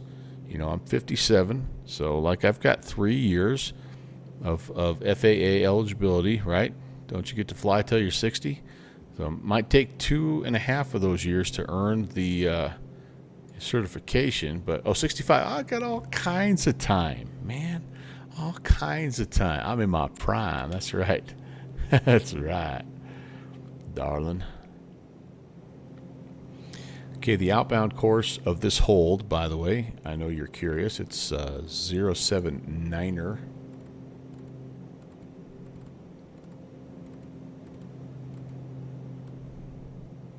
And we're still pretty quick, so let's pull back on the power a little bit more. Any timers in the house? Am I going to have to do this on my phone? It's probably what they did back in the day. Back in the 70s, they just got their cell phone out and they just used their timer on their cell phones.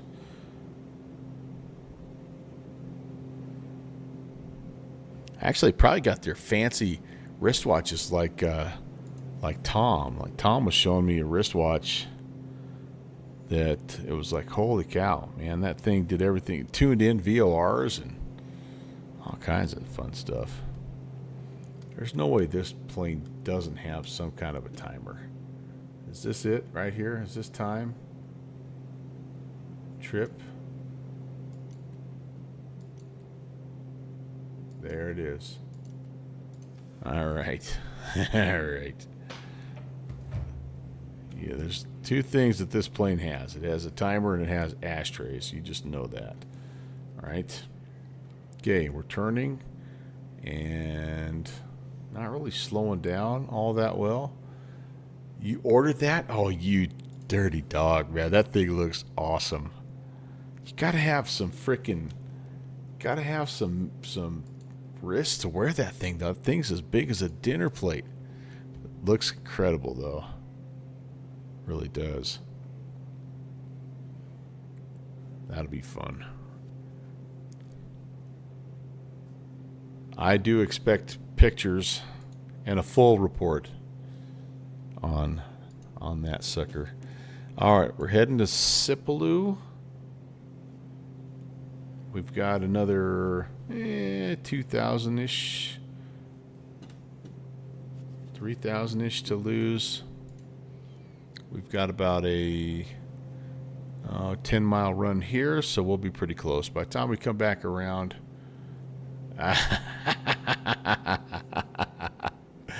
Oh, Tom. Tread carefully, my friend. By the way, this is, I think, the hill we have to go over the top of, and it's a 4,000-foot bit of dirt and rock, so you don't need that. Needs and wants. We have that. I have that same conversation with my wife.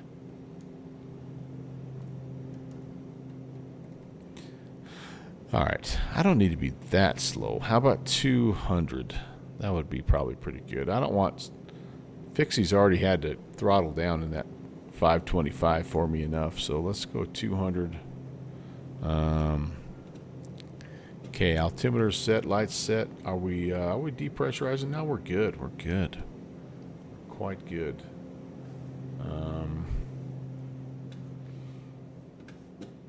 Beautiful. Auto feather arm. Prop sync is off. We will start throwing some flaps here soon. Yeah, look at that. I just nudged it a little bit, and now we're doing 230. Every guy, yeah. It's the kicker is the older you get, right? The more you understand that you're never going to win that argument. So you might as well just do it, right? And then take the consequences afterwards. Call it good. I think I've turned myself a little too soon. But I need to make a radio call here as well. Deer Valley traffic, Starship 816 is 20 miles east of the field at 6,000. We're entering the hold at Sealoo for the RNAV 25 left and heading over to CTAF, Deer Valley.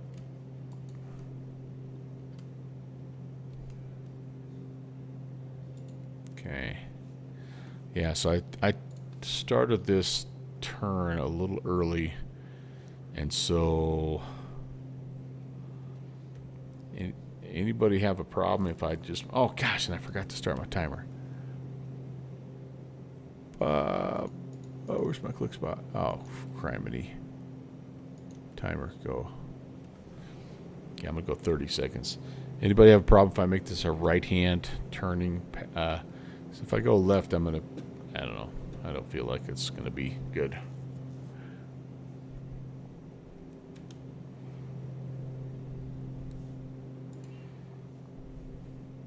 I'm going to turn right, heading 079 in 3, 2, 1, go.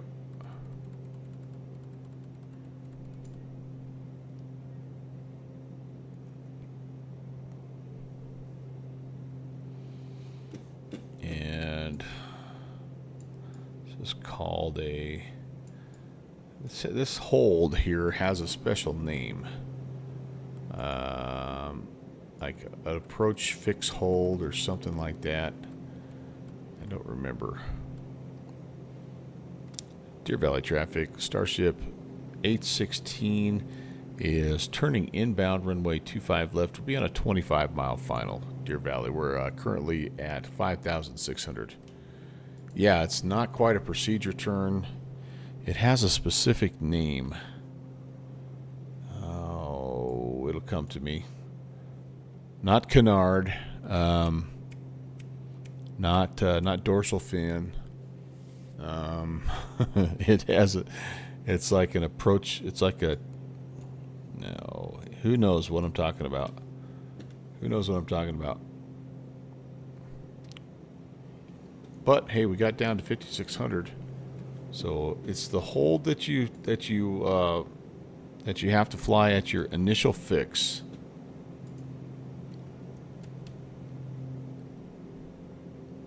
Okay, I'm going to go ahead. I'm going to keep the turn going.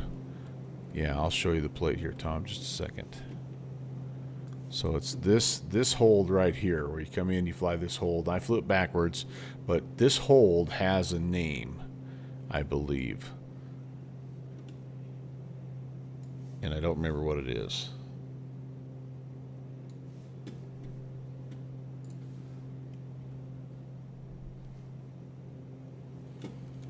Okay, let's even come in here a little bit more.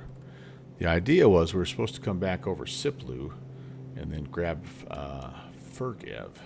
And then I need to, at Siplu, I need to start going down to 5,100.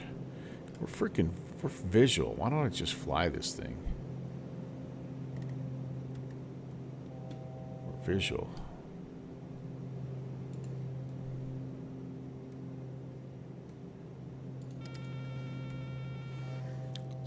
Fly the plane, fly the plane, fly the plane. I think we're going to just fly the plane.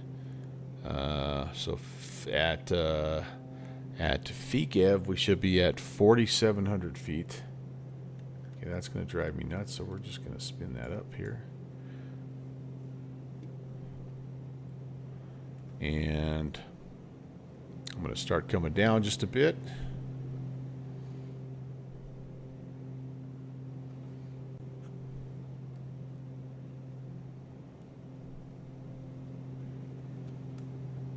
It's hard to see my descent, my vertical descent.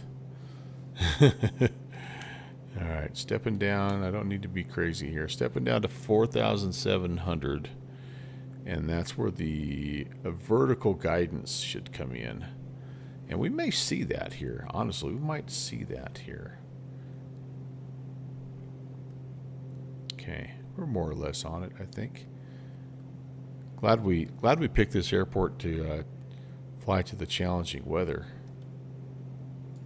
It's been a good flight though. Enjoyed it. FIGEV is 10-mile final. Nope. Yeah.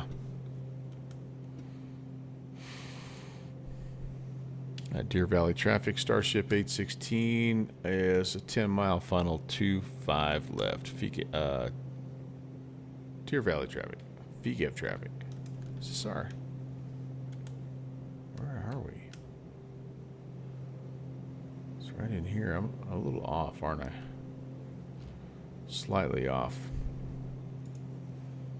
And 43, I'm a little low too. So let's just stay right here. Did I get any vertical guidance at all? No, I didn't. All right, well, that's okay. We're just going to stay. Whoops, I'm climbing. I don't want to do that. Just going to stay kind of westbound here. And, oh, yeah, that would be horrible.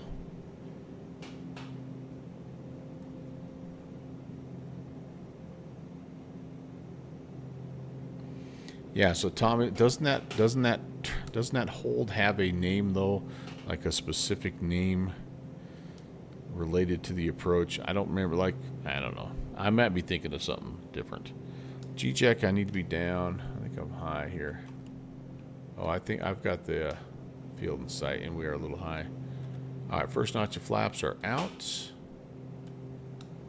Yeah, we're not horrible actually. Should be at 2940. Radalt saying 2200, so we're not bad.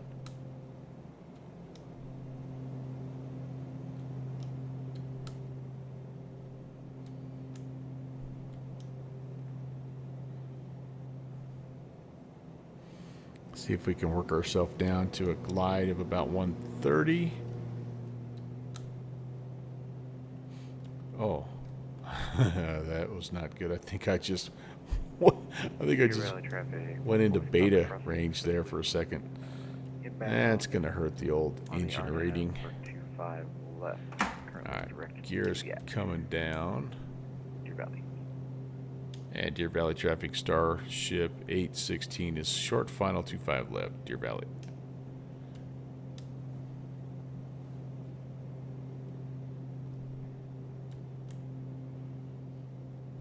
Can't hear me?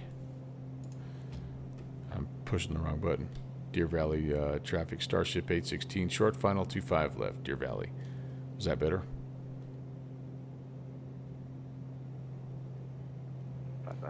Ah, cool. Yeah, I was just hitting the wrong button there. As usual. All right. Final notch of flaps coming out. RPMs are up.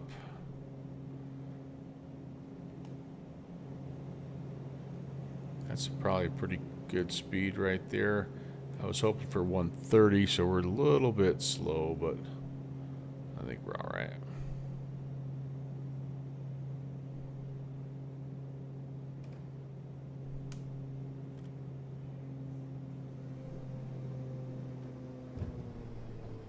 Good chunk. She does not exactly have the nicest suspension in the world, so it always is a little bit of a plunker for me.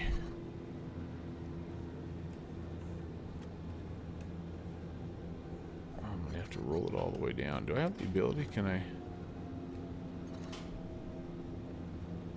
I feel like my beta range did much there. Okay. Thought I had that. Oh, goodness. Sorry, Pixie. Struggling a little bit here. I don't know if I'm supposed to turn left, but that's what I'm going to do.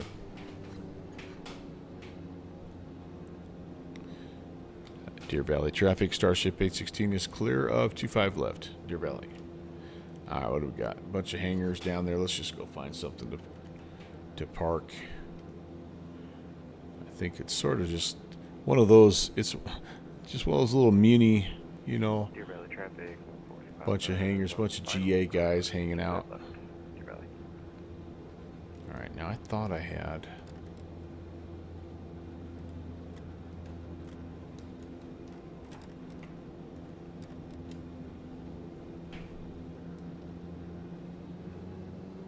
Oh yeah, there's reversers. I just didn't get them. I just didn't put it down far enough on my detents. That's why. There's your problem. Alright, this is a good spot to park. We can watch Fixie come on in here. I may or may not have taxied across some dirt right there, but I digress. Okay, I'm going to park it right here. And, oh, Pito's overheating. Oh, no, no, no, no. Shoot. What? Ignition is not on. Oh, auto ignition is on. Okay, I got to do this first. Sorry, guys. Off. Let's let it cool off a little bit here. Yeah. Yeah. Not in beta range, am I? Alright, get to idle. I think I've just broken it. Okay, shut down here. The sea was angry, my friend. Yeah, all that's... Oh. Apparently I went to idle cutoff, and I didn't realize I went to idle cutoff, but that's okay. We're going to have to send this guy to the to see the A&P anyway. All right. All of this can come off here. Good fixins. I'm going to miss you. I know. Sorry. Off. Done. Off.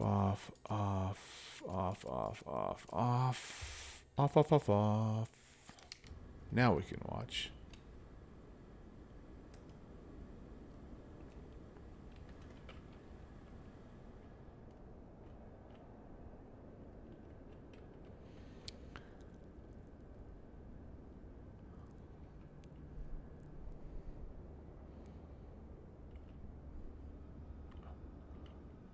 It's probably him already. Are you down and parked already, good fixins?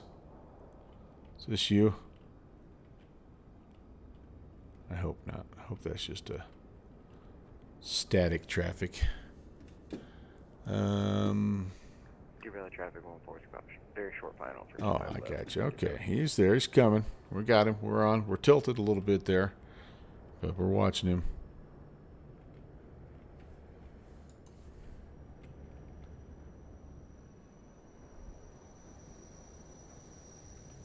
I can hear somebody here.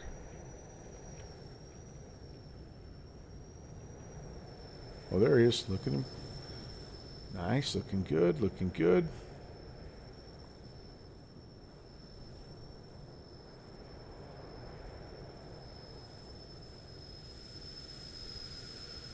Awesome. Right down the old stripe, buddy. Nice work. Very nice. I almost rolled it all the way through, so that's, if you want to come down here, you can. If not, I get it. But, all right. Well, that was awesome. That was awesome. We're going to get in here and see what damage we did to the airplane. And Yeah, let's hop in and just check on that. Still have power. Oh, I better turn all that off here too. All right, let's see. Let's see what that late beta / pitot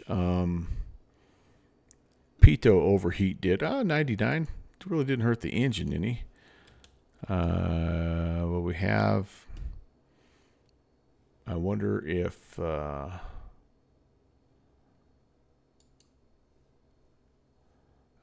have any trouble with the pitot next time we fly it.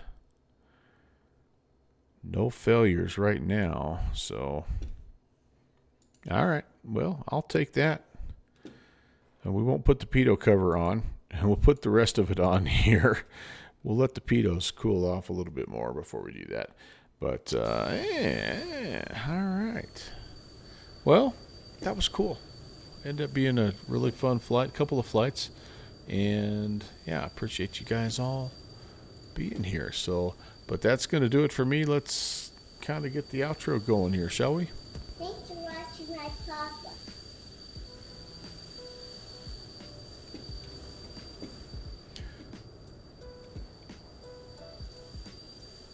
Good fixins. Thanks again for flying, man. It's freaking awesome, dude. I appreciate that. Thanks for everybody else stopping by as well. Jfoot, appreciate the follow. 757 Spy, Fly Conti, thank you for the gigantic raids. Holy moly. That was really cool. Mariner, thanks for the re-ascription. Texas One Flyboy, thanks for the re-ascription. M. Stein, thank you for the re-ascription. 35, 42, and 6 months. Citation was just the right speed. It's a cool plane. It really is. Cool plane. Something tells me I would like it better than the Challenger even, maybe. I don't know. I might be crazy. Dustin, yeah. Have a good night, man. Tom, thank you so much. I'm going to research that. What that turn is called. It has a specific... And the only reason I'm saying that is because I learned it like on 2 streams ago or something like that. So I'm just trying to throw my aviation knowledge around. Yeah, a bit more vintage. Yeah, yeah, it's nice. It's nice. Plus, it has those massive tip tanks. Let's see who else is still flying here, guys. We are off, by the way, until next Tuesday.